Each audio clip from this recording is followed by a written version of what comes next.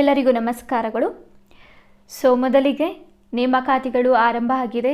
ನೀವೆಲ್ಲರೂ ಕೂಡ ಅದ್ಭುತವಾಗಿ ಅಧ್ಯಯನವನ್ನು ಮಾಡ್ತಾ ಇದ್ದೀರಾ ಅಂತ ಹೇಳಿ ನಾನು ಭಾವಿಸ್ತೀನಿ. ಇವತ್ತಿನ ತರಗತಿಯಲ್ಲಿ ನಾವು ಭೂ ಸುಧಾರಣೆಗಳಿಗೆ ಸಂಬಂಧಪಟ್ಟಂತಹ ಅಧ್ಯಯನದ ವಿಚಾರಗಳನ್ನು ನಾವು ನೋಡ್ತಾ ಹೋಗೋಣ. ಅದಕ್ಕೂ ಮೊದಲು ಏನು ಕರ್ನಾಟಕ ಪರೀಕ್ಷಾ ಪ್ರಾಧಿಕಾರದಿಂದ ಈಗಾಗಲೇ ನೇಮಕಾತಿಗಳನ್ನು ಹೊರಡಿಸಿದ್ದಾರೆ, ಅದರಲ್ಲಿ ಪ್ರಥಮ ದರ್ಜೆ ಸಹಾಯಕರು, ಸಹಾಯಕ ಲೆಕ್ಕಿಗ, ಕಿರಿಯ ಅಧಿಕಾರಿ, ಗ್ರಂಥಪಾಲಕ ಮತ್ತು ಕಿರಿಯ ಅಭಿಯಂತರರು ಈ ಹುದ್ದೆಗಳ ಸಿಲೆಬಸ್ಸನ್ನು ನಾವು ನೋಡ್ತಾ ಹೋಗೋಣ. ಈ ಸಿಲೆಬಸ್ ನಮಗೆ ಒಂಥರ ರೂಟ್ ಮ್ಯಾಪ್ ಇದ್ದ ರೀತಿಯಲ್ಲಿರುತ್ತೆ.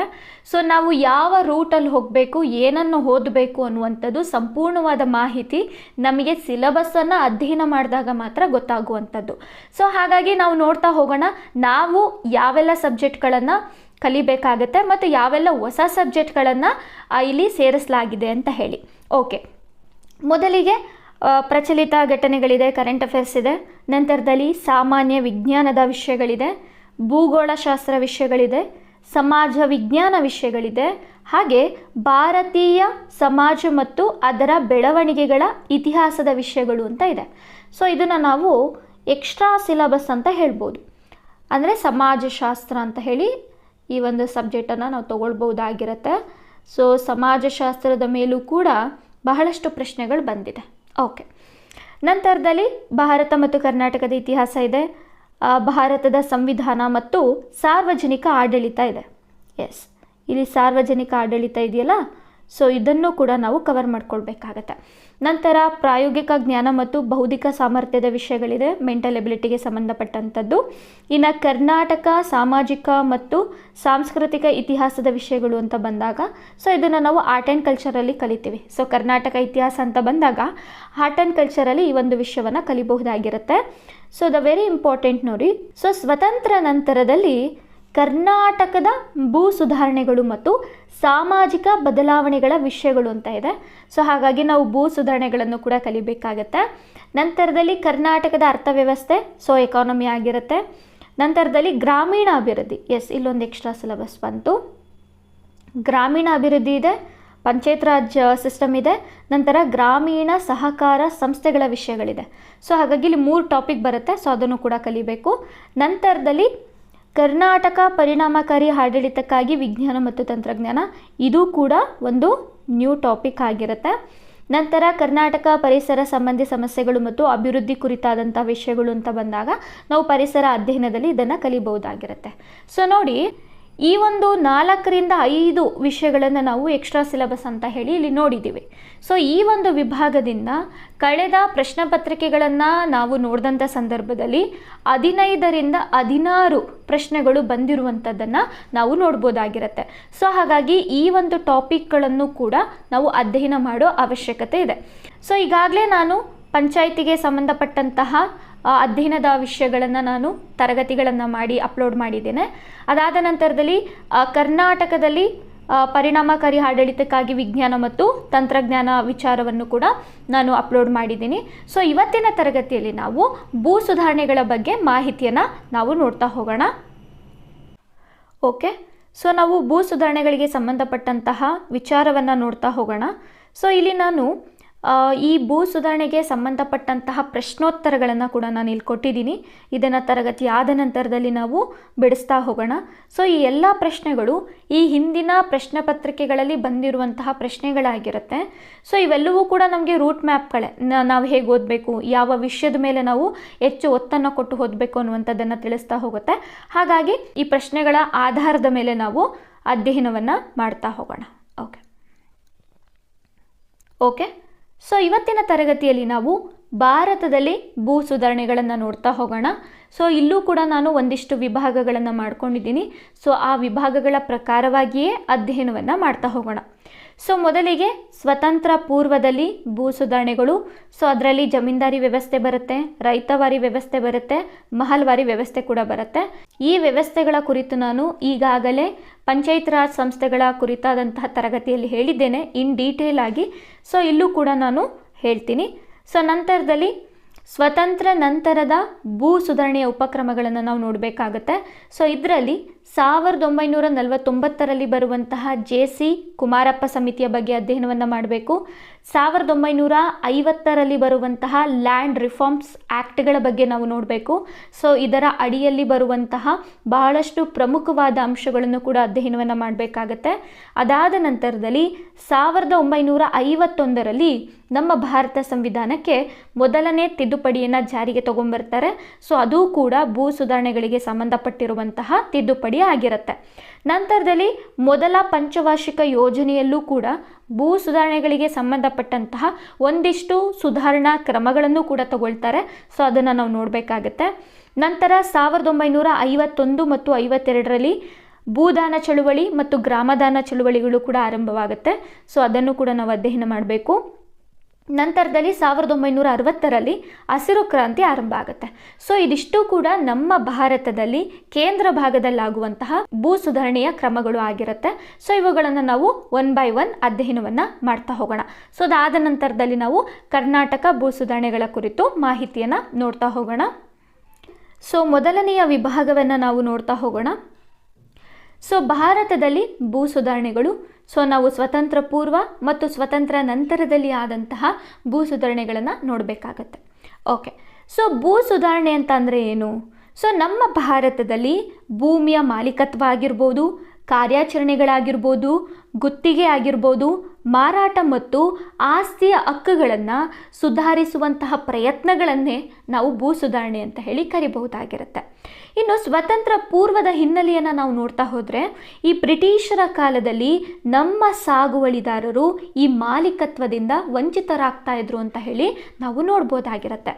ಸೊ ಜಮೀನ್ದಾರಿ ಪದ್ಧತಿ ಆಗಿರ್ಬೋದು, ಜಾಗೀರ್ದಾರಿ ಪದ್ಧತಿ ಆಗಿರ್ಬೋದು, ರಿಯೋಟ್ವಾರಿ ಪದ್ಧತಿ ಆಗಿರ್ಬೋದು.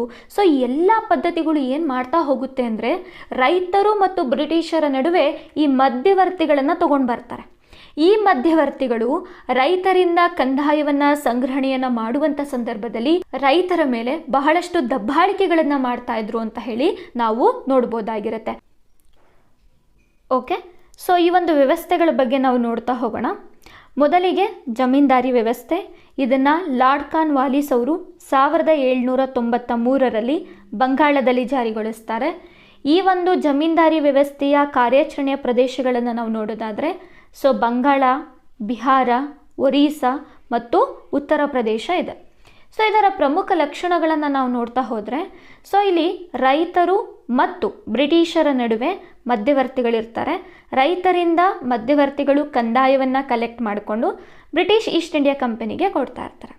ಈ ಸಂದರ್ಭದಲ್ಲಿ ಕಂದಾಯ ಅನ್ನುವಂಥದ್ದು 11ನೇ ಭಾಗದ 10 ಭಾಗದಷ್ಟು ಕಂದಾಯವನ್ನು ಈಸ್ಟ್ ಇಂಡಿಯಾ ಕಂಪನಿಗೆ ಕೊಡಬೇಕಾಗಿರುತ್ತೆ. ಇನ್ನು 11ರಲ್ಲಿ 1 ಭಾಗವನ್ನು ಮಧ್ಯವರ್ತಿಗಳು ಇಟ್ಕೊಳ್ಬೇಕಾಗತ್ತೆ.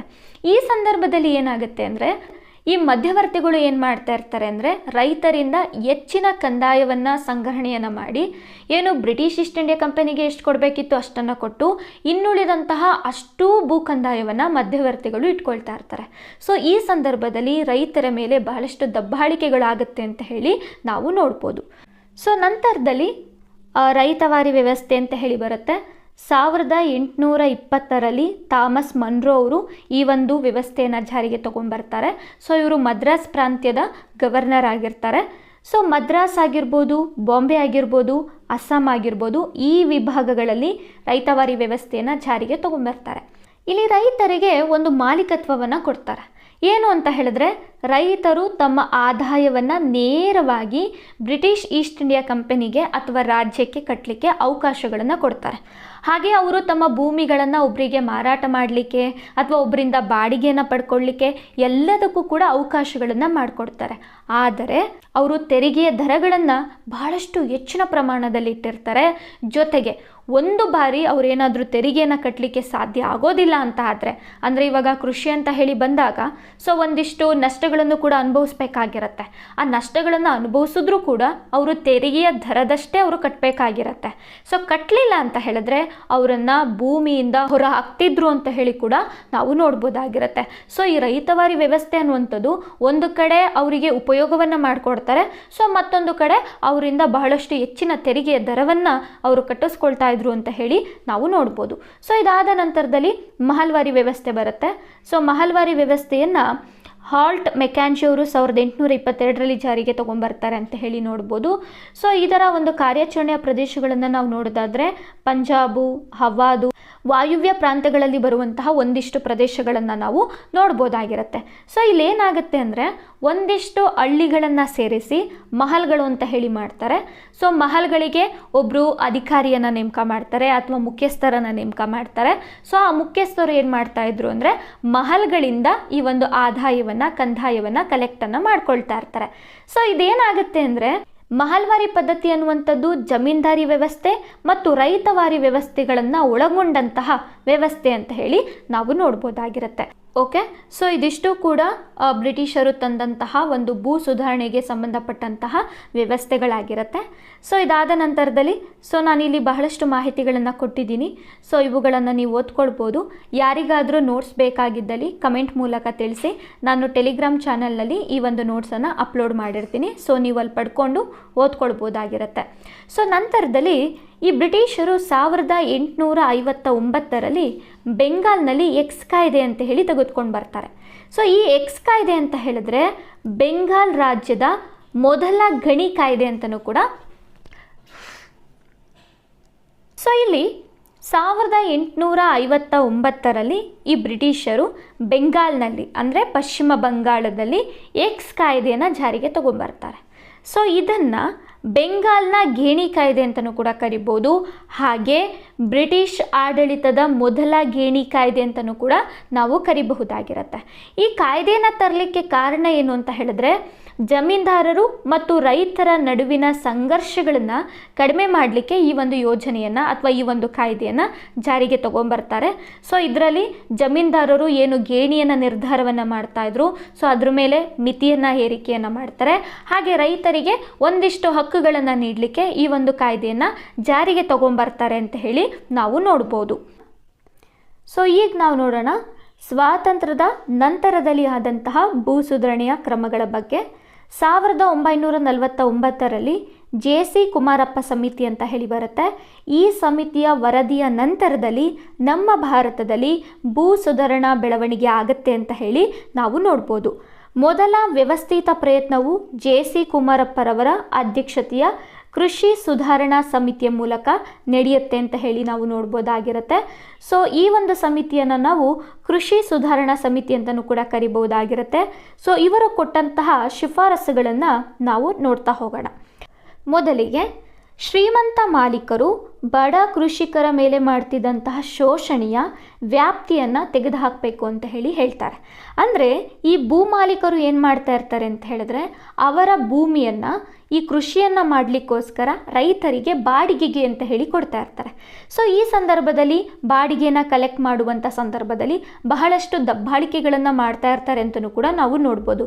ಸೊ ಇದರಿಂದ ಏನಾಗುತ್ತೆ ಅಂತಂದರೆ ಭೂ ಮಾಲೀಕರು ಶ್ರೀಮಂತರು, ರೈತರು ಬಡವರು, ಸೊ ಈ ರೀತಿ ಕಾನ್ಸೆಪ್ಟು ಕೂಡ ಬರ್ತಾ ಹೋಗುತ್ತೆ. ಹಾಗಾಗಿ ಈ ಒಂದು ಶೋಷಣೆಯನ್ನು, ಈ ಒಂದು ಅಂತರವನ್ನು ನೀವು ತೆಗೆದುಹಾಕಬೇಕು ಅಂತ ಹೇಳಿ ಕುಮಾರಪ್ಪ ಸಮಿತಿ ಶಿಫಾರಸನ್ನು ಮಾಡುತ್ತೆ ಅಂತ ಹೇಳಿ ನಾವು ನೋಡ್ಬೋದು.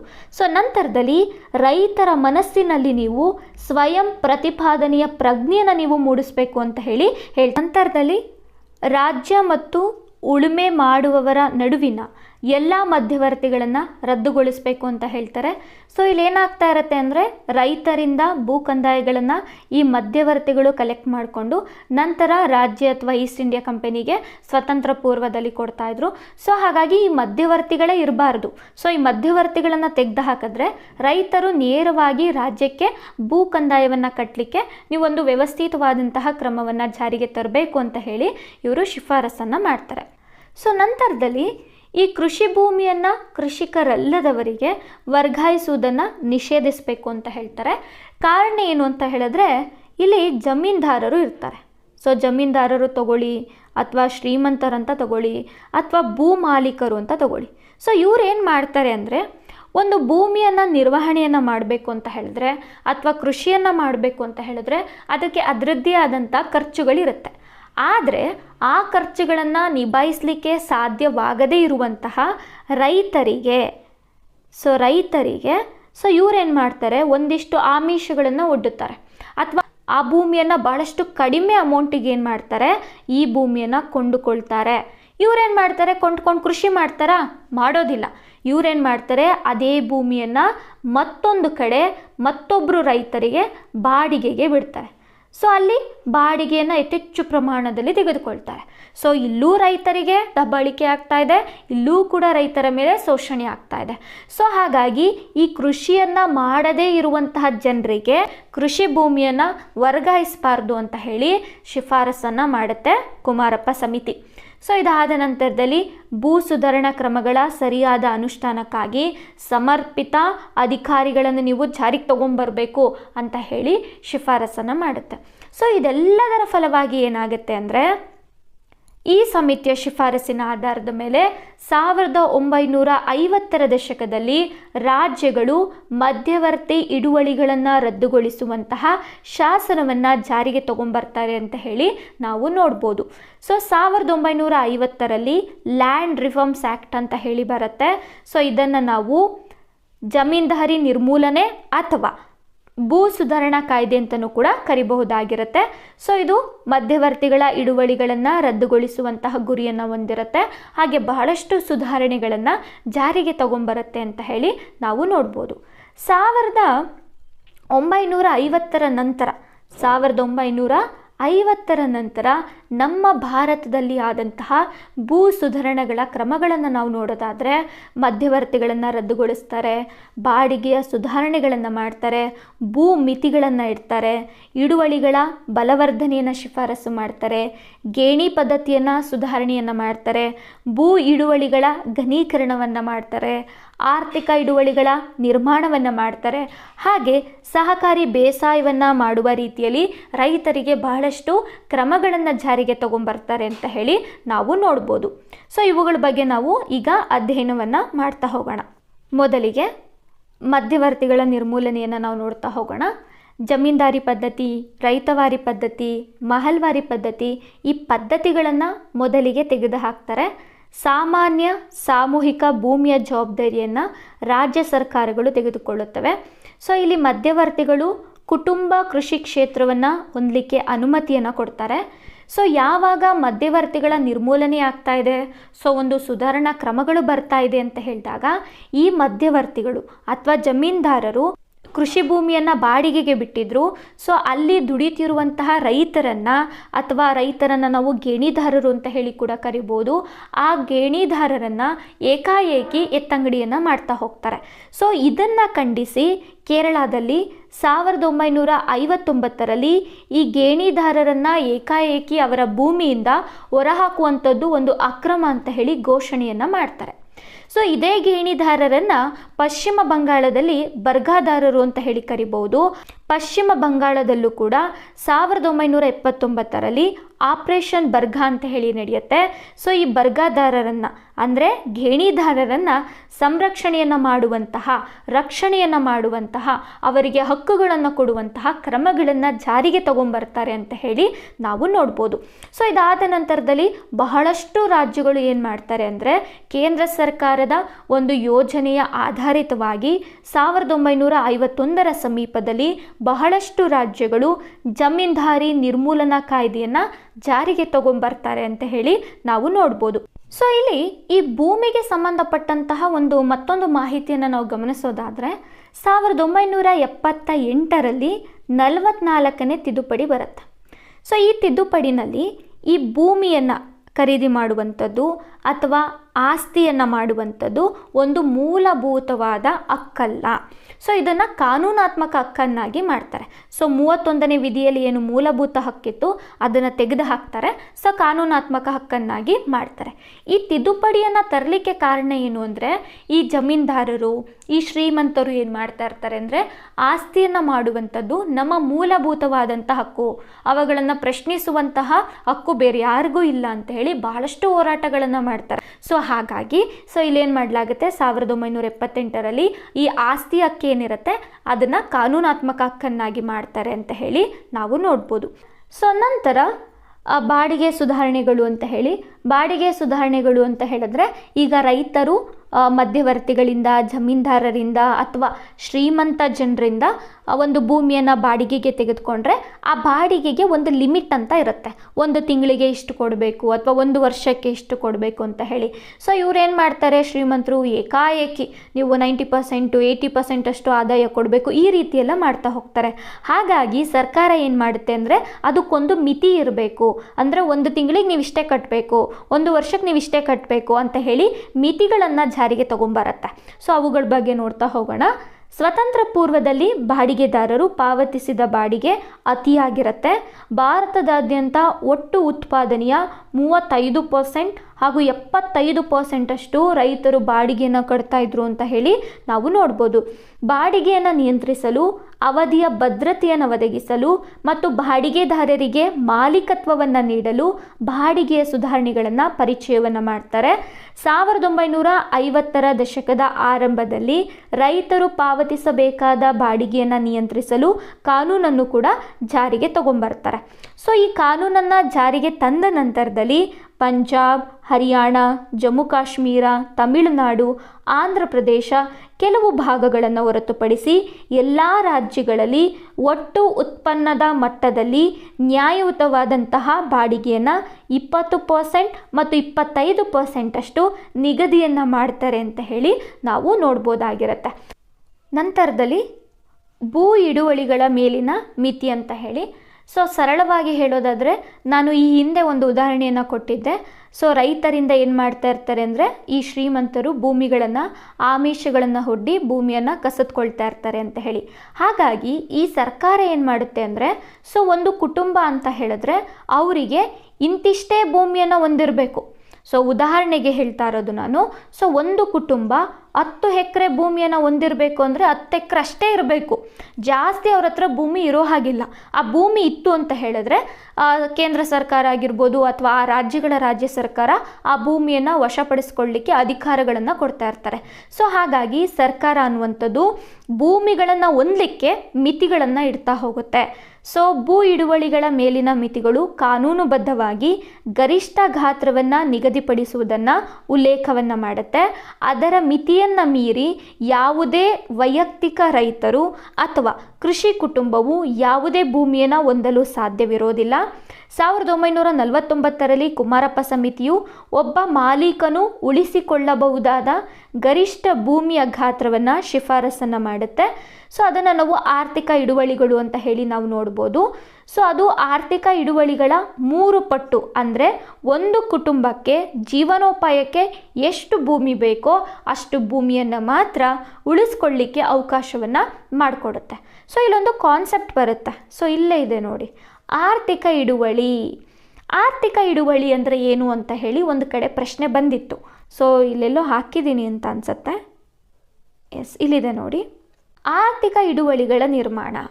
ಆರ್ಥಿಕ ಹಿಡುವಳಿಗಳು ಅಂತ ಅಂದರೆ ಒಂದು ಕುಟುಂಬ ಅಥವಾ ಒಬ್ಬ ಕೃಷಿಕನ ಕುಟುಂಬ ತನ್ನ ಜೀವನವನ್ನು ಸಾಗಿಸಲಿಕ್ಕೆ ಬೇಕಾಗಿರುವಂತಹ ಆದಾಯವನ್ನು ಪಡೆಯಲು ಅವಶ್ಯಕತೆ ಇರುವಂತಹ ಭೂಮಿಯನ್ನು ನಾವು ಭೂ ಹಿಡುವಳಿ ಅಂತ ಹೇಳಿ ಕರಿಬೋದು. ಸೊ ಈಗ 1 ಎಕರೆನಲ್ಲಿ ನಾನು ಕೃಷಿಯನ್ನು ಮಾಡ್ತೀನಿ, ಆ ಕೃಷಿಯಿಂದ ಬರುವಂತಹ ಆದಾಯದಿಂದ ನಾನು ನನ್ನ ಜೀವನವನ್ನು ಸಾಗಿಸ್ತೀನಿ ಅಂತ ಹೇಳಿದ್ರೆ ಆ 1 ಎಕರೆಯಷ್ಟು ಭೂಮಿಯನ್ನು ಮಾತ್ರ ಹೊಂದಲಿಕ್ಕೆ ನನಗೆ ಸಾಧ್ಯ ಇರುತ್ತೆ. ಅದನ್ನು ನಾವು ಆರ್ಥಿಕ ಹಿಡುವಳಿ ಅಂತ ಹೇಳಿ ಕರಿಬಹುದಾಗಿರುತ್ತೆ. ಓಕೆ. ಸೊ ನಂತರದಲ್ಲಿ ಭೂ ಹಿಡುವಳಿಗಳ ಕ್ರೋಢೀಕರಣ ಅಂತ ಹೇಳಿ, ಅಂದರೆ ಈ ವಿಘಟಿತ ಭೂಮಿ ಅಂತ ಏನಿರುತ್ತೆ ಸೊ ಅದನ್ನು ಒಂದೇ ಪ್ಲ್ಯಾಂಟ್ಗೆ ಮರುಸಂಘಟನೆಯನ್ನು ಮಾಡುವಂಥದ್ದನ್ನು ಕ್ರೋಢೀಕರಣ ಅಂತ ಹೇಳಿ ಕರಿಬೋದು. ಅಂದರೆ ಇಲ್ಲೊಂದಿಷ್ಟು ಭೂಮಿ, ಇಲ್ಲೊಂದಿಷ್ಟು ಭೂಮಿ, ಇಲ್ಲೊಂದಿಷ್ಟು ಭೂಮಿ ಇರುತ್ತೆ. ಸೊ ಇಲ್ಲಿ ಮಧ್ಯದಲ್ಲಿ ಬೇರೆ ಬೇರೆ ಭೂಮಿಗಳಿರುತ್ತೆ. ಸೊ ಒಬ್ಬರು ಕೃಷಿ ಮಾಡ್ತಿರ್ತಾರೆ, ಒಬ್ಬರು ಕೃಷಿ ಮಾಡ್ತಿರೋದಿಲ್ಲ. ಸೊ ಇವುಗಳನ್ನೆಲ್ಲ ನೀವು ಒಂದು ಪ್ಲ್ಯಾಂಟ್ ಅಂತ ಹೇಳಿ ಮಾಡಬೇಕು. ಸೊ ಇದರಿಂದ ಏನಾಗುತ್ತೆ ಅಂದರೆ ಇದಕ್ಕೆ ನೀರಾವರಿಯನ್ನು ಒದಗಿಸಲು ಅಥವಾ ಕೃಷಿಗೆ ಬೇಕಾಗಿರುವಂತಹ ಸವಲತ್ತುಗಳನ್ನು ಒದಗಿಸಲು ಯೋಜನೆಗಳನ್ನು ತರಲಿಕ್ಕೆ ಸಹಾಯ ಆಗುತ್ತೆ ಅಂತ ಹೇಳಿ ಸರ್ಕಾರ ಯೋಜನೆಗಳನ್ನು ಜಾರಿಗೆ ತಗೊಂಬರುತ್ತೆ. ಓಕೆ, ಇಲ್ಲಿ ಸಹಕಾರ ಬೇಸಾಯ ಅಂತ ಇದೆ. ಸಹಕಾರ ಬೇಸಾಯ ಅಂತ ಹೇಳಿದ್ರೆ ಊರಿನ ಜನರು ಎಲ್ಲರೂ ಸೇರಿ ಕೃಷಿಯನ್ನು ಮಾಡುವಂಥದ್ದು, ಬಂದ ಇಳುವರಿಯನ್ನು ಊರಿನ ಜನರು ಹಂಚಿಕೊಳ್ಳುವಂಥದ್ದು. ಸೊ ಇದನ್ನು ನಾವು ಸಹಕಾರ ಬೇಸಾಯ ಅಂತ ಹೇಳಿ ನಾವು ನೋಡ್ಬೋದಾಗಿರುತ್ತೆ. ಸೊ ಒಟ್ಟಾರೆಯಾಗಿ ನಾವು ನೋಡೋದಾದರೆ ಜಮೀನ್ದಾರಿ ಪದ್ಧತಿಯ ಪ್ರಮುಖ ಅಂಶಗಳನ್ನು ನಾವು ನೋಡೋದಾದರೆ ಜಮೀನ್ದಾರಿ ಪದ್ಧತಿ ಅನ್ನುವಂಥದ್ದು ಕೊನೆಗೊಳ್ಳುತ್ತೆ. ಇಲ್ಲಿ ಅವರಿಗಿದ್ದಂಥ ಹಕ್ಕುಗಳು ಕೂಡ ರದ್ದತಿ ಆಗುತ್ತೆ. ಭೂ ಮಾಲೀಕರಿಗೆ ಕೂಡ ಇಲ್ಲಿ ಪರಿಹಾರಗಳನ್ನು ಕೊಡಲಾಗುತ್ತೆ. ಹಾಗೆ ರೈತರಿಗೆ ಕೂಡ ಪರಿಹಾರವನ್ನು ಕೊಡಲಾಗುತ್ತೆ. ಭೂ ದಾಖಲೆಗಳ ರಚನೆಯನ್ನು ಮಾಡ್ತಾರೆ. ಭೂ ಹಿಡುವಳಿಗಳ ಗಡಿಗಳನ್ನು ಗುರುತಿಸುವಂತಹ ಪ್ರಯತ್ನಗಳು ಕೂಡ ಮಾಡ್ತಾರೆ ಅಂತ ಹೇಳಿ ನೋಡ್ಬೋದು. ಒಟ್ಟಾರೆಯಾಗಿ 1950ರ ದಶಕದಲ್ಲಿ ಬಹಳಷ್ಟು ಸುಧಾರಣೆಗಳನ್ನು ನಾವು ನೋಡ್ತೀವಿ. ಅದೆಲ್ಲದಕ್ಕೂ ಕಾರಣ ಯಾರು ಅಂದರೆ 1949ರಲ್ಲಿ ಏನು ಜೆ.ಸಿ. ಕುಮಾರಪ್ಪ ಸಮಿತಿ ಬರುತ್ತೆ, ಅವರ ಶಿಫಾರಸ್ಸಿನ ಮೇಲೆ ಈ ರೀತಿ ಎಲ್ಲ ಬೆಳವಣಿಗೆಗಳಾಗುತ್ತೆ ಅಂತ ಹೇಳಿ ನಾವು ನೋಡ್ಬೋದು. ನಂತರ 1951ರಲ್ಲಿ ಮೊದಲ ಸಾಂವಿಧಾನಿಕ ತಿದ್ದುಪಡಿ ಕಾಯ್ದೆ ಜಾರಿಗೆ ಬರುತ್ತೆ. 1951 ಮೇ 10ರಂದು ಪ್ರಧಾನಿ ಜವಾಹರಲಾಲ್ ನೆಹರೂರವರು ಇದನ್ನು ಪರಿಚಯವನ್ನು ಮಾಡ್ತಾರೆ. ಜೂನ್ 18ರಂದು ಸಂಸತ್ತು ಭಾರತದ ಮೊದಲ ಪ್ರಮುಖ ಸಾಂವಿಧಾನಿಕ ಬದಲಾವಣೆಯಾಗಿ ಅಂಗೀಕಾರವನ್ನು ಕೂಡ ಮಾಡುತ್ತೆ. ಇದರ ಪ್ರಮುಖ ಅಂಶವನ್ನು ನಾವು ನೋಡೋದಾದರೆ ಭೂ ಸುಧಾರಣೆಗಳು ಮತ್ತು ಅದರಲ್ಲಿ ಸೇರಿಸಲಾದಂತಹ ಇತರ ಕಾನೂನುಗಳನ್ನು ಪರಿಶೀಲನೆಯನ್ನು ಮಾಡೋದಕ್ಕೆ ನ್ಯಾಯಾಂಗಕ್ಕೆ ಯಾವುದೇ ರೀತಿಯಾದಂಥ ಅವಕಾಶ ಇರೋದಿಲ್ಲ. ನ್ಯಾಯಾಂಗ ಅನ್ನುವಂಥದ್ದು ಭೂ ಸುಧಾರಣೆಗಳ ಕಾನೂನಿಗೆ ಸಂಬಂಧಪಟ್ಟಂತಹ ವಿಚಾರದಲ್ಲಿ ಎಂಟ್ರಿ ಆಗಬಾರ್ದು ಅಂತ ಹೇಳಿ 9ನೇ ಅನುಸೂಚಿಗೆ ಈ ಒಂದು ಭೂ ಸುಧಾರಣೆ ಕಾನೂನುಗಳನ್ನು ಸೇರಿಸ್ತಾರೆ ಅಂತ ಹೇಳಿ ನೋಡ್ಬೋದು. ಹಾಗೆ ಈ ಒಂದು ಕಾಯ್ದೆ ಜಮೀನ್ದಾರಿಯನ್ನು ರದ್ದುಗೊಳಿಸುವಂತಹ ಕ್ರಮಗಳನ್ನು ಬೆಂಬಲಿಸುತ್ತೆ ಅನ್ನುವಂತಹ ವಿಚಾರವನ್ನು ಕೂಡ ನಾವು ಗಮನಿಸಬಹುದು. ಓಕೆ, ಇಲ್ಲಿ ಮೊದಲನೆಯ ತಿದ್ದುಪಡಿ ಕಾಯ್ದೆಯಲ್ಲಿ ಭೂ ಸುಧಾರಣೆಗಳು ಮತ್ತು ಆಸ್ತಿಯ ಕುರಿತಾದಂತಹ ಒಂದಿಷ್ಟು ವಿಷಯಗಳನ್ನು ಕೂಡ ನಾವು ನೋಡ್ಬೋದು. ನಾನು ಈ ಹಿಂದೆ ಹೇಳಿದೆ 1978ರಲ್ಲಿ 44ನೇ ತಿದ್ದುಪಡಿಯನ್ನು ಜಾರಿಗೆ ತರೋದ್ರ ಮೂಲಕ ಏನು 31ನೇ ವಿಧಿಯ ಅಡಿಯಲ್ಲಿ ಆಸ್ತಿಯನ್ನು ಪಡೆಯುವಂಥದ್ದು ಅಥವಾ ಆಸ್ತಿಯನ್ನು ಮಾಡುವಂಥದ್ದು ಮೂಲಭೂತ ಹಕ್ಕಾಗಿತ್ತು. ಇದನ್ನು ರದ್ದು ಮಾಡಿ ಇದನ್ನು ಕಾನೂನಾತ್ಮಕ ಹಕ್ಕನ್ನಾಗಿ ಮಾಡಿದ್ದಾರೆ ಅಂತ ಹೇಳಿ. ಯಾಕೆ ಆ ಥರ ಮಾಡಿದ್ರು ಅಂತ ಹೇಳಿದ್ರೆ ಅದಕ್ಕೊಂದು ಬ್ಯಾಕ್ಗ್ರೌಂಡ್ ಇದೆ.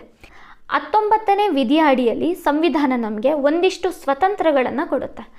ಅದರ ಸಬ್ ಕ್ಲಾಸ್ 1ರ ಅಡಿಯಲ್ಲಿ ಎಫ್ ವಿಧಿಯ ಅಡಿಯಲ್ಲಿ ನಮಗೆ ಆಸ್ತಿಯನ್ನು ಸಂಪಾದಿಸುವ, ಆಸ್ತಿಯನ್ನು ಹೊಂದುವ ಮತ್ತು ಪರಭಾವೆಯನ್ನು ಮಾಡುವಂತಹ ಸ್ವತಂತ್ರವನ್ನು ಕೂಡ ಸಂವಿಧಾನ ನಮಗೆ ಕೊಟ್ಟಿದೆ. ಈ ವಿಧಿಯಿಂದ ಏನಾಗುತ್ತೆ ಅಂದರೆ ಈ ಜಮೀನ್ದಾರರು ಆಗಿರ್ಬೋದು, ಶ್ರೀಮಂತರು ಆಗಿರ್ಬೋದು, ಆಸ್ತಿಯನ್ನು ಹೊಂದುವಂಥದ್ದು ನಮಗೆ ಸಂವಿಧಾನ ಕೊಟ್ಟಿರುವ ಸ್ವತಂತ್ರದ ಹಕ್ಕು ಅಂತ ಹೇಳಿ ಬಹಳಷ್ಟು ಹೋರಾಟಗಳನ್ನು ಮಾಡ್ತಾರೆ. ಹಾಗಾಗಿ ಮೊದಲನೆಯ ತಿದ್ದುಪಡಿ ಕಾಯ್ದೆಯಲ್ಲಿ ನೀವು ಯಾವುದೇ ರೀತಿಯಾದಂತಹ ಆಸ್ತಿಯನ್ನು ಹೊಂದಿದ್ರೆ ಅಥವಾ ಸಾರ್ವಜನಿಕ ಕಲ್ಯಾಣಕ್ಕಾಗಿ ಆಸ್ತಿಯನ್ನು ಸ್ವಾಧೀನಪಡಿಸ್ಕೊಳ್ತಿದ್ದೀರಾ ಅಂತ ಹೇಳಿದ್ರೆ ನೀವು ಅದಕ್ಕೆ ದಾಖಲೆಗಳನ್ನು ಕೊಡಬೇಕು, ವಿವರಗಳನ್ನು ಕೊಡಬೇಕು ಅಂತ ಹೇಳಿ ಒಂದಿಷ್ಟು ನಿರ್ಬಂಧಗಳನ್ನು ಮಾಡ್ತಾರೆ. ಆದರೂ ಕೂಡ ಯಾವುದೇ ರೀತಿಯಾದ ನಿರ್ಬಂಧಗಳು, ಕ್ರಮಗಳು ಬಂದರೂ ಕೂಡ ಈ ಆಸ್ತಿ ಹಕ್ಕು ಅನ್ನುವಂಥದ್ದು ಮೂಲಭೂತ ಹಕ್ಕಾಗಿರೋದ್ರಿಂದ ಅದನ್ನು ಪ್ರಶ್ನೆಯನ್ನು ಮಾಡಲಿಕ್ಕೆ ಭಾಳಷ್ಟು ಕಷ್ಟ ಆಗ್ತಾ ಇರುತ್ತೆ. ಹಾಗಾಗಿ ಅಂತಿಮವಾಗಿ 1978ರಲ್ಲಿ 44ನೇ ತಿದ್ದುಪಡಿಯನ್ನು ಜಾರಿಗೆ ತರೋದ್ರ ಮೂಲಕ 31ನೇ ವಿಧಿಯನ್ನು ಹಾಗೂ 19ನೇ ವಿಧಿಯ ಅಡಿಯಲ್ಲಿ ಬರುವಂತಹ ಸಬ್ ಕ್ಲಾಸ್ ಎಫ್ ಅನ್ನು ಕೂಡ ರದ್ದು ಮಾಡ್ತಾರೆ ಅಂತ ಹೇಳಿ ನಾವು ನೋಡ್ಬೋದಾಗಿರುತ್ತೆ. ಇದಿಷ್ಟು ಕೂಡ ಆಸ್ತಿ ಹಕ್ಕಿಗೆ ಸಂಬಂಧಪಟ್ಟಂಥದ್ದು. ನಂತರದಲ್ಲಿ ಯೋಜನಾ ಆಯೋಗದ ಪಾತ್ರವನ್ನು ಕೂಡ ನಾವು ನೋಡ್ಬೋದು. ಭೂ ಸುಧಾರಣೆಗಳು ಅಂತ ಬಂದಾಗ ಭಾರತದ ಪಂಚವಾರ್ಷಿಕ ಯೋಜನೆಗಳ ಪ್ರಮುಖ ಭಾಗವಾಗಿರುತ್ತೆ. ಮೊದಲ ಪಂಚವಾರ್ಷಿಕ ಯೋಜನೆ 1951ರಿಂದ 1956ರವರೆಗೆ ಜಾರಿಯಲ್ಲಿರುತ್ತೆ. ಈ ಒಂದು ಕಾಲಾವಧಿಯಲ್ಲಿ ಭೂ ಸುಧಾರಣೆಗಳನ್ನು ಮಾಡುವಂಥದ್ದು ಹಾಗೆ ಗ್ರಾಮೀಣ ಅಭಿವೃದ್ಧಿಯನ್ನು ಮಾಡುವಂಥದ್ದು ಈ ಒಂದು ಯೋಜನೆಯ ಕೇಂದ್ರ ಬಿಂದುವಾಗಿರುತ್ತೆ. ಇವುಗಳ ಮೂಲ ಉದ್ದೇಶವನ್ನು ನಾವು ನೋಡ್ತಾ ಹೋದರೆ ಕೃಷಿಯ ಅಭಿವೃದ್ಧಿ ಮಾಡುವಂಥದ್ದು, ಆಹಾರ ಉತ್ಪಾದನೆಯನ್ನು ಹೆಚ್ಚಿಸುವಂಥದ್ದು, ಭೂ ಸಂಸ್ಕರಣೆಯನ್ನು ಮಾಡುವಂಥದ್ದು, ಜಮೀನ್ದಾರಿ ವ್ಯವಸ್ಥೆಯನ್ನು ರದ್ದುಗೊಳಿಸಿ ರೈತರಿಗೆ ಹಕ್ಕುಗಳನ್ನು ನೀಡುವಂಥದ್ದು, ಪಾಲುದಾರಿಕೆಯಿಂದ ರೈತರ ರಕ್ಷಣೆಯನ್ನು ಮಾಡುವಂಥದ್ದು, ರೈತರ ಕೃಷಿಗೆ ಒಂದು ನೀರಾವರಿಯನ್ನು ಒದಗಿಸುವಂಥದ್ದು, ಮೂಲಸೌಕರ್ಯಗಳನ್ನು ಒದಗಿಸುವಂಥದ್ದು, ಗ್ರಾಮೀಣ ಅಭಿವೃದ್ಧಿಯನ್ನು ಮಾಡುವಂಥದ್ದು, ಶಿಕ್ಷಣ, ಆರೋಗ್ಯ, ಸಾಮಾಜಿಕ ನ್ಯಾಯ, ಸಮಾನತೆ, ಸಾಮಾಜಿಕ ನ್ಯಾಯ,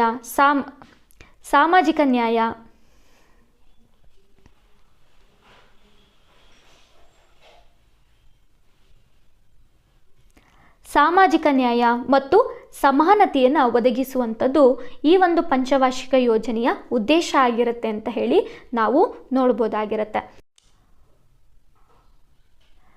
ಇದಾದ ನಂತರದಲ್ಲಿ 1951ರಲ್ಲಿ ಭೂದಾನ ಚಳುವಳಿ ಅನ್ನುವಂತಹ ಚಳುವಳಿ ಆರಂಭ ಆಗುತ್ತೆ. ಮಹಾತ್ಮ ಗಾಂಧೀಜಿಯವರ ಶಿಷ್ಯರಾದಂತಹ ವಿನೋಬಾ ಭಾವೆಯವರು ತೆಲಂಗಾಣದ ಪೊಂಚಂಪಳ್ಳಿಯಲ್ಲಿ ಈ ಭೂಮಿ ಇಲ್ಲದಂತಹ ಜನರ ಒಂದು ಸಮಸ್ಯೆಗಳನ್ನು ನೋಡ್ತಾರೆ. ಸೊ ಅವ್ರು ಯಾವ ರೀತಿಯೆಲ್ಲ ಸಮಸ್ಯೆಗಳನ್ನು ಎದುರಿಸ್ತಾ ಇದ್ದಾರೆ, ಸೊ ಅವ್ರಿಗೆ ಎಷ್ಟು ಕಷ್ಟ ಆಗ್ತಾ ಇದೆ ಜೀವನವನ್ನು ನಡೆಸಲಿಕ್ಕೆ ಅಂತ ಹೇಳಿ ಆಚಾರ್ಯ ವಿನೋಬಾ ಭಾವೆಯವರು ಭೂದಾನ ಚಳುವಳಿಯನ್ನು ಜಾರಿಗೆ ತಗೊಂಡ್ಬರ್ತಾರೆ. ಸೊ ಇದರ ಪ್ರಕಾರವಾಗಿ ಶ್ರೀಮಂತ ಭೂಮಾಲೀಕರು ಅವರ 1 ಎಕರೆ ಭೂಮಿಯನ್ನು ಭೂಮಿ ಇಲ್ಲದಂತಹ ಜನರಿಗೆ ಭೂದಾನವನ್ನು ಮಾಡುವಂಥದ್ದನ್ನು ಭೂದಾನ ಚಳುವಳಿ ಅಂತ ಹೇಳಿ ಕರಿಬಹುದು. ಸೊ ಇದರಿಂದ ಏನಾಗುತ್ತೆ, ಬಹಳಷ್ಟು ಜನರು ಭೂಮಿಯನ್ನು ದಾನವನ್ನು ಮಾಡ್ತಾರೆ. ಸೊ ಇದರಿಂದಾಗಿ ರೈತರಿಗೆ ಬಹಳಷ್ಟು ಹೆಲ್ಪ್ ಆಗುತ್ತೆ, ಅವರ ಜೀವನೋಪಾಯವನ್ನು ಮಾಡಲಿಕ್ಕೆ ಕೂಡ ಬಹಳಷ್ಟು ಸಹಾಯ ಆಗುತ್ತೆ ಅನ್ನುವಂಥದ್ದನ್ನು ನಾವು ನೋಡ್ಬೋದು. ಸೊ ಇದಾದ ನಂತರದಲ್ಲಿ ವಿನೋಬಾ ಭಾವೆಯವರು 1952ರಲ್ಲಿ ಗ್ರಾಮದಾನ ಅನ್ನುವಂಥ ಆಂದೋಲನವನ್ನು ವಿನೋಬಾ ಭಾವೆಯವರು ಜಾರಿಗೆ ತಗೊಂಡ್ಬರ್ತಾರೆ. ಸೊ ಇದರ ಉದ್ದೇಶ ಏನಾಗಿರುತ್ತೆ ಅಂದರೆ, ಪ್ರತಿ ಹಳ್ಳಿಯ ಭೂಮಾಲೀಕರು ಮತ್ತು ಗುತ್ತಿಗೆದಾರರು ತಮ್ಮ ಭೂ ಹಕ್ಕುಗಳನ್ನು ತ್ಯಜಿಸುವಂತೆ ಮನವೊಲಿಸುವಂಥದ್ದು, ಎಲ್ಲ ಭೂಮಿಗಳು ಸಮಾನತೆಯ ಪುನರ್ವಿತರಣೆ, ಜಂಟಿ ಕೃಷಿಗಾಗಿ ಗ್ರಾಮ ಸಂಘದ ಆಸ್ತಿಯನ್ನಾಗಿ ಮಾಡುವಂಥದ್ದು.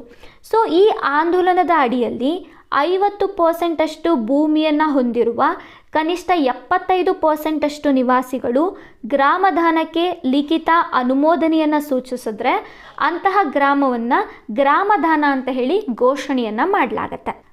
ಗ್ರಾಮದಾನದ ಅಡಿಯಲ್ಲಿ ಬಂದಂತಹ ಮೊದಲ ಗ್ರಾಮವನ್ನು ನಾವು ನೋಡೋದಾದರೆ ಉತ್ತರ ಪ್ರದೇಶದ ಹರಿಪುರದ ಮ್ಯಾಗ್ರೋತ್ ಅಂತ ಹೇಳಿ ನಾವು ನೋಡ್ಬೋದಾಗಿರುತ್ತೆ. ಸೊ ಇದಾದ ನಂತರದಲ್ಲಿ 1960ರ ದಶಕದಲ್ಲಿ ಹಸಿರು ಕ್ರಾಂತಿ ಅನ್ನುವಂಥದ್ದು ಆರಂಭ ಆಗುತ್ತೆ. ಸೊ ಕೃಷಿ ಕ್ಷೇತ್ರದಲ್ಲಿ ಹೊಸ ತಂತ್ರಜ್ಞಾನ ಬರುತ್ತೆ, ಹೆಚ್ಚು ಇಳುವರಿಗಳನ್ನು ನೀಡುವಂತಹ ಹೈಬ್ರಿಡ್ ತಳಿಗಳು ಬರುತ್ತೆ. ಸೊ ನೀರಾವರಿ ಅನ್ನುವಂಥದ್ದು ಪರಿಚಯ ಆಗುತ್ತೆ. ಇದರಿಂದಾಗಿ ಕೃಷಿ ಕ್ಷೇತ್ರದಲ್ಲಿ ಬಹಳಷ್ಟು ಬೆಳವಣಿಗೆ ಆಗುತ್ತೆ. ಸೊ ಇದರಿಂದಾಗಿ ನಮ್ಮ ರೈತರಿಗೂ ಕೂಡ ಬಹಳಷ್ಟು ಸಹಾಯ ಆಗುತ್ತೆ, ಅವರ ಜೀವನೋಪಾಯಕ್ಕೂ ಕೂಡ ಬಹಳಷ್ಟು ಸಹಕಾರಿಯಾಗುತ್ತೆ ಅನ್ನೋದನ್ನು ನಾವು ನೋಡ್ಬೋದು. ಇದಾದ ನಂತರದಲ್ಲಿ 1979-80ರ ದಶಕದ ನಂತರದಲ್ಲಿ ನಮ್ಮ ಭಾರತದಲ್ಲಿ ಬಹಳಷ್ಟು ರಾಜ್ಯಗಳು ಭೂ ಸುಧಾರಣೆಗೆ ಸಂಬಂಧಪಟ್ಟಂತಹ ಯೋಜನೆಗಳನ್ನು ಜಾರಿಗೆ ತಗೊಂಡ್ಬರ್ತಾರೆ. ಸೊ ಇದರಿಂದಾಗಿ ರೈತರಿಗೆ ಅಥವಾ ಗೇಣಿದಾರರಿಗೆ ಸಿಗಬೇಕಾಗಿದ್ದಂತಹ ಹಕ್ಕುಗಳನ್ನು ಕೂಡ ಕೊಡ್ತಾರೆ ಅಂತ ಹೇಳಿ ನಾವು ನೋಡ್ಬೋದಾಗಿರುತ್ತೆ. ಸೊ ಇಲ್ಲಿದೆ ನೋಡಿ. ಸೊ ಪ್ರತಿಯೊಂದು ಯೋಜನೆಗಳನ್ನು ಒಂದು ಚಾರ್ಟಲ್ಲಿ ಕೊಟ್ಟಿದ್ದೀನಿ, ಸೊ ನೀವು ಓದ್ಕೊಳ್ಬೋದಾಗಿರುತ್ತೆ.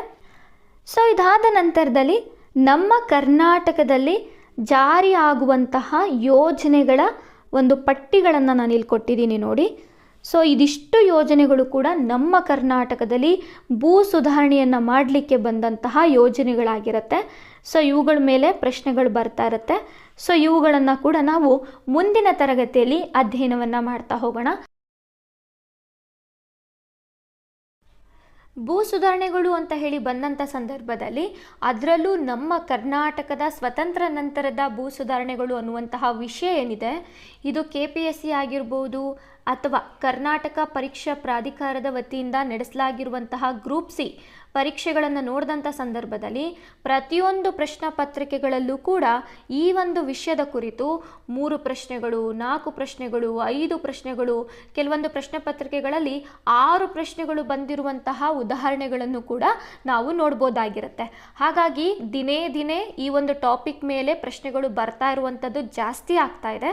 ಹಾಗಾಗಿ ನಮ್ಮ ಒಂದು ಪರೀಕ್ಷಾ ದೃಷ್ಟಿಯಿಂದ ಇದನ್ನು ಸಂಪೂರ್ಣವಾಗಿ ಅಧ್ಯಯನವನ್ನು ಮಾಡುವಂಥದ್ದು ನಮ್ಮ ಒಂದು ಕರ್ತವ್ಯ ಆಗಿರುತ್ತೆ.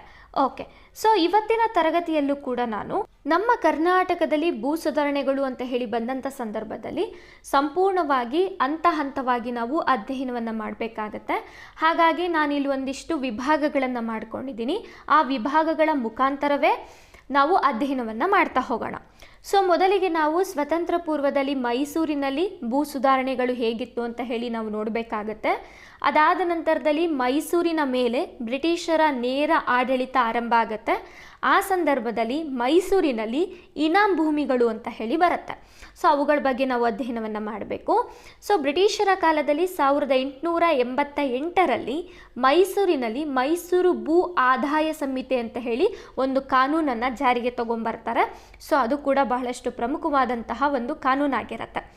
ಅದಾದ ನಂತರದಲ್ಲಿ ಸ್ವತಂತ್ರ ನಂತರ ನಮ್ಮ ಮೈಸೂರಿನಲ್ಲಾದಂತಹ ಬೆಳವಣಿಗೆಗಳನ್ನು ನಾವು ನೋಡೋದಾದರೆ 1947ರಲ್ಲಿ ಭೂ ಸುಧಾರಣೆಗಳಿಗೆ ಸಂಬಂಧಪಟ್ಟ ಹಾಗೆ ಗುಂಡಪ್ಪ ಸಮಿತಿಯನ್ನು ರಚನೆಯನ್ನು ಮಾಡ್ತಾರೆ.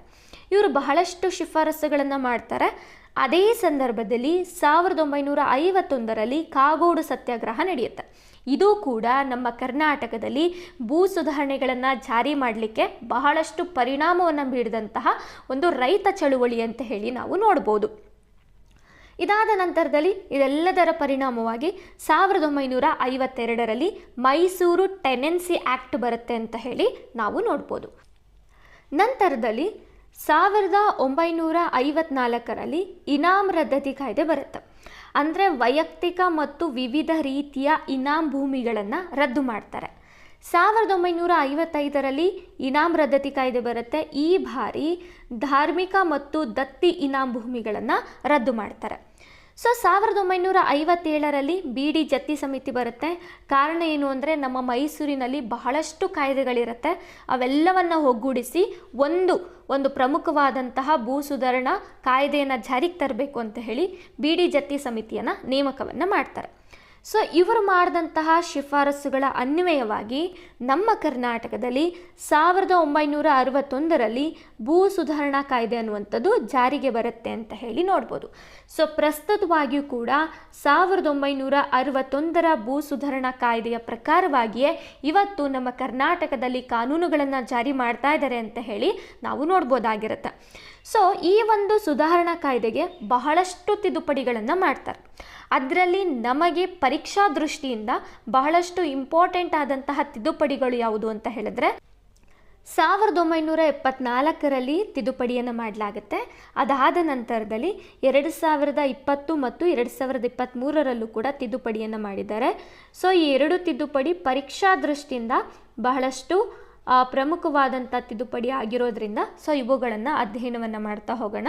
ಸೊ ಇದಕ್ಕೂ ಮೀರಿ ಬಹಳಷ್ಟು ತಿದ್ದುಪಡಿಗಳನ್ನು ಮಾಡಿದ್ದಾರೆ. ಸೊ ನಿಮಗೆ ಹೆಚ್ಚಿನ ಮಾಹಿತಿ ಬೇಕು ಅಂತ ಹೇಳಿದ್ರೆ ಸೊ ನಾನು ಇಲ್ಲಿ ಕೊಟ್ಟಿದ್ದೀನಿ ನೋಡಿ. ದ ಮೈಸೂರು ಸ್ಟೇಟ್ ಗೆಜೆಟಿಯರ್ 1988ರ ಚಾಪ್ಟರ್ 11ರಲ್ಲಿ ನಾವು ನಮ್ಮ ಮೈಸೂರಿನಲ್ಲಿ ಭೂ ಸುಧಾರಣಾ ಚಳುವಳಿಗಳು ಹೇಗೆ ಆರಂಭ ಆಯಿತು ಅಂತ ಹೇಳಿ ನಾವು ಈ ಒಂದು ಚಾಪ್ಟರಲ್ಲಿ ನೋಡ್ಬೋದು. ಹಾಗೆ ಇನ್ನೂ ಹೆಚ್ಚಿನ ಮಾಹಿತಿ ಬೇಕು ಅಂತ ಹೇಳಿದ್ರೆ ನೀವು 1961ರ ಭೂ ಸುಧಾರಣಾ ಕಾಯ್ದೆಯ ಕುರಿತಾದಂತಹ ಒಂದು ಅಧಿಕೃತವಾದಂತಹ PDF ಅನ್ನು ನಾನು ನನ್ನ ಟೆಲಿಗ್ರಾಮ್ ಚಾನಲಲ್ಲಿ ಅಪ್ಲೋಡ್ ಮಾಡಿದ್ದೇನೆ. ಸೊ ನೀವಲ್ಲಿ ನೋಡ್ಬೋದಾಗಿರುತ್ತೆ. ಸೊ ಇದಿಷ್ಟು ಕೂಡ ನಾವು ಕಲಿಬೇಕಾಗಿರುವಂತಹ ವಿಭಾಗಗಳು ಆಗಿರುತ್ತೆ. ಸೊ ಈ ವಿಭಾಗಗಳ ಮುಖಾಂತರವೇ ನಾವು ಅಧ್ಯಯನವನ್ನು ಮಾಡ್ತಾ ಹೋಗೋಣ. ಸೊ ಮೊದಲಿಗೆ ನಾವು ಮೈಸೂರು ಆಡಳಿತದ ಕುರಿತಾದಂತಹ ಒಂದಿಷ್ಟು ಮಾಹಿತಿಯನ್ನು ನಾವು ನೋಡ್ತಾ ಹೋಗೋಣ. ಸೊ ನಮ್ಮೆಲ್ರಿಗೂ ಕೂಡ ಗೊತ್ತಿರೋ ಹಾಗೆ 1799ರಲ್ಲಿ ಮೈಸೂರು ಪ್ರಾಂತ್ಯದಲ್ಲಿ 4ನೇ ಆಂಗ್ಲೋ ಮೈಸೂರು ಯುದ್ಧ ನಡೆಯುತ್ತೆ. ಈ ಒಂದು ಯುದ್ಧದಲ್ಲಿ ಟಿಪ್ಪು ಸುಲ್ತಾನ್ರವರು ಮರಣವನ್ನು ಹೊಂದುತ್ತಾರೆ. ಸೊ ಟಿಪ್ಪು ಸುಲ್ತಾನ್ ಆಗಿರ್ಬೋದು ಅಥವಾ ಅವರ ತಂದೆ ಹೈದರ್ ಅಲಿ ಆಗಿರ್ಬೋದು. ಸೊ ಇವರು ಮೈಸೂರಿನ ಪ್ರದೇಶಗಳನ್ನು ವಶಪಡಿಸಿಕೊಂಡು ಶ್ರೀರಂಗಪಟ್ಟಣ ಅನ್ನುವಂತಹ ಪ್ರದೇಶವನ್ನು ಕೇಂದ್ರವಾಗಿಟ್ಟುಕೊಂಡು ಆಳ್ವಿಕೆಯನ್ನು ಮಾಡ್ತಾ ಇರ್ತಾರೆ. ಸೊ ಯಾವಾಗ ಟಿಪ್ಪು ಸುಲ್ತಾನ್ ಮತ್ತು ಬ್ರಿಟಿಷರಿಗೆ 1799ರಲ್ಲಿ ಯುದ್ಧ ಆಗುತ್ತೋ ಸೊ ಅಲ್ಲಿಗೆ ಟಿಪ್ಪು ಸುಲ್ತಾನ್ರವರ ಒಂದು ಆಳ್ವಿಕೆ ಅನ್ನುವಂಥದ್ದು ಮುಕ್ತಾಯ ಆಗುತ್ತೆ. ಆ ಸಂದರ್ಭದಲ್ಲಿ ಬ್ರಿಟಿಷರು ಏನು ಮಾಡ್ತಾರೆ ಅಂದರೆ 1800ರಲ್ಲಿ ಸಂಪೂರ್ಣ ಮೈಸೂರು ಪ್ರಾಂತ್ಯದ ಆಡಳಿತವನ್ನು ಮೈಸೂರು ಒಡೆಯರಿಗೆ ಕೊಡ್ತಾರೆ. ಯಾರಿಗೆ ಕೊಡ್ತಾರೆ? ಮೈಸೂರು ಒಡೆಯರಿಗೆ ಕೊಡ್ತಾರೆ. ಸೊ 1800ರಿಂದ 1831ರವರೆಗೆ ಸೊ ಮೈಸೂರು ಒಡೆಯರ ಆಳ್ವಿಕೆಯಲ್ಲಿ ಮೈಸೂರು ಪ್ರಾಂತ್ಯ ಅನ್ನುವಂಥದ್ದು ನಡೀತಾ ಇರತ್ತೆ. ಆದರೆ 1831ರಲ್ಲಿ ಮೈಸೂರು ಪ್ರಾಂತ್ಯದಲ್ಲಿ ಒಂದು ದಂಗೆ ಆಗುತ್ತೆ. ಸೊ ಈ ದಂಗೆಯಿಂದ ಏನಾಗುತ್ತೆ ಅಂತ ಹೇಳಿದ್ರೆ, ಬ್ರಿಟಿಷರು ಏನು ಮಾಡ್ತಾರೆ, ಸೊ ಮೈಸೂರು ಒಡೆಯರು ಸರಿಯಾಗಿ ಆಡಳಿತವನ್ನು ಮಾಡ್ತಾ ಇಲ್ಲ, ಹಾಗಾಗಿ ನಮ್ಮ ಬ್ರಿಟಿಷರ ಆಳ್ವಿಕೆಯನ್ನು ನಾವು ಮೈಸೂರಿನಲ್ಲಿ ಜಾರಿ ಮಾಡ್ತೀವಿ, ಕಮಿಷನರ್ಗಳ ಹುದ್ದೆ ಆರಂಭ ಆಗುತ್ತೆ ಅಂತ ಹೇಳಿ 1831ರಲ್ಲಿ ಮೈಸೂರಿನಲ್ಲಿ ಕಮಿಷನರ್ಗಳ ಹುದ್ದೆಯನ್ನು ಆರಂಭವನ್ನು ಮಾಡ್ತಾರೆ. ಸೊ ಇದಾದ ನಂತರದಲ್ಲಿ 1831ರಿಂದ 1881ರವರೆಗೆ ಮೈಸೂರು ಒಡೆಯರ ಆಡಳಿತದ ಅಧೀನದಲ್ಲಿ ಬ್ರಿಟಿಷರನ್ನು ರೆಪ್ರೆಸೆಂಟ್ ಮಾಡುವಂತಹ ಕಮಿಷನರ್ಗಳು ಮೈಸೂರು ಪ್ರಾಂತ್ಯದಲ್ಲಿ ಆಳ್ವಿಕೆಯನ್ನು ಮಾಡ್ತಾರೆ. ಸೊ 1881ರಲ್ಲಿ ಲಾರ್ಡ್ ರಿಪ್ಪನ್ ಅಂತ ಹೇಳಿ ಒಬ್ಬರು ವೈಸ್ರಾಯ್ ಬರ್ತಾರೆ. ಸೊ ಇವರನ್ನು ನಾವು ಸ್ಥಳೀಯ ಸರ್ಕಾರಗಳ ಪಿತಾಮಹ ಅಂತಲೂ ಕೂಡ ಕರಿತೀವಿ. ಸೊ ಇವರೊಂದು ಕಾನೂನನ್ನು ಜಾರಿಗೆ ತಗೊಂಡ್ಬರ್ತಾರೆ. ಸೊ ಈ ಕಾನೂನು ಏನು ಹೇಳುತ್ತೆ ಅಂದರೆ, ಮೈಸೂರಿನ ಆಡಳಿತ ಅನ್ನುವಂಥದ್ದು ಸಂಪೂರ್ಣವಾಗಿ ಮೈಸೂರಿನ ಒಡೆಯರ ಹತ್ರ ಇರಬೇಕು. ಸೊ ಯಾವುದೇ ಕಾರಣಕ್ಕೂ ಕೂಡ ಕಮಿಷನರ್ಗಳ ಹುದ್ದೆ ಇರಬಾರ್ದು ಅಂತ ಹೇಳಿ ಕಮಿಷನರ್ ಹುದ್ದೆಯನ್ನು ರದ್ದು ಮಾಡ್ತಾರೆ. ಎಂಟೈರ್ ಮೈಸೂರು ಪ್ರಾಂತ್ಯದ ಆಡಳಿತವನ್ನು ಮೈಸೂರು ಒಡೆಯರಿಗೆ ಲಾರ್ಡ್ ರಿಪ್ಪನ್ರವರು ವಹಿಸ್ತಾರೆ ಅಂತ ಹೇಳಿ ನಾವು ನೋಡ್ಬೋದು. ಸೊ ಇದಿಷ್ಟು ಕೂಡ ಒಂದು ಬ್ಯಾಕ್ಗ್ರೌಂಡ್ ಸ್ಟೋರಿ ಆಗಿರುತ್ತೆ. ಸೊ ಇದಾದ ನಂತರದಲ್ಲಿ ಏನಾಗುತ್ತೆ ಅಂತ ಹೇಳಿ ನಾವು ನೋಡ್ತಾ ಹೋಗೋಣ. ಸೊ 1881ರಲ್ಲಿ ಮೈಸೂರು ಪುನಃ ಒಡೆಯರ ಕುಟುಂಬಕ್ಕೆ ಆಡಳಿತ ಅನ್ನುವಂಥದ್ದು ಹಿಂದಿರುಗುತ್ತೆ. ಆ ಸಂದರ್ಭದಲ್ಲಿ 10ನೇ ಚಾಮರಾಜ ಒಡೆಯರವರು ಸಿಂಹಾಸನವನ್ನು ಅಲಂಕರಿಸಿರ್ತಾರೆ ಅಂತ ಹೇಳಿ ನಾವು ನೋಡ್ಬೋದು. ಸೊ ಈ ಸಂದರ್ಭದಲ್ಲಿ ಏನಾಗುತ್ತೆ ಅಂದರೆ, ಮೈಸೂರಿನಲ್ಲಿ ದಿವಾನರು ಅಂತ ಹೇಳಿ ಬರ್ತಾರೆ. ಸೊ ಅದರಲ್ಲಿ ವಿಶ್ವೇಶ್ವರಯ್ಯ ಆಗಿರ್ಬೋದು, ಮಿರ್ಜಾ ಇಸ್ಮಾಯಿಲ್ ಆಗಿರ್ಬೋದು, ಅಥವಾ ಶೇಷಾದ್ರಿ ಅಯ್ಯರ್ ಆಗಿರ್ಬೋದು. ಸೊ ಇವರೆಲ್ಲರೂ ಕೂಡ ಭೂ ದಾಖಲೆ, ತೆರಿಗೆ ನಿರ್ವಹಣೆ, ನೀರಾವರಿ ಅಭಿವೃದ್ಧಿಗೆ ಬಹಳಷ್ಟು ಕೊಡುಗೆಗಳನ್ನು ಕೊಟ್ಟಿದ್ದಾರೆ ಅಂತಲೂ ಕೂಡ ನಾವು ನೋಡ್ಬೋದಾಗಿರುತ್ತೆ. ಸೊ ನಂತರದಲ್ಲಿ ಸ್ವತಂತ್ರ ಪೂರ್ವ ಕಾಲದ ಮೈಸೂರಿನ ಒಂದು ಭೂನೀತಿಯನ್ನು ನಾವು ನೋಡೋದಾದರೆ, ಸಮೀಕ್ಷೆ ಆಗಿರ್ಬೋದು, ತೆರಿಗೆಯನ್ನು ನಿಗದಿ ಮಾಡುವಂಥದ್ದಾಗಿರ್ಬೋದು, ಸೊ ಇವೆಲ್ಲವೂ ಕೂಡ ಕಾನೂನಿನ ಪ್ರಕಾರವಾಗಿ ಬಹಳಷ್ಟು ಶಿಸ್ತಿನಿಂದ ನಡೀತಿರುತ್ತೆ. ಸೊ ಭೂಮಿಯ ದಾಖಲೆಗಳನ್ನು ನೋಡ್ಕೊಳ್ಳಿಕ್ಕೆ, ತೆರಿಗೆಯ ದಾಖಲೆಗಳನ್ನು ನೋಡ್ಕೊಳ್ಳಿಕ್ಕೆ ಗ್ರಾಮ ಲೆಕ್ಕಾಧಿಕಾರಿಗಳನ್ನು ನೇಮಕವನ್ನು ಮಾಡಲಾಗ್ತಾ ಇತ್ತು. ಸೊ ಇವರನ್ನು ನಾವು ಶಾನುಭೋಗರು ಅಂತಲೂ ಕೂಡ ಕರಿಬಹುದು, ಹಾಗೆ ಪಟ್ಟೇದಾರರು ಅಂತಲೂ ಕೂಡ ಕರಿಬಹುದಾಗಿರುತ್ತೆ. ಸೊ ಯಾವಾಗ ಈ ಬ್ರಿಟಿಷರು ನಮ್ಮ ಮೈಸೂರಿನ ಮೇಲೆ ನೇರ ಆಡಳಿತವನ್ನು ತಗೊಂಡ್ಬರ್ತಾರೋ ಆ ಸಂದರ್ಭದಲ್ಲಿ ಸರ್ ಮಾರ್ಕ್ ಕಬ್ಬನ್ ಅಂತ ಹೇಳಿ, ಸೊ ಇವರು ಕೂಡ ಒಬ್ಬರು ಕಮಿಷನರ್ ಆಗಿರ್ತಾರೆ. ಸೊ ಇವರು ನಮ್ಮ ಮೈಸೂರು ಪ್ರಾಂತ್ಯದಲ್ಲಿ ಭೂ ತೆರಿಗೆಯ ವ್ಯವಸ್ಥೆಯನ್ನು ಸುಧಾರಣೆ ಮಾಡಬೇಕಂತ ಹೇಳಿ ರೈತವಾರಿ ವ್ಯವಸ್ಥೆಯನ್ನು ಮೈಸೂರು ಪ್ರಾಂತ್ಯದಲ್ಲಿ ಜಾರಿಗೆ ತಗೊಂಡ್ಬರ್ತಾರೆ. ಸೊ ರೈತವಾರಿ ವ್ಯವಸ್ಥೆ ಅಂತ ಹೇಳಿದ್ರೆ, ಇಲ್ಲಿ ರೈತರು ಭೂಮಿಯ ನೇರ ಮಾಲೀಕರಾಗಿರ್ತಾರೆ. ಸೊ ರೈತರು ಏನು ಮಾಡ್ತಾರೆ, ನೇರವಾಗಿ ಸರ್ಕಾರಕ್ಕೆ ಕಂದಾಯವನ್ನು ಅಥವಾ ತೆರಿಗೆಯನ್ನು ಕಟ್ತಾ ಇರ್ತಾರೆ. ಯಾವುದೇ ರೀತಿಯಾದಂತಹ ಮಧ್ಯವರ್ತಿಗಳು ಇಲ್ಲಿ ಇರೋದಿಲ್ಲ. ಹಾಗೆ ರೈತರಿಗೆ ಒಂದಿಷ್ಟು ಅಧಿಕಾರಗಳನ್ನು, ಹಕ್ಕುಗಳನ್ನು ಕೊಡ್ತಾರೆ. ಭೂಮಿಯನ್ನು ಖರೀದಿ ಮಾಡುವ, ಭೂಮಿಯನ್ನು ಮಾರಾಟ ಮಾಡುವ, ಹಾಗೆ ಭೂಮಿಯನ್ನು ವರ್ಗಾವಣೆಯನ್ನು ಮಾಡುವಂತಹ ಕೆಲವೊಂದಿಷ್ಟು ಹಕ್ಕುಗಳನ್ನು ರೈತರಿಗೆ ಈ ರೈತವಾರಿ ವ್ಯವಸ್ಥೆಯ ಅಡಿಯಲ್ಲಿ ಹಕ್ಕುಗಳನ್ನು ಕೊಟ್ಟಿರ್ತಾರೆ ಅಂತ ಹೇಳಿ ನೋಡ್ಬೋದು. ಸೊ ಇದಾದ ನಂತರದಲ್ಲಿ ಇಲ್ಲಿ ಒಂದಿಷ್ಟು ಭೂಮಿಗಳು ಬರುತ್ತೆ. ಅಂದರೆ ಬಂಜಾರ ಭೂಮಿ ಅಂತ ಹೇಳಿ ಬರುತ್ತೆ, ಶ್ರೇಯ ಬಾಡಿಗೆ ಭೂಮಿ ಅಂತ ಬರುತ್ತೆ, ಇನಾಮ್ ಭೂಮಿ ಅಂತ ಹೇಳಿ ಬರುತ್ತೆ. ಸೊ ಇವುಗಳ ಬಗ್ಗೆ ನಾವು ನೋಡ್ತಾ ಹೋಗೋಣ. ಮೊದಲಿಗೆ ರೈತವಾರಿ ಭೂಮಿ ಅಂತ ಹೇಳಿ ಬರುತ್ತೆ. ರೈತನು ನೇರವಾಗಿ ಸರ್ಕಾರಕ್ಕೆ ತೆರಿಗೆಯನ್ನು ಪಾವತಿಸುವಂತಹ ಭೂಮಿಯನ್ನು ರೈತವಾರಿ ಭೂಮಿ ಅಂತ ಹೇಳಿ ಕರಿಬಹುದು. ರೈತನೇ ಈ ಒಂದು ಭೂಮಿಯ ಮಾಲೀಕನಾಗಿರ್ತಾನೆ. ಸೊ ಇನಾಮ್ ಭೂಮಿ ಅಂತ ಹೇಳಿದ್ರೆ ಧಾರ್ಮಿಕ, ಸೇವಾ ಮತ್ತು ದಾನಾರ್ಥಕ ಉದ್ದೇಶಗಳಿಗೆ ಉಚಿತವಾಗಿ ನೀಡಲಾಗುವಂತಹ ಭೂಮಿಯನ್ನು ನಾವು ಇನಾಮ್ ಭೂಮಿ ಅಂತ ಹೇಳಿ ಕರಿತೀವಿ. ಇನ್ನು ದೇವದಾಯ ಅಥವಾ ಅಗ್ರಹಾರ ಭೂಮಿ ಅಂತ ಹೇಳಿದ್ರೆ ದೇವಾಲಯಗಳು, ಮಠಗಳು, ಬ್ರಾಹ್ಮಣ ಅಗ್ರಹಾರಗಳಿಗೆ ನೀಡುವಂತಹ ಭೂಮಿಯನ್ನು ನಾವು ದೇವದಾಯ ಅಂತ ಹೇಳಿ ಕರಿಬಹುದು. ನಂತರದಲ್ಲಿ ಸರ್ಕಾರಿ ಭೂಮಿ ಅಂತ ಹೇಳಿ ಬರುತ್ತೆ. ಈ ಸರ್ಕಾರಿ ಭೂಮಿಯಲ್ಲಿ ಯಾವುದೇ ರೀತಿಯಾದಂತಹ ಕೃಷಿಯನ್ನು ಮಾಡೋದಿಲ್ಲ, ಬದಲಿಗೆ ಸರ್ಕಾರಿ ಉದ್ದೇಶಗಳಿಗೆ ಕಾಯ್ದಿರಿಸಿದಂತಹ ಭೂಮಿಯನ್ನು ನಾವು ಸರ್ಕಾರಿ ಭೂಮಿ ಅಂತ ಹೇಳಿ ಕರಿಬಹುದಾಗಿರುತ್ತೆ. ನಂತರದಲ್ಲಿ ಬಂಜಾರ ಭೂಮಿ ಅಂತ ಹೇಳಿ ಬರುತ್ತೆ. ಸೊ ಇಲ್ಲಿ ನಾವು ಎರಡು ರೀತಿಯಾದಂತಹ ಸ್ಟೇಟ್ಮೆಂಟ್ಗಳನ್ನು ನೋಡ್ಬೋದು. ಸೊ ಮೊದಲಿಗೆ ಬಂಜಾರ ಭೂಮಿ ಅಂತ ಹೇಳಿದ್ರೆ ಬಂಜಾರ ಸಮುದಾಯಕ್ಕೆ ನೀಡಲಾಗಿರುವ ಭೂಮಿಯಾಗಿರುತ್ತೆ. ಮತ್ತೊಂದು ಅರ್ಥದಲ್ಲಿ ಈ ಒಂದು ಭೂಮಿಯಲ್ಲಿ ಯಾವುದೇ ರೀತಿಯಾದಂತಹ ಕೃಷಿಯನ್ನು ಮಾಡೋದಿಲ್ಲ, ಬದಲಿಗೆ ಈ ಭೂಮಿಯನ್ನು ಬಾಡಿಗೆಗೆ ಕೊಟ್ಟಿರ್ತಾರೆ. ಸೊ ಯಾರು ಈ ಭೂಮಿಯನ್ನು ಬಾಡಿಗೆಗೆ ಪಡೆದಿರ್ತಾರೋ ಅವರು ಆ ಒಂದು ಭೂಮಿಯಲ್ಲಿ ತಮ್ಮ ಆಹಾರ ಮತ್ತು ಜೀವನೋಪಾಯಕ್ಕಾಗಿ ಆ ಒಂದು ಭೂಮಿಯನ್ನು ಬಳಕೆಯನ್ನು ಮಾಡಿಕೊಳ್ಬೋದಾಗಿರುತ್ತೆ. ನಂತರದಲ್ಲಿ ಶ್ರೇಯ ಬಾಡಿಗೆ ಭೂಮಿ ಅಂತ ಹೇಳಿ ಬರುತ್ತೆ.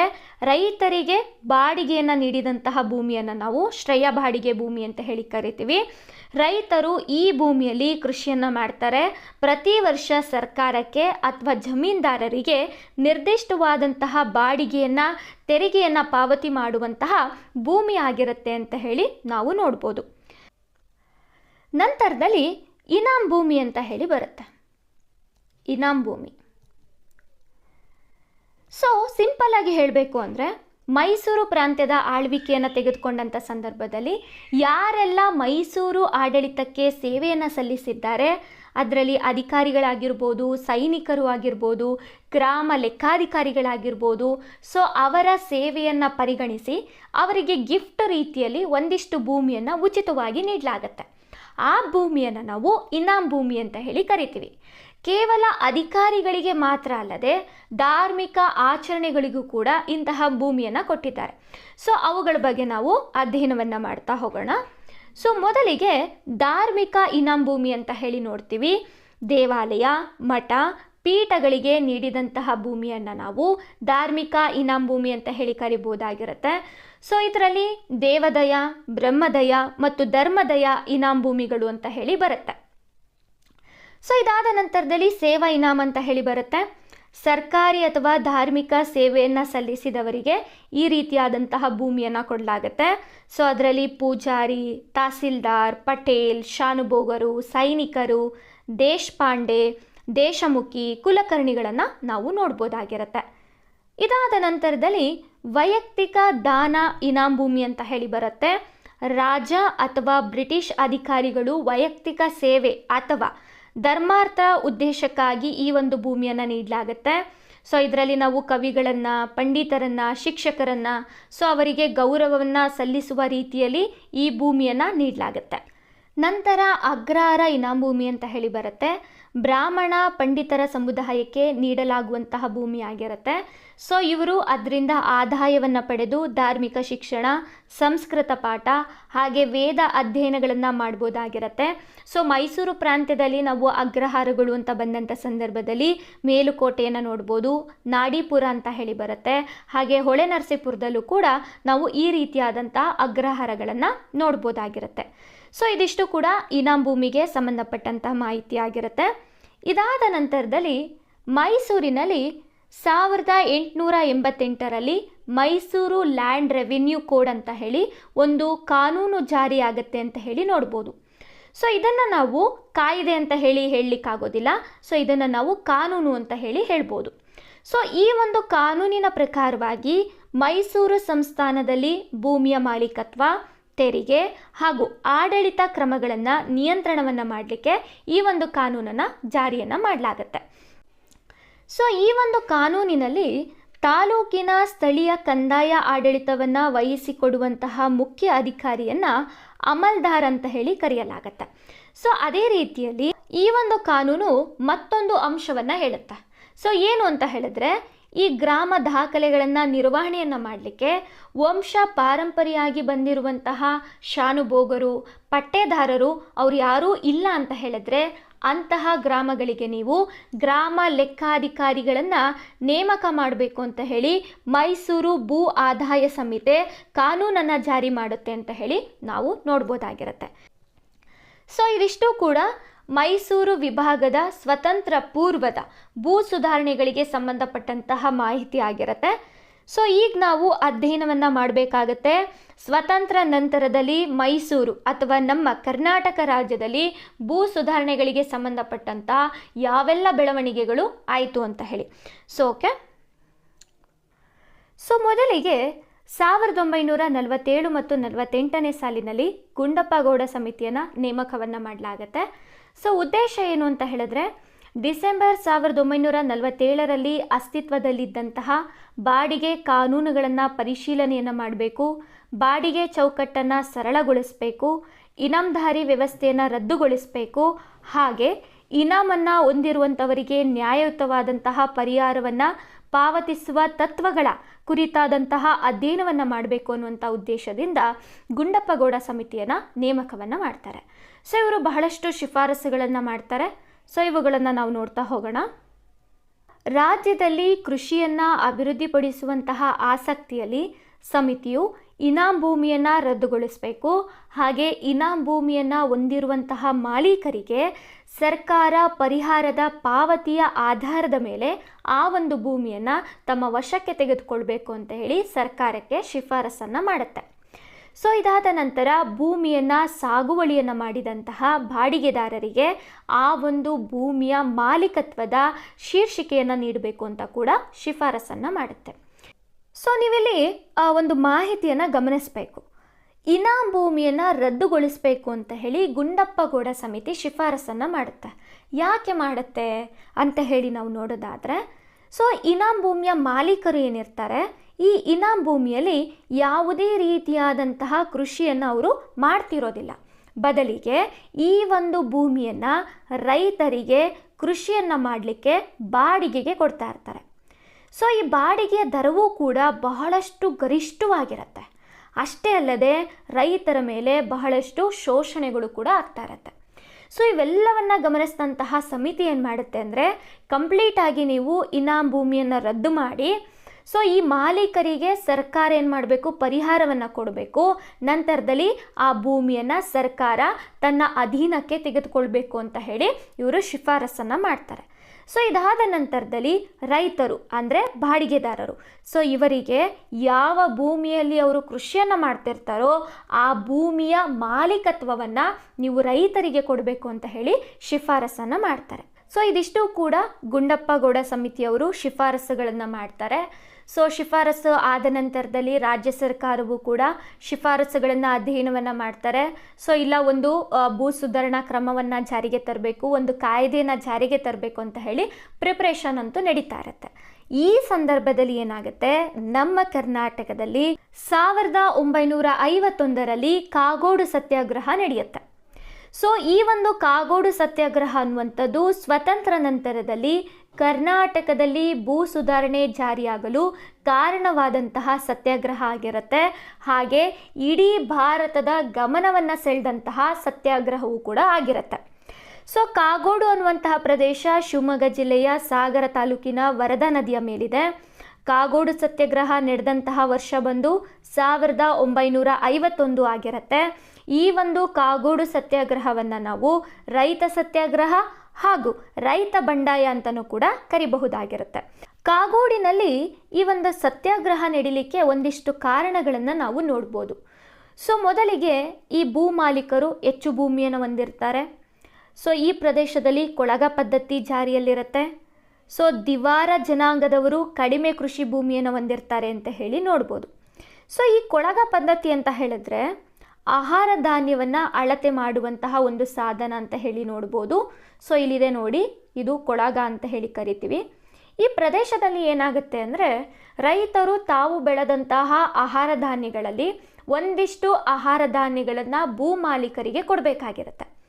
ಈ ಭೂ ಮಾಲೀಕರು ಏನು ಮಾಡ್ತಾರೆ ಅಂದರೆ, ಈ ರೈತರಿಂದ ಯಥೇಚ್ಚು ಪ್ರಮಾಣದ ಆಹಾರ ಧಾನ್ಯವನ್ನು ಪಡ್ಕೊಳ್ಬೇಕು ಅನ್ನುವಂಥ ಕಾರಣದಿಂದ ಸೊ ಈ ಒಂದು ಆಹಾರ ಧಾನ್ಯಗಳನ್ನು ನೀವು ಸೇರುಗಳಲ್ಲಿ ಕೊಡಬೇಡಿ, ಕೊಳಗದಲ್ಲಿ ಕೊಡಬೇಕು ಅಂತ ಹೇಳಿ ಒಂದು ಪದ್ಧತಿಯನ್ನು ಜಾರಿಗೆ ತಗೊಂಡ್ಬರ್ತಾರೆ. ಸೊ ನೋಡಿ, ಈ ಒಂದು ಕೊಳಗವನ್ನು ನಾವು ತುಂಬಿಸ್ಬೇಕು ಅಂತ ಹೇಳಿದ್ರೆ, ಆಹಾರ ಧಾನ್ಯಗಳಿಂದ ತುಂಬಿಸ್ಬೇಕು ಅಂದರೆ 3 ಸೇರುಗಳ ಆಹಾರ ಧಾನ್ಯವನ್ನು ನಾವು ಈ ಒಂದು ಕೊಳಗಕ್ಕೆ ಹಾಕಬೇಕಾಗತ್ತೆ. ಸೊ ಇದೇ ಐಡಿಯಾವನ್ನು ಭೂ ಮಾಲೀಕರು ಮಾಡಿದ್ದು. ಸೊ ಸೇರ್ನಲ್ಲಾದರೆ ನಮಗೆ ಯಾವುದೇ ರೀತಿ ಲಾಭ ಆಗೋದಿಲ್ಲ. ಸೊ ಕೊಳಗ ಪದ್ಧತಿಯನ್ನು ಜಾರಿಗೆ ತಗೊಬಂದರೆ ನಾವು ಯಥೇಚ್ಚು ಪ್ರಮಾಣದಲ್ಲಿ ಆಹಾರ ಧಾನ್ಯವನ್ನು ಸಂಗ್ರಹಿಸ್ಬೋದು ಅಂತ ಹೇಳಿ ಐಡಿಯಾವನ್ನು ಮಾಡಿ ಈ ಒಂದು ಪದ್ಧತಿಯನ್ನು ಜಾರಿಗೆ ತಗೊಂಬರ್ತಾರೆ. ಸೊ ಇದರಿಂದ ಏನಾಗುತ್ತೆ, ನಮ್ಮ ರೈತರಿಗೆ ಬಹಳಷ್ಟು ಲಾಸ್ ಆಗುತ್ತೆ. ಸೊ ಒಂದು ಹಂತದವರೆಗೆ ರೈತರು ಇವರ ಶೋಷಣೆಗಳನ್ನು ತಡ್ಕೊಂಡಿರ್ತಾರೆ. ಸೊ ಆದರೆ ಎಲ್ಲರೂ ಒಗ್ಗಟ್ಟಾಗಿ ಏನು ಮಾಡ್ತಾರೆ ಅಂದರೆ, ಸೊ ಕಾಗೋಡಿನ ಗೌಡರ ವಿರುದ್ಧವಾಗಿ ಈ ಒಂದು ಸತ್ಯಾಗ್ರಹವನ್ನು ಮಾಡ್ತಾರೆ ಅಂತ ಹೇಳಿ ನಾವು ನೋಡ್ಬೋದು. ಸೊ ಈ ಒಂದು ಸತ್ಯಾಗ್ರಹ ಎಲ್ಲಿಂದ ಆರಂಭ ಆಗುತ್ತೆ ಅಂತ ಹೇಳಿ ನಾವು ನೋಡೋದಾದರೆ, ಕಾಗೋಡಿನ ರೈತರಲ್ಲಿ ಜಾಗೃತಿಯನ್ನು ಮೂಡಿಸುತ್ತಿದ್ದಂತಹ ಎಲೆ ಕನ್ನಪ್ಪರವರು ಗೇಣಿ ಭತ್ತವನ್ನು ಕೊಟ್ಟಿದ್ದಕ್ಕಾಗಿ ರಶೀದಿಯನ್ನು ಕೊಡಿ ಅಂತ ಹೇಳಿ ಕಾಗೋಡಿನ ಗೌಡರ ಬಳಿ ಕೇಳ್ತಾರೆ. ಸೊ ಇವನು ರಶೀದಿ ಕೇಳದ್ನಲ್ಲ ಅಂತ ಹೇಳಿ ಗೌಡರು ಏನು ಮಾಡ್ತಾರೆ, ಈತನಿಗೆ ಹೊಡಿತಾರೆ. ಸೊ ನಂತರ 1951 ಏಪ್ರಿಲ್ 16ರಂದು ಕಡಗಳಲೆ ಅನ್ನುವಂತಹ ಗ್ರಾಮದಲ್ಲಿ ಭೂಮಾಲೀಕರು ಮತ್ತು ರೈತರ ನಡುವೆ ಜಮೀನನ್ನು ಉಳುಮೆ ಮಾಡ್ತಿದ್ದಂಥ ಸಂದರ್ಭದಲ್ಲಿ ಘರ್ಷಣೆ ಏರ್ಪಡುತ್ತೆ. ಸೊ ಇಲ್ಲೂ ಕೂಡ ರೈತರ ಮೇಲೆ ದಬ್ಬಾಳಿಕೆಯನ್ನು ಮಾಡ್ತಾರೆ. ಸೊ ಇದೆಲ್ಲವನ್ನ ಗಮನಿಸ್ತಿದ್ದಂತಹ ಕಾಗೋಡು ಸತ್ಯಾಗ್ರಹದ ರೂವಾರಿಯಾದಂತಹ ಎಚ್ ಗಣಪತಿಯಪ್ಪನವರು, ಸೊ ಇವರ ನೇತೃತ್ವದಲ್ಲಿ ಸಾವಿರಾರು ರೈತರು ಸಾಗರ ಪಟ್ಟಣದ ಬೀದಿಗಳಲ್ಲಿ ಮೆರವಣಿಗೆಯನ್ನು ಮಾಡ್ತಾರೆ ಅಂತ ಹೇಳಿ ನಾವು ನೋಡ್ಬೋದು. ಸೊ ಏಪ್ರಿಲ್ 18ರಂದು ರೈತ ಸಂಘದ ಅಧ್ಯಕ್ಷರಾಗಿದ್ದಂತಹ ಡಿ ಮೂಕಪ್ಪನವರು ಏನು ಮಾಡ್ತಾರೆ ಅಂದರೆ, ಕಾಗೋಡು ಸತ್ಯಾಗ್ರಹಕ್ಕೆ ಬೆಂಬಲವನ್ನು ಕೊಟ್ಟು ಅವರು ಧರಣಿಯನ್ನು ಕೂರ್ತಾರೆ, ಸತ್ಯಾಗ್ರಹವನ್ನು ಮಾಡ್ತಾರೆ. ಸೊ ಇವರನ್ನು ಬಂಧನವನ್ನು ಮಾಡಲಾಗತ್ತೆ. ನಂತರದಲ್ಲಿ ಆ ಸಂದರ್ಭದಲ್ಲಿ ಕಂದಾಯ ಸಚಿವರಾಗಿದ್ದಂತಹ ಕಡಿದಾಳ್ ಮಂಜಪ್ಪರವರು ಕಾಗೋಡಿನ ಭೂ ಮಾಲೀಕರನ್ನು ಮತ್ತು ರೈತರನ್ನು ಸೇರಿಸಿ ಒಂದು ಸಂಧಾನ ಸಭೆಯನ್ನು ಮಾಡ್ತಾರೆ. ಸೊ ಆದರೆ ಅದು ವಿಫಲ ಆಗುತ್ತೆ. ಇದಾದ ನಂತರದಲ್ಲಿ 1951 ಮೇ 21ರಂದು ಎಚ್ ಗಣಪತಿಯಪ್ಪನವರು ಕಾಗೋಡಿನಲ್ಲಿ ರೈತ ಸಂಘದ ಸಭೆಯನ್ನು ಏರ್ಪಡಿಸ್ತಾರೆ. ಆ ಒಂದು ಸಭೆಯಲ್ಲಿ ಸಮಾಜವಾದಿ ಪಕ್ಷದ ಮುಖಂಡರಾಗಿದ್ದಂತಹ ತೀರ್ಥಹಳ್ಳಿ ತಾಲೂಕಿನ ಶಾಂತವೇರಿ ಗೋಪಾಲಗೌಡರು ಭಾಗವಹಿಸ್ತಾರೆ ಅಂತ ಹೇಳಿ ನೋಡ್ಬೋದು. ಸೊ ಶಾಂತವೇರಿ ಗೋಪಾಲಗೌಡರು ಈ ಒಂದು ಕಾಗೋಡು ಸತ್ಯಾಗ್ರಹದ ನಾಯಕತ್ವವನ್ನು ವಹಿಸ್ಕೊಂಡ ನಂತರದಲ್ಲಿ ಈ ಒಂದು ಸತ್ಯಾಗ್ರಹಕ್ಕೆ ಒಂದು ಆನೆ ಬಲ ಬಂದಿದ್ದ ರೀತಿಯಲ್ಲಿ ಆಗುತ್ತೆ. ಶಾಂತವೇರಿ ಗೋಪಾಲಗೌಡರು ರಾಷ್ಟ್ರ ಮಟ್ಟದ ಸಮಾಜವಾದಿ ನಾಯಕರಾದಂತಹ ರಾಮ್ ಮನೋಹರ ಲೋಹಿಯಾ ಆಗಿರ್ಬೋದು, ಜಯಪ್ರಕಾಶ್ ನಾರಾಯಣ್ ಆಗಿರ್ಬೋದು, ಹಾಗೆ ಪಂಡಿತ್ ರಮಾನಂದ ಮಿಶ್ರರಾಗಿರ್ಬೋದು. ಸೊ ಇವರನ್ನು ಕಾಗೋಡು ಸತ್ಯಾಗ್ರಹದಲ್ಲಿ ಭಾಗವಹಿಸುವ ರೀತಿಯಲ್ಲಿ ಗಮನವನ್ನು ಸೆಳೀತಾರೆ ಅಂತ ಹೇಳಿ ನೋಡ್ಬೋದಾಗಿರುತ್ತೆ. ಸೊ ಲೋಹಿಯಾರವರು ಕಾಗೋಡು ಸತ್ಯಾಗ್ರಹದಲ್ಲಿ ಭಾಗವಹಿಸ್ತಾರೆ, ರೈತ ಸಮಾವೇಶವನ್ನು ಉದ್ದೇಶಿಸಿ ಮಾತನಾಡ್ತಾರೆ. ಸ್ವತಃ ಅವರು ಒಡೆಯರ ಜಮೀನಿನಲ್ಲಿ ಸುತ್ತುವರೆದಿದ್ದಂತಹ ಬೇಲಿಯನ್ನು ಕಿತ್ತೆಸೆದು ಮುನ್ನುಗ್ತಾರೆ. ಸೊ ಈ ಒಂದು ಹೋರಾಟವನ್ನು ಗಮನಿಸಿದ ಮೇಲೆ ಲೋಹಿಯಾರವರನ್ನು ಬಂಧನವನ್ನು ಮಾಡಲಾಗುತ್ತೆ. ಸೊ ನಂತರದಲ್ಲಿ 1951 ಜೂನ್ 21ನೇ ತಾರೀಕು ಕಾಗೋಡು ಸತ್ಯಾಗ್ರಹದಲ್ಲಿ ಜಯಪ್ರಕಾಶ್ ನಾರಾಯಣ್ರವರು ಭಾಗವಹಿಸ್ತಾರೆ. ಸೊ ಇವರನ್ನು ನಾವು JP ಅಂತಲೂ ಕೂಡ ಕರಿಬಹುದಾಗಿರುತ್ತೆ. ಸೊ 22ನೇ ತಾರೀಕು ಲೋಹಿಯಾರವರನ್ನು ಬಂಧನದಿಂದ ಬಿಡುಗಡೆ ಮಾಡ್ತಾರೆ ಅಂತ ಹೇಳಿ ನಾವು ನೋಡ್ಬೋದು. ಸೊ ಇದಿಷ್ಟು ಕೂಡ ಕಾಗೋಡು ಸತ್ಯಾಗ್ರಹಕ್ಕೆ ಸಂಬಂಧಪಟ್ಟಂತಹ ಮಾಹಿತಿ ಆಗಿರುತ್ತೆ. ಈ ಒಂದು ಕಾಗೋಡು ಸತ್ಯಾಗ್ರಹ ಆದ ನಂತರದಲ್ಲಿ ನಮ್ಮ ರಾಜ್ಯ ಸರ್ಕಾರ ಎಚ್ಚೆತ್ತುಕೊಳ್ಳುತ್ತೆ, ಇಲ್ಲ ಭೂ ಸುಧಾರಣೆಗಳಿಗೆ ಸಂಬಂಧಪಟ್ಟಂತಹ ಒಂದು ಸುಧಾರಣಾ ಕ್ರಮಗಳನ್ನು ಜಾರಿಗೆ ತರಬೇಕು, ಒಂದು ಕಾಯ್ದೆಯನ್ನು ಜಾರಿಗೆ ತರಬೇಕು. ಹಾಗೆ ಈ ಹಿಂದೆ 1947-48ನೇ ಸಾಲಿನಲ್ಲಿ ಏನು ಗುಂಡಪ್ಪಗೌಡ ಸಮಿತಿಯವರು ಶಿಫಾರಸುಗಳನ್ನು ಮಾಡಿದರು, ಇವೆಲ್ಲವನ್ನ ಗಮನದಲ್ಲಿಟ್ಕೊಂಡು 1952ರಲ್ಲಿ ಮೈಸೂರು ಗೇಣಿದಾರರ ಅಧಿನಿಯಮವನ್ನು, ಅಂದರೆ ಮೈಸೂರು ಟೆನೆನ್ಸಿ ಆ್ಯಕ್ಟನ್ನು ಜಾರಿಗೆ ತಗೊಂಬರ್ತಾರೆ.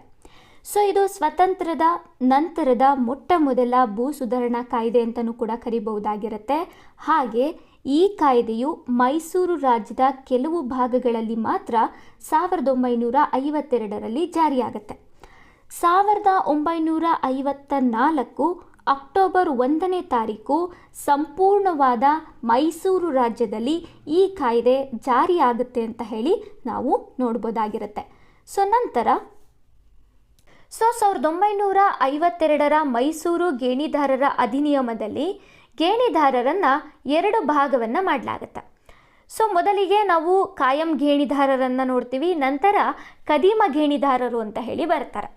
ಸೊ ಕಾಯಂ ಗೇಣಿದಾರರು ಅಂತ ಹೇಳಿದ್ರೆ ಅನಾದಿ ಕಾಲದಿಂದಲೂ ಭೂಮಿಯನ್ನು ಉಳುಮೆಯನ್ನು ಮಾಡ್ತಿದ್ದಂತಹ ಜನರನ್ನು ಅಥವಾ ರೈತರನ್ನು ಕಾಯಂ ಗೇಣಿದಾರರು ಅಂತ ಹೇಳಿ ನೋಡಬಹುದು. ಸೊ ಇವರಿಗೆ ಅಧಿಕಾರ ಅನ್ನುವಂಥದ್ದು ಜಾಸ್ತಿ ಇರುತ್ತೆ ಕದೀಮ ಗೇಣಿದಾರರಿಗೆ ಹೋಲಿಕೆಯನ್ನು ಮಾಡಿದಂಥ ಸಂದರ್ಭದಲ್ಲಿ. ಸೊ ಕದೀಮ ಗೇಣಿದಾರರು ಅಂತ ಹೇಳಿದ್ರೆ ಸೊ ಯಾವ ರೈತರು ಭೂ ಕಂದಾಯವನ್ನು ಕೊಡ್ತಾ ಇರ್ತಾರೋ ಅಂತಹ ರೈತರನ್ನು ಕದೀಮ ಗೇಣಿದಾರರು ಅಂತ ಹೇಳಿ ಕರೆಯಲಾಗತ್ತೆ. ಸೊ ನಂತರದಲ್ಲಿ ಮೈಸೂರು ಸರ್ಕಾರ ಈ ಕಾಯ್ದೆಯನ್ನು 1954ರಲ್ಲಿ ತಿದ್ದುಪಡಿಯನ್ನು ಮಾಡ್ತಾರೆ, ಒಂದಿಷ್ಟು ಅಂಶಗಳನ್ನು ಸೇರ್ಪಡೆಯನ್ನು ಮಾಡ್ತಾರೆ. ಒಟ್ಟಾರೆಯಾಗಿ ಮೈಸೂರು ಪ್ರಾಂತ್ಯದಲ್ಲಿ ಈ ಒಂದು ಕಾಯ್ದೆ ಅನ್ನುವಂಥದ್ದು 1954 ಅಕ್ಟೋಬರ್ 1ನೇ ತಾರೀಕು ಜಾರಿಯಾಗುತ್ತೆ ಅಂತ ಹೇಳಿ ನಾವು ನೋಡ್ಬೋದು. ಸೊ 1954ರಲ್ಲಿ ಬಂದಂತಹ ತಿದ್ದುಪಡಿಯನ್ನು ನೋಡಿದಾಗ ಇಲ್ಲಿ ಗೇಣಿದಾರರನ್ನು 3 ಭಾಗಗಳನ್ನಾಗಿ ಮಾಡ್ತಾರೆ. ಸೊ ಮೊದಲಿಗೆ ಸಂರಕ್ಷಿತ ಗೇಣಿದಾರರು, ನಂತರ ಅಸಂರಕ್ಷಿತ ಗೇಣಿದಾರರು, ಹಾಗೆ ಸಾಮಾನ್ಯ ಗೇಣಿದಾರರು. ಸೊ ಇವ್ರ ಬಗ್ಗೆ ನೋಡ್ತಾ ಹೋಗೋಣ. ಸಂರಕ್ಷಿತ ಗೇಣಿದಾರರು ಅಂತ ಹೇಳಿದ್ರೆ ಇವರು 9 ವರ್ಷಕ್ಕಿಂತ ಹೆಚ್ಚು ಅವಧಿಗೆ ಭೂಮಿಯನ್ನು ಸಾಗುವಳಿಯನ್ನು ಮಾಡುವಂತಹ ಗೇಣಿದಾರರು ಆಗಿರ್ತಾರೆ. ಅಸಂರಕ್ಷಿತ ಗೇಣಿದಾರರು ಅಂತ ಹೇಳಿದ್ರೆ ಸೊ ಇವರು 5 ವರ್ಷದಿಂದ 9 ವರ್ಷಗಳವರೆಗೆ ಭೂಮಿಯನ್ನು ಸಾಗುವಳಿಯನ್ನು ಮಾಡುವಂತಹ ಗೇಣಿದಾರರು ಆಗಿರ್ತಾರೆ. ಸಾಮಾನ್ಯ ಗೇಣಿದಾರರು ಅಂತ ಹೇಳಿದ್ರೆ 5 ವರ್ಷಕ್ಕಿಂತ ಕಡಿಮೆ ಅವಧಿಗೆ ಭೂಮಿಯನ್ನು ಸಾಗುವಳಿಯನ್ನು ಮಾಡುವ ಗೇಣಿದಾರರು ಆಗಿರ್ತಾರೆ. ಸೊ ಇಲ್ಲಿ ಎಲ್ಲ ಗೇಣಿದಾರರಿಗೆ ಗೇಣಿಯ ಅವಧಿಯನ್ನು 5 ವರ್ಷಕ್ಕೆ ಬದಲಿಗೆ 10 ವರ್ಷಕ್ಕೆ ಕಡ್ಡಾಯವನ್ನುಗೊಳಿಸ್ತಾರೆ ಅಂತ ಹೇಳಿ ನಾವು ನೋಡ್ಬೋದು.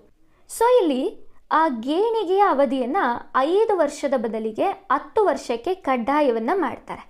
ಕಾರಣ ಏನು ಅಂತ ಹೇಳಿದ್ರೆ ಒಂದು ಭೂಮಿಯ ಮಾಲೀಕತ್ವವನ್ನು ರೈತರಿಗೆ ಕೊಡಬೇಕು ಅಂತ ಹೇಳಿದ್ರೆ ಸೊ ಒಂದಿಷ್ಟು ವರ್ಷಗಳ ಕಾಲ ನಿರಂತರವಾಗಿ ಆ ಒಂದು ಕೃಷಿ ಭೂಮಿಯಲ್ಲಿ ಅವರು ಕೃಷಿಯನ್ನು ಮಾಡಿರಬೇಕಾಗತ್ತೆ. ಸೊ ಹಾಗಾಗಿ ಸೊ ಇಲ್ಲಿ ಸರ್ಕಾರ ಏನು ಮಾಡುತ್ತೆ ಅಂದರೆ 10 ವರ್ಷಗಳ ಕಾಲ ಕಡ್ಡಾಯವಾಗಿ ಅವರು ಆ ಒಂದು ಕೃಷಿ ಭೂಮಿಯಲ್ಲಿ ಸಾಗುವಳಿಯನ್ನು ಮಾಡಲೇಬೇಕು ಅಂತ ಹೇಳಿ ಕಡ್ಡಾಯವನ್ನು ಮಾಡ್ತಾರೆ. ಯಾಕೆ ಅಂದರೆ ರೈತರಿಗೆ ಮಾಲೀಕತ್ವವನ್ನು ಕೊಡಲಿಕ್ಕೋಸ್ಕರ ಕೆಲವೊಂದಿಷ್ಟು ಕಾನೂನುಗಳನ್ನು ಜಾರಿಗೆ ತಗೊಬಂದಿರ್ತಾರೆ.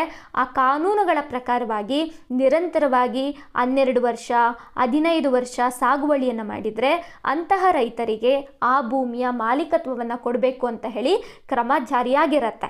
ಹಾಗಾಗಿ ಇವರು 10 ವರ್ಷಕ್ಕೆ ಕಡ್ಡಾಯ ಮಾಡ್ತಾರೆ ಅಂತ ಹೇಳಿ ನಾವು ನೋಡ್ಬೋದು. ಸೊ ಇದಾದ ನಂತರದಲ್ಲಿ ಗೇಣಿದಾರನು ಸ್ವತಃ 25 ಎಕರೆ ಭೂಮಿಯನ್ನು ಪಡೆಯಲು ಅನುಮತಿಯನ್ನು ನೀಡಲಾಗುತ್ತೆ. ಹಾಗೆ ಭೂ ಒಡೆಯನು 25 ಎಕರೆಯಿಂದ 100 ಎಕರೆವರೆಗೆ ಭೂಮಿಯನ್ನು ಪಡೆಯಲು ಅನುಮತಿಯನ್ನು ನೀಡಲಾಗುತ್ತೆ. ನಂತರ ಇಲ್ಲೊಂದು ಪಾಯಿಂಟ್ ಇದೆ ನೋಡಿ, ಇದು ಬಹಳಷ್ಟು ಇಂಪಾರ್ಟೆಂಟ್ ಆಗುತ್ತೆ. ಸೊ 4 ಭಾಗದಷ್ಟು ರೈತರು ಬೆಳೆಯನ್ನು ಬೆಳೆದಿರ್ತಾರೆ. ಸೊ ಇದರಲ್ಲಿ ಕೇವಲ 1 ಭಾಗದಷ್ಟು ಮಾತ್ರ ಭೂ ಮಾಲೀಕರು ಪಾಲನ್ನು ಪಡೀಲಿಕ್ಕೆ ಅವಕಾಶ ಇರುತ್ತೆ. ಉದಾಹರಣೆಗೆ 100% ಅಂತ ತಗೊಂಡ್ರೆ ಅದರಲ್ಲಿ 25 ಭಾಗ ಮಾತ್ರ ಭೂ ಮಾಲೀಕರಿಗೆ ಸೇರುತ್ತೆ. ಇನ್ನು 75% ಅಷ್ಟು ಬೆಳೆ ಅನ್ನುವಂಥದ್ದು ಅಥವಾ ಲಾಭ ಅನ್ನುವಂಥದ್ದು ನಮ್ಮ ರೈತರಿಗೆ ಸಿಗಬೇಕು ಅಂತ ಹೇಳಿ ಒಂದು ಕಾನೂನನ್ನು ಜಾರಿಗೆ ಮಾಡ್ತಾರೆ. ಸೊ ನಂತರದಲ್ಲಿ ಈ ಒಂದು ನಿಯಮವನ್ನು ಗೇಣಿದಾರರ ರಕ್ಷಣೆಗೆ ಮಾಡಲಾಗುತ್ತೆ. ಕಾರಣ ಏನು ಅಂದರೆ ಈ ಭೂ ಮಾಲೀಕರು ಏನು ಮಾಡ್ತಾ ಇರ್ತಾರೆ, ಈ ಹಿಂದೆ ಯಥೇಚ್ಛ ಪ್ರಮಾಣದ ಬಾಡಿಗೆಯನ್ನು ಪಡ್ಕೊಳ್ತಾ ಇರ್ತಾರೆ, ಯಥೇಚ್ಛ ಪ್ರಮಾಣದ ಪಾಲನ್ನು ಪಡ್ಕೊಳ್ತಾ ಇರ್ತಾರೆ. ಹಾಗಾಗಿ ಇವರಿಂದ ಗೇಣಿದಾರರನ್ನು ರಕ್ಷಣೆ ಮಾಡಬೇಕಂತ ಹೇಳಿ ಈ ಒಂದು ನಿಯಮವನ್ನು ಜಾರಿಗೆ ತಗೊಂಡ್ಬರ್ತಾರೆ. ಸೊ ಇದಾದ ನಂತರದಲ್ಲಿ 12 ವರ್ಷಕ್ಕಿಂತ ಹೆಚ್ಚು ಕಾಲ ಭೂಮಿಯನ್ನು ಸಾಗುವಳಿಯನ್ನು ಮಾಡಿದಂತಹ ಗೇಣಿದಾರರು ಭೂಮಿಯ ಮಾಲೀಕತ್ವವನ್ನು ಪಡೆಯಲು ಅವರಿಗೆ ಅವಕಾಶವನ್ನು ನೀಡಲಾಗುತ್ತೆ ಅಂತ ಹೇಳಿ 1954ರ ತಿದ್ದುಪಡಿ ಕಾಯ್ದೆ ಮಾತಾಡುತ್ತೆ. ಸೊ ಇದಾದ ನಂತರದಲ್ಲಿ ಈ ಭೂ ಮಾಲೀಕರು ಅಂತ ಏನಿರ್ತಾರೆ ಇವರು ಸ್ವತಃ ಸಾಗುವಳಿಯನ್ನು ಮಾಡ್ತೀನಿ ಅಂತ ಹೇಳಿದ್ರೆ ಈ ಗೇಣಿದಾರರಿಗೆ ಏನು ಭೂಮಿಯನ್ನು ಕೊಟ್ಟಿರ್ತಾರೋ ಅವರಿಂದ ವಾಪಸ್ಸು ಆ ಭೂಮಿಯನ್ನು ಹಿಂಪಡೆಯುವಂತಹ ಅವಕಾಶವನ್ನು ಕೂಡ ಭೂ ಮಾಲೀಕರಿಗೆ ಕೊಡಲಾಗತ್ತೆ. ಸೊ ಇದಿಷ್ಟು ಕೂಡ 1952ರಲ್ಲಿ ಜಾರಿಯಾದಂತಹ ಮೈಸೂರು ಟೆನೆನ್ಸಿ ಆ್ಯಕ್ಟಿಗೆ 1954ರಲ್ಲಿ ಜಾರಿ ಮಾಡಲಾದಂತಹ ತಿದ್ದುಪಡಿಯಲ್ಲಿರುವಂತಹ ಮಾಹಿತಿಗಳು ಆಗಿರುತ್ತೆ. ಸೊ ಇದಿಷ್ಟು ಕೂಡ ಬಹಳಷ್ಟು ಇಂಪಾರ್ಟೆಂಟ್ ಆಗಿರುತ್ತೆ. ಸೊ ನಂತರ ಇಲ್ಲೊಂದು ಪ್ರಶ್ನೆ ಇದೆ, ನೋಡ್ತಾ ಹೋಗೋಣ. 1954ರ ಮೈಸೂರು ಟೆನೆನ್ಸಿ ಕಾಯ್ದೆಗೆ ಸಂಬಂಧಪಟ್ಟ ಹಾಗೆ ಇಲ್ಲಿ ಹೇಳಿಕೆಗಳನ್ನು ಕೊಟ್ಟಿದ್ದಾರೆ. ಸೊ ನೋಡ್ತಾ ಹೋಗೋಣ. ಸೊ ಆಪ್ಷನ್ ಎ ಇದೆ ಗೇಣಿಯ ಪ್ರಮಾಣ 4/1 ಅಧಿಕವಾಗಿರಕೂಡದು ಅಂತ ಹೇಳಿದ್ದಾರೆ. ಆಪ್ಷನ್ ಬಿ ಇದೆ, 12 ವರ್ಷಗಳಿಗಿಂತ ಅಧಿಕ ಕಾಲ ಗೇಣಿದಾರನಿಗೆ ಭೂ ಒಡೆಯನ್ನಾಗಿಸುವಂಥದ್ದು. ಆಪ್ಷನ್ ಸಿ ಇದೆ, ಭೂಮಿಯನ್ನು ಮಾರಾಟ ಮಾಡುವ ಅಧಿಕಾರ ರೈತನಿಗೆ ನೀಡಿತು. ಆಪ್ಷನ್ ಡಿ ಇದೆ, ಭೂಮಿಯ ಒಡೆಯ ತನ್ನ ಸ್ವಂತ ಸಾಗುವಳಿಗೆ ಗೇಣಿದಾರನಿಂದ ಭೂಮಿಯನ್ನು ಪಡಿಬಹುದು ಅಂತ ಹೇಳಿ ಆಪ್ಷನ್ಸನ್ನು ಕೊಟ್ಟಿದ್ದಾರೆ. ಸೊ ಈ ಒಂದು ಪ್ರಶ್ನೆಗೆ ನಾವು ಆನ್ಸರನ್ನು ನಾವು ಈಗ ಆಲ್ರೆಡಿ ಅಧ್ಯಯನವನ್ನು ಮಾಡಿದ್ದೇವೆ. ಸೊ ಹಾಗಾಗಿ ನಾನು ಕೊಟ್ಟಿರುವಂತಹ ಪ್ರತಿಯೊಂದು ಮಾಹಿತಿಯು ಈ ಹಿಂದೆ ಪ್ರಶ್ನೆ ಪತ್ರಿಕೆಯಲ್ಲಿ ಬಂದಿರುವಂಥ ಮಾಹಿತಿಯಾಗಿರುತ್ತೆ. ಹಾಗಾಗಿ ನೀವು ತುಂಬ ಚೆನ್ನಾಗಿ ಓದ್ಕೊಳ್ಬೋದು. ಸೊ ಇದಕ್ಕೆ ಉತ್ತರವನ್ನು ನಾವು ನೋಡೋದಾದರೆ, ಗೇಣಿಯ ಪ್ರಮಾಣ 4/1 ಅಧಿಕವಾಗಿರಬಾರದು. ಎಸ್, ಹೌದು, ರೈಟ್ ಇದೆ. 12 ವರ್ಷಕ್ಕಿಂತ ಹೆಚ್ಚು ಕಾಲ ಗೇಣಿಯನ್ನು ಮಾಡಿದಂತಹ ಗೇಣಿದಾರರಿಗೆ ಭೂ ಮಾಲೀಕತ್ವವನ್ನು ಕೊಟ್ಟಿದ್ದಾರೆ. ಹೌದು, ರೈಟು. ಬಟ್ ಆದರೆ ಭೂಮಿಯನ್ನು ಮಾರಾಟ ಮಾಡುವ ಅಧಿಕಾರವನ್ನು ರೈತರಿಗೆ ಕೊಟ್ಟಿದ್ದಾರೆ ಅಂತ ಹೇಳಿದ್ದಾರೆ. ಸೊ ಆ್ಯಕ್ಚುಲಿ ಇದು ತಪ್ಪು. ಯಾಕೆ ಅಂದರೆ ರೈತರಿಗೆ ಮಾಲೀಕತ್ವವನ್ನು ಕೊಟ್ಟಿದ್ದಾರೆ ಹೊರತು ಆ ಭೂಮಿಯನ್ನು ಮಾರಾಟ ಮಾಡುವಂಥ ಹಕ್ಕನ್ನು 1954 ಮೈಸೂರು ಟೆನೆನ್ಸಿ ಕಾಯ್ದೆ ಕೊಡೋದಿಲ್ಲ. ಹಾಗಾಗಿ ಆಪ್ಷನ್ ಸಿ ಅನ್ನುವಂಥದ್ದು ತಪ್ಪಾಗುತ್ತೆ. ನಂತರ ಭೂಮಿಯ ಒಡೆಯ ತನ್ನ ಸ್ವಂತ ಸಾಗುವಳಿಯನ್ನು ಮಾಡಲಿಕ್ಕೆ ಗೇಣಿದಾರರಿಂದ ಭೂಮಿಯನ್ನು ಹಿಂಪಡೆಯುವಂತಹ ಅವಕಾಶವನ್ನು ಕೂಡ ಕೊಡಲಾಗುತ್ತೆ. ಹೌದು, ಇದು ಕೂಡ ರೈಟ್ ಇದೆ. ಸೊ ಅಲ್ಲಿಗೆ ಎ ಬಿ ಡಿ ರೈಟ್ ಇದೆ. ಸೊ ಅಲ್ಲಿಗೆ ಆಪ್ಷನ್ 4 ಅನ್ನುವಂಥದ್ದು ರೈಟ್ ಆಗುತ್ತೆ. ಓಕೆ. ಸೊ ಮುಂದಿನ ಒಂದು ಕಾಯ್ದೆಯನ್ನು ನಾವು ನೋಡೋದಾದರೆ, ಇನಾಮ್ ಭೂಮಿಗಳನ್ನು ರದ್ದು ಮಾಡುವಂತಹ ಕಾಯ್ದೆಗಳು ಬರುತ್ತೆ. ಮೊಟ್ಟ ಮೊದಲ ಬಾರಿಗೆ 1954 ಬರುತ್ತೆ. ನಂತರ 1955 ಬರುತ್ತೆ. ಸೊ ಅದಾದ ನಂತರ ಕೂಡ ಬಹಳಷ್ಟು ಇನಾಮ್ ಕಾಯ್ದೆಗಳು ಬರುತ್ತೆ. ಆದರೆ ನಮಗೆ ಎಕ್ಸಾಮ್ ದೃಷ್ಟಿಯಿಂದ ಈ 2 ಇನಾಮ್ ಕಾಯ್ದೆಗಳು ಬಹಳಷ್ಟು ಇಂಪಾರ್ಟೆಂಟ್ ಆಗುತ್ತೆ. ಮೊದಲಿಗೆ 1954 ಮೈಸೂರು ವೈಯಕ್ತಿಕ ಮತ್ತು ವಿವಿಧ ಇನಾಮುಗಳ ನಿರ್ಮೂಲನಾ ಕಾಯ್ದೆ ಬರುತ್ತೆ. ಸೊ ಈ ಒಂದು ಕಾಯ್ದೆಯ ಮೂಲ ಉದ್ದೇಶ ಏನಾಗಿರುತ್ತೆ ಅಂದರೆ, ಇನಾಮ್ ಒಂದು ಪದ್ಧತಿಯನ್ನು ಸಂಪೂರ್ಣವಾಗಿ ರದ್ದುಗೊಳಿಸುವಂಥದ್ದು. ಹಾಗೆ ಇನಾಮ್ದಾರರ ಬದಲು ಭೂಮಿಯನ್ನು ನಿಜವಾದ ಬೆಳೆಗಾರರು ಅಂದರೆ ರೈತರಿಗೆ ಆ ಒಂದು ಭೂಮಿಯ ಮಾಲೀಕತ್ವವನ್ನು ಕೊಡುವಂಥದ್ದು ಈ ಒಂದು ಕಾಯ್ದೆಯ ಮೂಲ ಉದ್ದೇಶ ಆಗಿರುತ್ತೆ. ನಂತರ ಹಿಂದೆ ಸರ್ಕಾರ ಆಗಿರ್ಬೋದು ಅಥವಾ ರಾಜರಿಂದ ಧಾರ್ಮಿಕ ಸೇವೆ, ಶಿಕ್ಷಣ ಮತ್ತು ವೈಯಕ್ತಿಕ ಸೇವೆಗಾಗಿ ನೀಡಲಾಗಿದ್ದಂತಹ ಇನಾಮ್ ಭೂಮಿಗಳನ್ನು ಈ ಕಾಯ್ದೆಯ ಮೂಲಕ ಸರ್ಕಾರ ತನ್ನ ವಶಕ್ಕೆ ಪಡ್ಕೊಳ್ಳುತ್ತೆ. ಹಾಗೆ ಆ ಭೂಮಿಯನ್ನು ಕೃಷಿ ಮಾಡ್ತಿದ್ದಂತಹ ರೈತರಿಗೆ ಹಕ್ಕುಗಳನ್ನು ಕೊಡುತ್ತೆ ಅಂತ ಹೇಳಿ ನಾವು ನೋಡ್ಬೋದು. ನಂತರ 1955 ಮೈಸೂರು ಧಾರ್ಮಿಕ ಮತ್ತು ದತ್ತಿ ಇನಾಮುಗಳ ನಿರ್ಮೂಲನಾ ಕಾಯ್ದೆ ಬರುತ್ತೆ. ಸೊ ಇದರ ಮೂಲ ಉದ್ದೇಶವನ್ನು ನಾವು ನೋಡೋದಾದರೆ, ಧಾರ್ಮಿಕ ದತ್ತಿ ಮತ್ತು ಚಾರಿಟಬಲ್ ಟ್ರಸ್ಟ್ಗಳ ಅನುಕೂಲಕ್ಕಾಗಿ ನೀಡಲಾಗಿದ್ದಂತಹ ಇನಾಮ್ ಭೂಮಿಯನ್ನು ಇಲ್ಲಿ ರದ್ದನ್ನು ಮಾಡಲಾಗುತ್ತೆ. ನೀರಾವರಿ, ಕೆರೆ, ನದಿ, ಕರಕುಶಲತೆ ಸಂರಕ್ಷಣೆಗಾಗಿ ನೀಡಲಾಗಿದ್ದಂತಹ ಇನಾಮ್ ಭೂಮಿಗಳನ್ನು ಇಲ್ಲಿ ರದ್ದು ಮಾಡ್ತಾರೆ ಅಂತ ಹೇಳಿ ನಾವು ನೋಡ್ಬೋದಾಗಿರುತ್ತೆ. ಸೊ 1954 ಕಾಯ್ದೆ ಮತ್ತು 1955 ಕಾಯ್ದೆ ಭಾಳಷ್ಟು ಇಂಪಾರ್ಟೆಂಟ್ ಆಗುತ್ತೆ. ಓಕೆ. ಸೊ ನಂತರದಲ್ಲಿ ನಾವು 1957 ಬಿ ಡಿ ಜತ್ತಿ ಸಮಿತಿಯನ್ನು ಸರ್ಕಾರ ರಚನೆಯನ್ನು ಮಾಡುತ್ತೆ. ಯಾಕೆ ರಚನೆಯನ್ನು ಮಾಡುತ್ತೆ ಅಂತ ಹೇಳಿ ನಾವು ನೋಡೋದಾದರೆ, ಸೊ ನಮ್ಮೆಲ್ಲರಿಗೂ ಕೂಡ ಗೊತ್ತಿರೋ ಹಾಗೆ 1947 ನಮಗೆ ಸ್ವತಂತ್ರ ಸಿಗುತ್ತೆ. ಅದಾದ ನಂತರ ಮೈಸೂರು ಆಡಳಿತ ಅನ್ನುವಂಥದ್ದು ಏನು ರಾಜವಂಶದವರು ಮಾಡ್ಕೊಂಡು ಬರ್ತಾಯಿದ್ರು, ಸೊ ಅದು ಅಲ್ಲಿಗೆ ಸ್ಟಾಪ್ ಆಗುತ್ತೆ. ಅದಾದ ನಂತರದಲ್ಲಿ ಸ್ವತಂತ್ರ ಮೈಸೂರು ಅಂತ ಹೇಳಿ ಆಗುತ್ತೆ. ನಂತರ 1956 ಮೈಸೂರು ರಾಜ್ಯ ಸ್ಥಾಪನೆ ಆಗುತ್ತೆ. ಮೈಸೂರು ರಾಜ್ಯ ಸ್ಥಾಪನೆ ಆಗುತ್ತೆ. ನಂತರ 1973 ಇದೇ ಮೈಸೂರು ರಾಜ್ಯಕ್ಕೆ ಕರ್ನಾಟಕ ಅಂತ ಹೇಳಿ ನಾಮಕರಣವನ್ನು ಮಾಡ್ತಾರೆ. ಕರ್ನಾಟಕ ಅಂತ ಹೇಳಿ ನಾಮಕರಣವನ್ನು ಮಾಡ್ತಾರೆ. ಸೊ ಏನು 1956 ಮೈಸೂರು ರಾಜ್ಯ ಆಗಿರುತ್ತೆ. ಈ ಸಂದರ್ಭದಲ್ಲಿ ಕೆಲವೊಂದಿಷ್ಟು ಪ್ರದೇಶಗಳು ಬೇರೆ ರಾಜ್ಯಗಳ ಜೊತೆ ವಿಲೀನ ಆಗಿರುತ್ತೆ. ಸೊ ಹಾಗಾಗಿ ಅಂತಹ ಪ್ರದೇಶದಲ್ಲಿ ಆ ರಾಜ್ಯದವರು ಯಾವ ಕಾಯ್ದೆಯನ್ನು ಜಾರಿಗೆ ತಗೊಂಡ್ಬರ್ತಾರೋ ಅಂತಹ ಕಾಯ್ದೆಯನ್ನು ಈ ಪ್ರದೇಶಗಳು ಕೂಡ ಜಾರಿಯನ್ನು ಮಾಡ್ಕೊಂಡಿರುತ್ತೆ. ಸೊ ಉದಾಹರಣೆಗೆ ಹೇಳಬೇಕು ಅಂತ ಹೇಳಿದ್ರೆ, ಮದ್ರಾಸ್ನಲ್ಲಿ 1956ರಲ್ಲಿ ಮದ್ರಾಸ್ ಉಳುಮೆ ಮಾಡುವ ಗೇಣಿದಾರರ ಕಾಯ್ದೆಯನ್ನು ಜಾರಿಗೆ ತಂದಿರುತ್ತೆ. ಈ ಒಂದು ಕಾಯ್ದೆ ನಮ್ಮ ಮೈಸೂರು ರಾಜ್ಯದಲ್ಲಿ ಕಂಡುಬರುವಂತಹ ದಕ್ಷಿಣ ಕನ್ನಡ ಮತ್ತು ಕೊಳ್ಳೇಗಾಲ ಭಾಗದಲ್ಲೂ ಕೂಡ ಜಾರಿಯಲ್ಲಿರುತ್ತೆ. ಅದೇ ರೀತಿಯಲ್ಲಿ ಬಾಂಬೆ ಗೇಣಿ ಮತ್ತು ಕೃಷಿ ಕಾಯ್ದೆ ಅಂತ ಹೇಳಿ 1948ರಲ್ಲಿ ಬರುತ್ತೆ. ಸೊ ಈ ಕಾಯ್ದೆ ನಮ್ಮ ಉತ್ತರ ಕರ್ನಾಟಕದ ಕೆಲವೊಂದಿಷ್ಟು ಪ್ರದೇಶಗಳಲ್ಲಿ ಜಾರಿಯಲ್ಲಿರುತ್ತೆ. ನಂತರ ಹೈದರಾಬಾದ್ ಗೇಣಿ ಕೃಷಿ ಕಾಯ್ದೆ ಅಂತ ಹೇಳಿ 1950ರಲ್ಲಿ ಬರುತ್ತೆ. ಸೊ ಈ ಒಂದು ಗೇಣಿ ಕಾಯ್ದೆ ಕೂಡ ನಮ್ಮ ಕರ್ನಾಟಕದ ಕೆಲವೊಂದಿಷ್ಟು ಭಾಗಗಳಲ್ಲಿ ಜಾರಿಯಲ್ಲಿರುತ್ತೆ.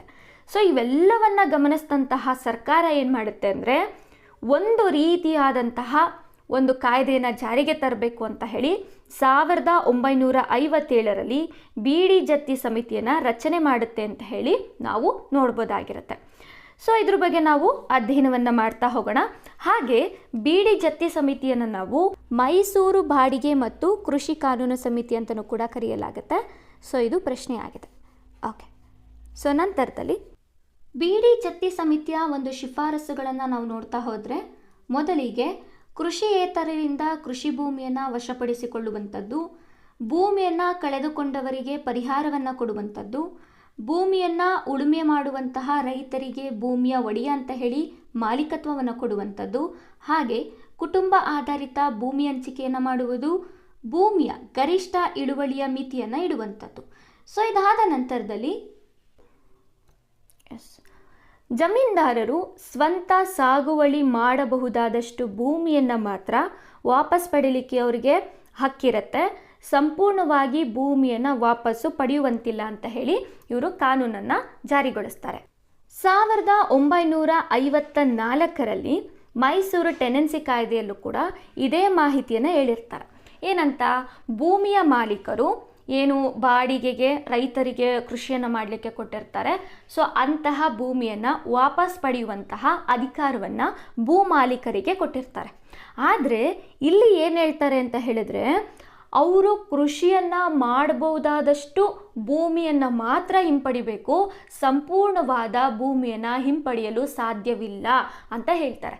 ಯಾಕೆ ಅಂತ ಹೇಳಿದ್ರೆ 1954ರ ಟೆನೆನ್ಸಿ ಕಾಯ್ದೆಯ ನಂತರದಲ್ಲಿ ಈ ಭೂ ಮಾಲೀಕರು ಏನು ಮಾಡ್ತಾರೆ ಅಂದರೆ, ಪ್ರತಿಯೊಬ್ಬ ಗೇಣಿದಾರರನ್ನು ಅವ್ರು ಕೃಷಿ ಮಾಡಲಿ ಮಾಡದೆ ಹೋಗಲಿ ಭೂ ಮಾಲೀಕರು ನನಗೆ ಆ ಭೂಮಿ ವಾಪಸ್ ಬೇಕು ಅಂತ ಹೇಳಿ ಎಲ್ಲ ರೈತರನ್ನು ಭೂಮಿಯಿಂದ ಹೊರ ಹಾಕ್ತಿರ್ತಾರೆ.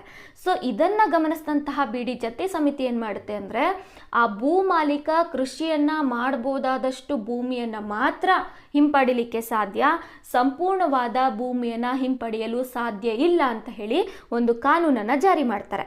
ನಂತರದಲ್ಲಿ ಭೂಮಿಯನ್ನು ಗುತ್ತಿಗೆ ಕೊಡುವುದನ್ನು ಸಂಪೂರ್ಣವಾಗಿ ನಿಷೇಧಿಸುವಂತೆ ಶಿಫಾರಸನ್ನು ಮಾಡುತ್ತೆ.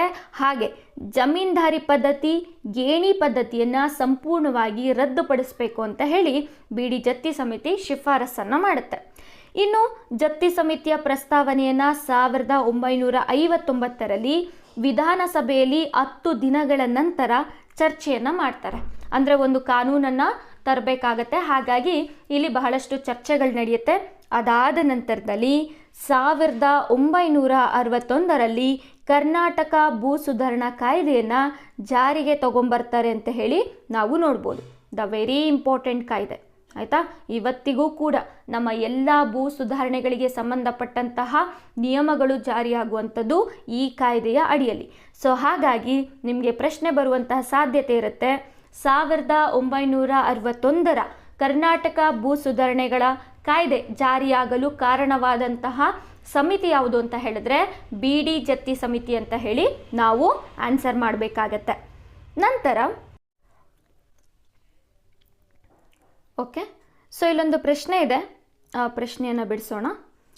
1961ರ ಕರ್ನಾಟಕ ಭೂ ಸುಧಾರಣಾ ಕಾನೂನು ಯಾವ ಸಮಿತಿಯ ವರದಿಯ ಅನುಸಾರ ರೂಪುಗೊಂಡಿದೆ ಅಂತ ಹೇಳಿ ಕ್ವಶನನ್ನು ಕೇಳಿದ್ದಾರೆ. ಸೊ ನಾವು ಈಗ ತಾನೇ ಕಲ್ತ್ವಿ.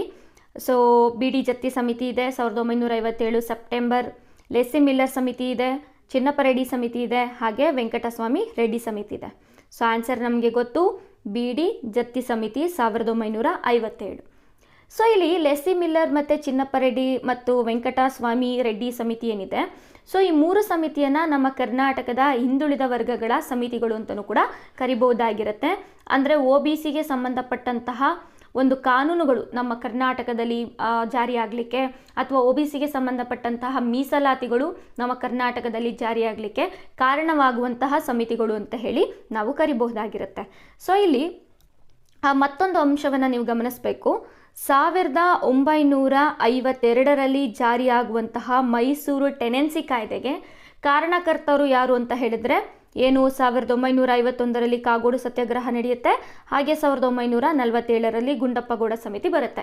ಸೊ ಇವೆರಡನ್ನೂ ಕೂಡ ನಾವು 1952ರಲ್ಲಿ ಜಾರಿಯಾದಂತಹ ಒಂದು ಕಾಯ್ದೆಗೆ ಕಾರಣ ಅಂತ ಹೇಳಿ ನೋಡ್ಬೋದು. ಅದೇ 1961ರಲ್ಲಿ ಜಾರಿಯಾಗುವಂತಹ ಕಾಯ್ದೆಗೆ ಕಾರಣ ಯಾರು ಅಂದರೆ ಬಿಡಿ ಜತ್ತಿ ಸಮಿತಿ ಅಂತ ಹೇಳಿ ನಾವು ನೋಡ್ಬೋದಾಗಿರುತ್ತೆ. ಓಕೆ, ಸೊ ಮುಂದಿನ ಒಂದು ವಿಚಾರವನ್ನು ನಾವು ನೋಡ್ತಾ ಹೋಗೋಣ. ಸೊ ಈಗ ನಾವು ಕಲಿಬೇಕಾಗತ್ತೆ 1961ರ ಕರ್ನಾಟಕ ಭೂ ಸುಧಾರಣಾ ಕಾಯ್ದೆ ಬಗ್ಗೆ. ವಿಧಾನಸಭೆಯಲ್ಲಿ ಅಂಗೀಕರಿಸಲ್ಪಟ್ಟ ಈ ಕಾಯ್ದೆ 1962ರಲ್ಲಿ ರಾಷ್ಟ್ರಪತಿಗಳ ಒಪ್ಪಿಗೆಯೊಂದಿಗೆ ಕರ್ನಾಟಕ ಭೂ ಸುಧಾರಣಾ ಕಾಯ್ದೆ 1961 1965ನೇ ಇಸ್ವಿಯಲ್ಲಿ ಜಾರಿಯಾಗುತ್ತೆ ಅಂತ ಹೇಳಿ ನಾವು ನೋಡ್ಬೋದು. ಏನು 1961ರಲ್ಲಿ ಇದನ್ನು ಜಾರಿ ಮಾಡಬೇಕು ಅಂತ ಹೇಳ್ತಾರೆ, ಆದರೆ ಬಹಳಷ್ಟು ವಿಳಂಬ ಆಗುತ್ತೆ. 1962ರಲ್ಲಿ ರಾಷ್ಟ್ರಪತಿಗಳು ಸಹಿ ಹಾಕ್ತಾರೆ. ಅದಾದ ನಂತರದಲ್ಲಿ 1965ರಲ್ಲಿ ಅಧಿಕೃತವಾಗಿ ಈ ಒಂದು ಕಾಯ್ದೆಯನ್ನು ಜಾರಿ ಮಾಡಲಾಗತ್ತೆ. ಆದರೆ ನಾವು ಕಾಯ್ದೆಯನ್ನು 1961 ಅಂತಲೇ ಕರಿಬೇಕಾಗತ್ತೆ. ಓಕೆ, ಸೊ 1961ರ ಕಾಯ್ದೆಯ ವಿವರಗಳನ್ನು ನಾವು ನೋಡ್ತಾ ಹೋಗೋಣ.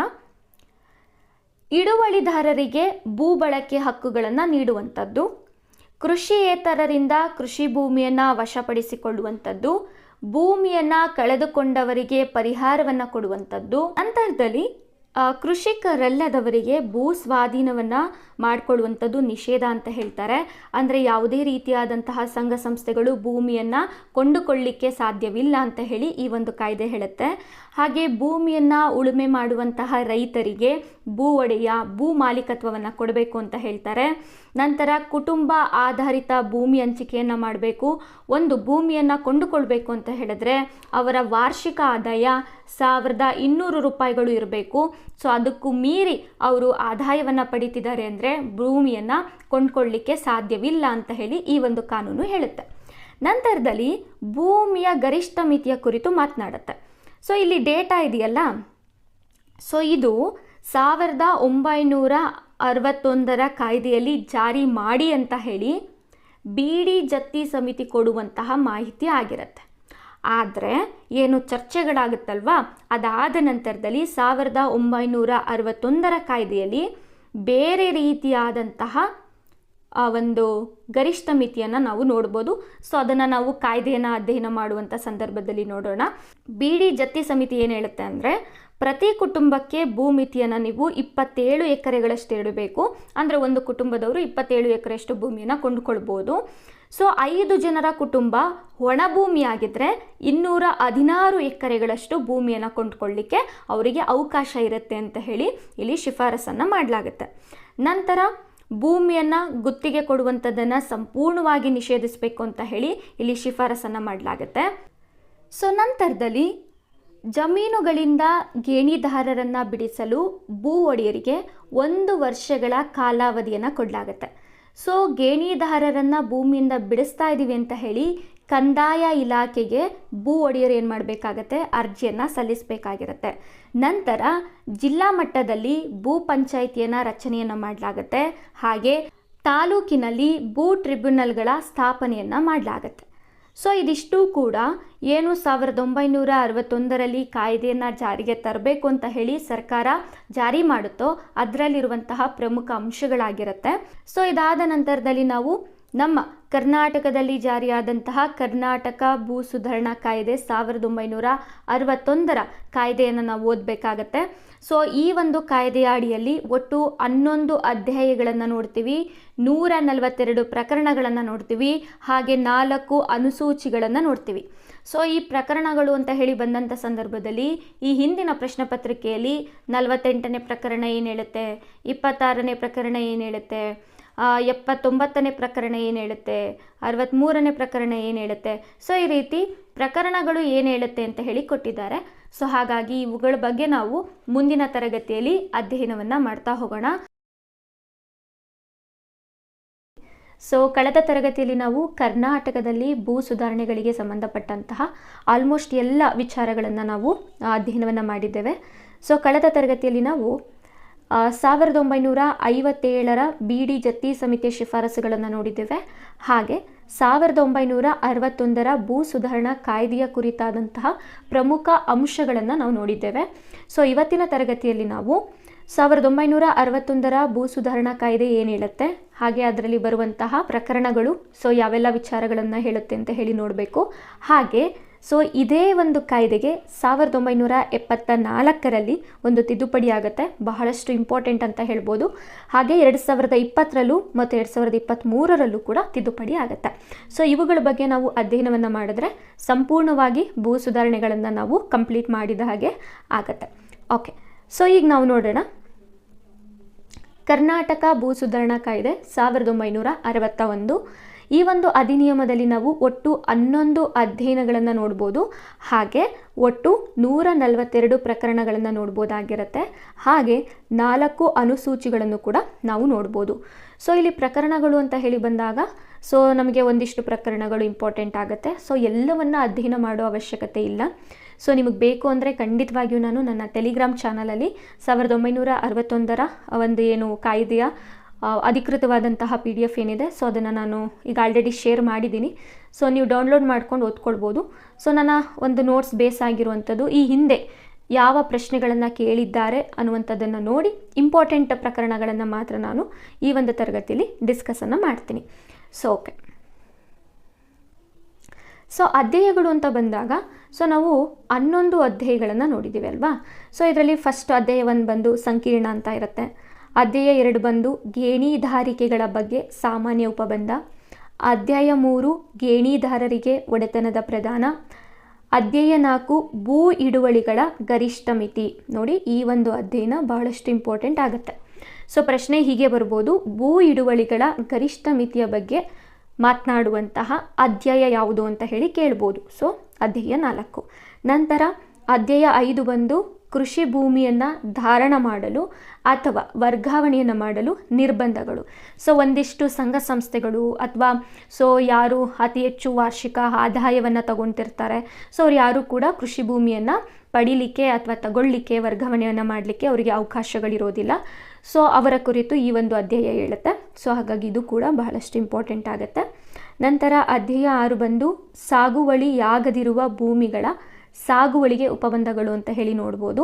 ನಂತರ ಅಧ್ಯಾಯ 7 ಬಂದು ಸಹಕಾರಿ ಕೃಷಿ ಕ್ಷೇತ್ರಗಳು ಅಂತ ಹೇಳಿ ಬರುತ್ತೆ. ಅಧ್ಯಾಯ 8 ಬಂದು ವಿನಾಯಿತಿಗಳಿದೆ. ಅಧ್ಯಾಯ 9 ಬಂದು ನ್ಯಾಯಾಲಯಗಳ ಕಾರ್ಯವಿಧಾನ ಮತ್ತು ಅಧಿಕಾರ ವ್ಯಾಪ್ತಿ ಇದೆ.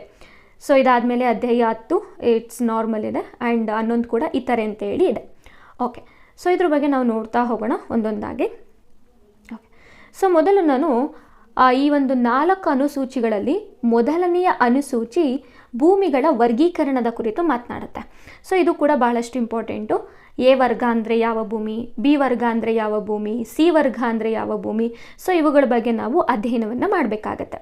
ಸೊ ಮೊದಲಿಗೆ ಎ ಕ್ಲಾಸ್ ಲ್ಯಾಂಡ್ ಅಂತ ಅಂದರೆ ಎ ವರ್ಗ ಭೂಮಿ ಅಂತ ಹೇಳಿ ಸರ್ಕಾರಿ ಕಾಲುವೆಗಳು ಮತ್ತು ಸರ್ಕಾರಿ ಟ್ಯಾಂಕುಗಳಿಂದ ಖಚಿತ ನೀರಾವರಿ ಸೌಲಭ್ಯವನ್ನು ಹೊಂದಿರುವ ಭೂಮಿಗಳು ವರ್ಷದಲ್ಲಿ 2 ಬೆಳೆ ಭತ್ತ ಅಥವಾ 1 ಬೆಳೆ ಕಬ್ಬಿಗೆ ನೀರು ಸರಬರಾಜು ಮಾಡುವ ಸಾಮರ್ಥ್ಯವನ್ನು ಹೊಂದಿರುವಂತಹ ಭೂಮಿಗಳನ್ನು ನಾವು ಎ ವರ್ಗ ಭೂಮಿ ಅಂತ ಹೇಳಿ ಕರಿತೀವಿ. ಆಯಿತಾ, ಅಂದರೆ ನೀರಾವರಿ ಭೂಮಿ ಅಂತ ಹೇಳಿ ಒಟ್ಟಾರೆಯಾಗಿ ನೋಡ್ಬೋದು. ಸೊ ನಂತರದಲ್ಲಿ ಬಿ ಕ್ಲಾಸ್ ಲ್ಯಾಂಡ್ ಅಂತ ಹೇಳಿ ಅಂದರೆ ಬಿ ವರ್ಗ ಭೂಮಿ ಅಂತ ಹೇಳಿ ಸರ್ಕಾರಿ ಕಾಲುವೆಗಳು ಮತ್ತು ಸರ್ಕಾರಿ ಟ್ಯಾಂಕುಗಳಿಂದ ಖಚಿತ ನೀರಾವರಿ ಸೌಲಭ್ಯವನ್ನು ಹೊಂದಿರುವ ಭೂಮಿಗಳು ವರ್ಷದಲ್ಲಿ 1 ಬೆಳೆ ಭತ್ತಕ್ಕೆ ಮಾತ್ರ ನೀರನ್ನು ಸರಬರಾಜು ಮಾಡುವ ಸಾಮರ್ಥ್ಯವಿರುವಂತಹ ಭೂಮಿಯನ್ನು ನಾವು ಬಿ ವರ್ಗ ಭೂಮಿ ಅಂತ ಹೇಳಿ ಕರಿತೀವಿ. ಸೊ ಇದು ಫಸ್ಟ್ ಟರ್ಮ್ ಆಯಿತಾ. ಮತ್ತೊಂದು ಸೆಂಟೆನ್ಸನ್ನು ನಾವು ನೋಡೋದಾದರೆ, ರಾಜ್ಯ ಸರ್ಕಾರವು ನಿರ್ವಹಿಸುವ ಇಂತಹ ಲಿಫ್ಟ್ ನೀರಾವರಿ ಯೋಜನೆಗಳಿಂದ ನೀರಾವರಿ ಮಾಡಲಾದ ಜಮೀನುಗಳು 2 ಬೆಳೆ ಭತ್ತ ಅಥವಾ 1 ಬೆಳೆ ಕಬ್ಬಿಗೆ ನೀರನ್ನು ಪೂರೈಸುವ ಸಾಮರ್ಥ್ಯವನ್ನು ಹೊಂದಿರುವಂತಹ ಭೂಮಿಗಳನ್ನು ಕೂಡ ನಾವು ಬಿ ವರ್ಗ ಭೂಮಿಗಳು ಅಂತ ಹೇಳಿ ಕರಿಬಹುದಾಗಿರುತ್ತೆ. ಸೊ ನಂತರದಲ್ಲಿ ಸಿ ವರ್ಗ ಭೂಮಿ ಅಂತ ಹೇಳಿ ಎ ವರ್ಗ ಬಿ ವರ್ಗದ ಅಡಿಯಲ್ಲಿ ಬರುವ ಜಮೀನುಗಳನ್ನು ಹೊರತುಪಡಿಸಿ ಸರ್ಕಾರವು ನಿರ್ವಹಿಸುವ ಲಿಫ್ಟ್ ನೀರಾವರಿ ಯೋಜನೆಗಳು ಸೇರಿದಂತೆ ಯಾವುದೇ ಸರ್ಕಾರಿ ನೀರಾವರಿ ಮೂಲಗಳಿಂದ ನೀರಾವರಿಯನ್ನು ಪಡೆಯುವಂತಹ ಜಮೀನುಗಳನ್ನು ನಾವು ಸಿ ವರ್ಗ ಭೂಮಿಗಳು ಅಂತ ಹೇಳಿ ಕರಿಬಹುದಾಗಿರುತ್ತೆ. ನಂತರದಲ್ಲಿ ಮಳೆಯ ಸಹಾಯದಿಂದ ಭತ್ತದ ಬೆಳೆ ಅಥವಾ ಅಡಿಕೆ ಬೆಳೆಗಳನ್ನು ಬೆಳೆಯಬಹುದಾದಂತಹ ಭೂಮಿಗಳನ್ನು ಕೂಡ ನಾವು ಸಿ ವರ್ಗ ಭೂಮಿ ಅಂತ ಹೇಳಿ ಕರಿಬಹುದು. ಹಾಗೆ ನದಿ ಅಥವಾ ಸರ್ಕಾರಿ ಕಾಲುವೆ ಅಥವಾ ಸರ್ಕಾರಿ ಟ್ಯಾಂಕಿನಿಂದ ನೀರನ್ನು ಪಂಪ್ ಸೆಟ್ಗಳ ಮೂಲಕ ಪಡೆದು ಬೆಳೆಯನ್ನು ಬೆಳೆಯುವಂತಹ ಭೂಮಿಗಳನ್ನು ಕೂಡ ನಾವು ಸಿ ವರ್ಗ ಭೂಮಿ ಅಂತ ಹೇಳಿ ಕರಿಬಹುದಾಗಿರುತ್ತೆ. ನಂತರದಲ್ಲಿ ಡಿ ಕ್ಲಾಸ್ ಲ್ಯಾಂಡ್ ಅಂತ ಹೇಳಿ ಬರುತ್ತೆ.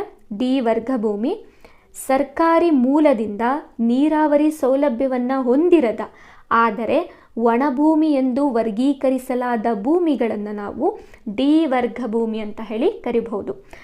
ಎ ಲ್ಯಾಂಡ್ ಮತ್ತು ಬಿ ಲ್ಯಾಂಡ್ ವರ್ಗದಲ್ಲಿ ಬರದ ಅಥವಾ ತೋಟಗಾರಿಕಾ ಬೆಳೆಗಳನ್ನು ಬೆಳೆಯುವ ಭೂಮಿಗಳು ಕೂಡ ಈ ವರ್ಗಕ್ಕೆ ಸೇರುತ್ತೆ ಅಂತ ಹೇಳಿ ನಾವು ನೋಡ್ಬೋದಾಗಿರುತ್ತೆ. ಇದಿಷ್ಟು ಕೂಡ ಬಹಳಷ್ಟು ಇಂಪಾರ್ಟೆಂಟು. ಪ್ರಶ್ನೆ ಹೀಗೆ ಕೇಳ್ಬೋದು, ಒಣಭೂಮಿ ಎಂದು ವರ್ಗೀಕರಿಸಲಾಗಿರುವಂತಹ ಭೂಮಿಗಳು ಯಾವ ವರ್ಗದ ಒಂದು ಭೂಮಿ ಅಡಿಯಲ್ಲಿ ಬರುತ್ತೆ ಅಂತ ಹೇಳಿದಾಗ ನಾವು ಡಿ ವರ್ಗದ ಭೂಮಿ ಅಂತ ಹೇಳಿ ಆನ್ಸರನ್ನು ಮಾಡಬೇಕಾಗಿರುತ್ತೆ. ಓಕೆ, ನೀವಿಲ್ಲಿ ನೋಡ್ತಾ ಇದ್ದೀರಾ 1961 ಭೂ ಸುಧಾರಣಾ ಕಾಯ್ದೆಯ ಅಧಿಕೃತವಾದಂತಹ ಒಂದು ದಾಖಲೆಯನ್ನು.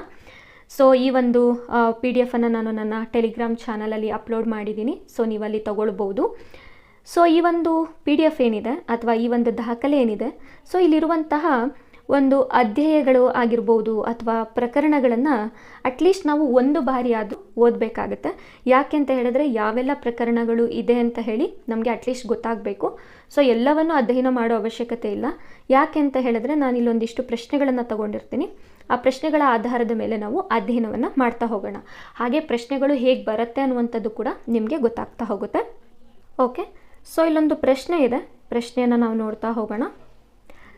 1961 ಭೂ ಸುಧಾರಣಾ ಕಾಯ್ದೆಯ ಯಾವ ವಿಭಾಗವು ಸೈನಿಕ ಅಥವಾ ನಾವಿಕನಿಗೆ ಯಾವುದೇ ರೀತಿಯಾದಂತಹ ಹಿಡುವಳಿಯಿಂದ ತನ್ನ ಭೂಮಿಯನ್ನು ಸ್ವಂತ ಕೃಷಿಗಾಗಿ ಹಿಂಪಡೆಯುವಂತಹ ಹಕ್ಕನ್ನು ನೀಡುತ್ತೆ ಅಂತ ಹೇಳಿ ಕೊಟ್ಟಿದ್ದಾರೆ. ಇಲ್ಲಿ ವಿಭಾಗ 14, ವಿಭಾಗ 16, ವಿಭಾಗ 20, ವಿಭಾಗ 15 ಅಂತ ಹೇಳಿ ಕೊಟ್ಟಿದ್ದಾರೆ. ವಿಭಾಗವನ್ನು ನಾವು ಪ್ರಕರಣಗಳು ಅಂತಲೂ ಕೂಡ ಕರಿಬಹುದು. ಇಲ್ಲಿ ಆನ್ಸರ್ ಏನಾಗಿರುತ್ತೆ ಅಂದರೆ ವಿಭಾಗ 15. ಇದಕ್ಕೆ ಆನ್ಸರ್ ಆಗಿರುತ್ತೆ. ಇಲ್ಲಿ ವಿಭಾಗ 14 ಏನು ಹೇಳುತ್ತೆ, 16 ಏನು ಹೇಳುತ್ತೆ, 20 ಏನು ಹೇಳುತ್ತೆ ಅಂತ ಹೇಳಿ ನಾವು ನೋಡ್ಕೊಳ್ಬೇಕಾಗತ್ತೆ. ಆ್ಯಕ್ಚುಲಿ 14 ತೆಗೆದುಹಾಕಿದ್ದಾರೆ 1974 ತಿದ್ದುಪಡಿಯ ಒಂದು ಕಾಯ್ದೆಯಲ್ಲಿ. ಹಾಗೆ 16ನೇ ವಿಭಾಗವನ್ನು ಕೂಡ ತೆಗೆದುಹಾಕಿದ್ದಾರೆ. 20ನೇ ವಿಭಾಗ ಅಂತಹ ಏನು ಇಂಪಾರ್ಟೆಂಟ್ ವಿಚಾರವನ್ನು ಹೇಳೋದಿಲ್ಲ. ನಾವು ನೋಡ್ತಾ ಹೋಗೋಣ ಮುಂದೆ. ನೋಡಿ ಇಲ್ಲಿ 15ನೇ ವಿಭಾಗ ಹೇಳ್ತಾ ಇದೆ, ಸೈನಿಕನು ಮತ್ತು ನಾವಿಕನು ಭೂಮಿಯನ್ನು ಪುನಃ ವಶಕ್ಕೆ ತೆಗೆದುಕೊಳ್ಳುವಂತಹ ಹಕ್ಕನ್ನು ನೀಡುತ್ತೆ ಅಂತ ಹೇಳಿ. ಇದಾದ ನಂತರದಲ್ಲಿ 20ನೇ ವಿಭಾಗ ಸಾಗುವಳಿಯ ಕುರಿತು ಮಾತನಾಡುತ್ತೆ. ನೀವು ಇದನ್ನು ಓದ್ಕೊಳ್ಬೋದಾಗಿರುತ್ತೆ. ನಂತರದಲ್ಲಿ 26ನೇ ಒಂದು ವಿಭಾಗ ಕೊಟ್ಟಿದ್ದೀನಿ. ಅದಕ್ಕೂ ಮೊದಲು ಇಲ್ಲೊಂದು ಪ್ರಶ್ನೆ ಇದೆ, ಅದನ್ನು ನೋಡೋಣ. 1961 ಕರ್ನಾಟಕ ಭೂ ಸುಧಾರಣಾ ಕಾಯ್ದೆಯು 26ನೇ ವಿಭಾಗವು ಈ ಕೆಳಗಿನ ನಿಬಂಧನೆಯನ್ನು ಮಾಡಿದೆ. ಭೂಮಿಯ ಸರಳ ಅಡಮಾನ, ಭೂಮಿಯ ಲಾಭದಾಯಕ ಅಡಮಾನ, ಭೂಮಿಯ ದೀರ್ಘಕಾಲಿಕ ಅಡಮಾನ, ಹಾಗೆ ಭೂಮಿಯ ಶಾಶ್ವತ ಅಡಮಾನ ಅಂತ ಹೇಳಿ. ನೀವಿಲ್ಲಿ ನೋಡ್ತಾ ಇದ್ದೀರಾ 26ನೇ ವಿಭಾಗವನ್ನು ಗೇಣಿದಾರನಿಗೆ ಭೂಮಿಯನ್ನು ಫಲಾನುಭವದ ಹಕ್ಕನ್ನು ಅಡಮಾನ ಮಾಡಿರುವಾಗ ಗೇಣಿದಾರಿಕೆಯನ್ನು ಸ್ಥಗಿತಗೊಳಿಸಲಾಗುವುದು ಅಂತ ಹೇಳ್ತಾ ಇದ್ದಾರೆ. ಸಿಂಪಲ್ ಆಗಿ ಹೇಳಬೇಕು ಅಂದರೆ 1974ರಲ್ಲಿ ಒಂದು ಪ್ರಮುಖವಾದ ತಿದ್ದುಪಡಿಯನ್ನು ಮಾಡಲಾಗತ್ತೆ. ಈ ಒಂದು ತಿದ್ದುಪಡಿ ಏನು ಹೇಳುತ್ತೆ ಅಂದರೆ 1974 ಮೊದಲು ಯಾರೆಲ್ಲ ಭೂಮಿಯಲ್ಲಿ ಕೃಷಿಯನ್ನು ಮಾಡ್ತಾಯಿದ್ರು. ಸೊ ಅವರಿಗೆ ಆ ಒಂದು ಕೃಷಿಯ ಲಾಭದಾಯಕ ಹಕ್ಕುಗಳನ್ನು ರೈತರಿಗೆ ಕೊಡಲಾಗತ್ತೆ. ಲಾಭದಾಯಕ ಹಕ್ಕುಗಳನ್ನು ಮಾತ್ರ ಕೊಡ್ತಾರೆ. ಯಾವುದೇ ರೀತಿಯಾದಂತಹ ಶಾಶ್ವತ ಹಕ್ಕಾಗಲಿ ಅಥವಾ ದೀರ್ಘಕಾಲಿಕ ಹಕ್ಕನ್ನಾಗಲಿ ಕೊಡೋದಿಲ್ಲ. ಸೊ ಹಾಗಾಗಿ 26ನೇ ವಿಭಾಗ ಏನು ಹೇಳುತ್ತೆ ಅಂದರೆ ಭೂಮಿಯ ಲಾಭದಾಯಕ ಅಡಮಾನದ ಕುರಿತು ಮಾತಾಡುತ್ತೆ ಅಂತ ಹೇಳಿ ನಾವು ನೋಡ್ಬೋದಾಗಿರುತ್ತೆ. ಓಕೆ, ಸೊ ಇಲ್ಲೂ ಅದನ್ನೇ ನಾನು ಕೊಟ್ಟಿದ್ದೀನಿ. 1/3/1974 ಮೊದಲು ಯಾರೆಲ್ಲ ಭೂಮಿಯನ್ನು ಉಳುಮೆ ಮಾಡ್ತಾಯಿದ್ರು, ಸಾಗುವಳಿ ಮಾಡ್ತಾಯಿದ್ರು, ಸೊ ಅವರಿಗೆ ಆ ಒಂದು ಭೂಮಿಯ ಲಾಭದಾಯಕ ಹಕ್ಕುಗಳನ್ನು ಕೊಡ್ತಾರೆ ಅಂತ ಹೇಳಿ ನಾವು ನೋಡ್ಬೋದು. ಓಕೆ, ಸೊ ಇಲ್ಲಿ 48ನೇ ವಿಭಾಗವನ್ನು ನಾವು ನೋಡ್ತಾ ಹೋಗೋಣ. ನ್ಯಾಯಾಧೀಕರಣದ ರಚನೆಯನ್ನು ಮಾಡಲಾಗುತ್ತೆ. ರಾಜ್ಯ ಸರ್ಕಾರವು ಅಧಿಸೂಚನೆಯ ಮೂಲಕ ಈ ಅಧಿನಿಯಮದ ಉದ್ದೇಶಗಳಿಗಾಗಿ ಪ್ರತಿಯೊಂದು ತಾಲೂಕಿಗೆ ಈ ಕೆಳಕಂಡಂತಹ ಸದಸ್ಯರನ್ನು ಒಳಗೊಂಡಂತಹ ನ್ಯಾಯಾಧೀಕರಣವನ್ನು ರಚನೆಯನ್ನು ಮಾಡ್ತಾರೆ. ತಾಲೂಕಿನ ಮೇಲೆ ಅಧಿಕಾರ ವ್ಯಾಪ್ತಿಯನ್ನು ಹೊಂದಿರುವ ರೆವೆನ್ಯೂ ಉಪವಿಭಾಗದ ಅಸಿಸ್ಟೆಂಟ್ ಕಮಿಷನರ್ ಅಥವಾ ಈ ಉದ್ದೇಶಕ್ಕಾಗಿ ರಾಜ್ಯ ಸರ್ಕಾರದಿಂದ ವಿಶೇಷವಾಗಿ ನೇಮಕಗೊಂಡಂತಹ ಅಸಿಸ್ಟೆಂಟ್ ಕಮಿಷನರ್ ಅವರು ಈ ಒಂದು ನ್ಯಾಯಾಧೀಕರಣದಲ್ಲಿ ಇರ್ತಾರೆ. ಹಾಗೆ ರಾಜ್ಯ ಸರ್ಕಾರದಿಂದ ನಾಮನಿರ್ದೇಶನಗೊಂಡ ಇತರ 4 ಮಂದಿ, ಅವರಲ್ಲಿ ಕೊನೆಯ ಪಕ್ಷ ಒಬ್ಬ ಸದಸ್ಯನು ಪರಿಶಿಷ್ಟ ಜಾತಿ ಅಥವಾ ಪರಿಶಿಷ್ಟ ಪಂಗಡಕ್ಕೆ ಸೇರಿರಬೇಕು ಅಂತ ಹೇಳಿ ಈ ಒಂದು ಕಾಯ್ದೆ ಹೇಳುತ್ತೆ. ಬಹಳಷ್ಟು ಇಂಪಾರ್ಟೆಂಟ್ ಪಾಯಿಂಟ್ ಅಂತ ಹೇಳ್ಬೋದು. ಸೊ ಪ್ರತಿಯೊಂದು ತಾಲೂಕಿನಲ್ಲೂ ಕೂಡ ಸೊ ಈ ಒಂದು ನ್ಯಾಯಾಧೀಕರಣವನ್ನು ನಾವು ನೋಡ್ತೀವಿ. ಸೊ ಇದರಲ್ಲಿ 4+1 ಅಂದರೆ 5 ಜನರನ್ನು ಒಳಗೊಂಡಿರುತ್ತೆ ಅಂತ ಹೇಳಿ ನೋಡ್ಬೋದು. ಮತ್ತು ನ್ಯಾಯಾಧೀಕರಣದ ಕುರಿತಾಗಿ ಸೊ ಯಾವ ವಿಭಾಗ ಮಾತನಾಡುತ್ತೆ ಅಂದರೆ 48ನೇ ವಿಭಾಗ ಮಾತನಾಡುತ್ತೆ. ಓಕೆ, ಸೊ ಇಲ್ಲಿ ಕೂಡ ಅದನ್ನೇ ನಾನು ಕೊಟ್ಟಿದ್ದೀನಿ. ಸೊ ಭೂ ನ್ಯಾಯಮಂಡಳಿ ಅಂತ ಹೇಳಿ ಬರುತ್ತೆ. 1961 ಕಾಯ್ದೆ ಪ್ರಕಾರ 48ನೇ ವಿಧಿಯಲ್ಲಿ ಸೊ ಪ್ರತಿ ತಾಲೂಕಿಗೆ ಒಬ್ಬರಂತೆ 4 ಅನಾಧಿಕೃತ ಸದಸ್ಯರನ್ನು ಒಳಗೊಂಡಿರುವಂತಹ ಭೂ ನ್ಯಾಯಮಂಡಳಿಗಳನ್ನು ರಚಿಸಬೇಕು ಅಂತ ಹೇಳಲಾಗತ್ತೆ. ಓಕೆ, ಸೊ ಇಲ್ಲಿ ನಾವು ನೋಡ್ತಾ ಇದ್ದೀವಿ 4ನೇ ಅಧ್ಯಾಯವನ್ನು. ಸೊ ನಾನು ಮೊದಲೇ ಹೇಳಿದೆ 4ನೇ ಅಧ್ಯಾಯ ಬಂದು ಭೂ ಹಿಡುವಳಿಗಳ ಗರಿಷ್ಠ ಮಿತಿಯ ಕುರಿತು ಮಾತನಾಡುತ್ತೆ ಅಂತ ಹೇಳಿ. ಹಾಗಾಗಿ ಪ್ರಶ್ನೆಗಳು ಬರುವಂಥ ಸಾಧ್ಯತೆಗಳು ಜಾಸ್ತಿ ಇರುತ್ತೆ ಈ ಒಂದು ಅಧ್ಯಾಯದಿಂದ. ಸೊ ನಾವಿಲ್ಲಿ ನೋಡ್ತಾ ಇದ್ದೀವಿ 63ನೇ ವಿಭಾಗ ಅಥವಾ 63ನೇ ಕಾಲಮ್ ಹೇಳುತ್ತೆ ಭೂಮಿಯ ಗರಿಷ್ಠ ಮಿತಿಯ ಕುರಿತು. ಸೊ ಒಬ್ಬ ವ್ಯಕ್ತಿ ಎಷ್ಟು ಭೂಮಿಯನ್ನು ಕೊಂಡುಕೊಳ್ಬೋದು, ಹಾಗೆ ಒಂದು ಕುಟುಂಬ ಎಷ್ಟು ಭೂಮಿಯನ್ನು ಪರ್ಚೇಸ್ ಮಾಡ್ಬೋದು ಅಂತ ಹೇಳಿ ಇಲ್ಲಿ ಹೇಳಲಾಗತ್ತೆ. ಸೊ 63ನೇ ಕಾಲಮ್ ಪ್ರಕಾರವಾಗಿ ಒಬ್ಬ ವ್ಯಕ್ತಿ 10 ಯೂನಿಟ್ಗಳಷ್ಟು ಭೂಮಿಯನ್ನು ಅಂದರೆ 54 ಎಕರೆಯಷ್ಟು ಭೂಮಿಯನ್ನು ಪರ್ಚೇಸ್ ಮಾಡಲಿಕ್ಕೆ ಅವಕಾಶ ಇರುತ್ತೆ. ಹಾಗೆ 5 ಜನರ ಕುಟುಂಬವನ್ನು ನೋಡೋದಾದರೆ 20 ಯೂನಿಟಷ್ಟು ಭೂಮಿಯನ್ನು ಅಥವಾ 108 ಎಕರೆಯಷ್ಟು ಭೂಮಿಯನ್ನು ಪರ್ಚೇಸ್ ಮಾಡಲಿಕ್ಕೆ ಅವಕಾಶವನ್ನು ನೀಡಲಾಗಿದೆ. ಸೊ ಇದನ್ನು ನೀವು ಗಮನದಲ್ಲಿ ಇಟ್ಕೊಳ್ಳೇಬೇಕು.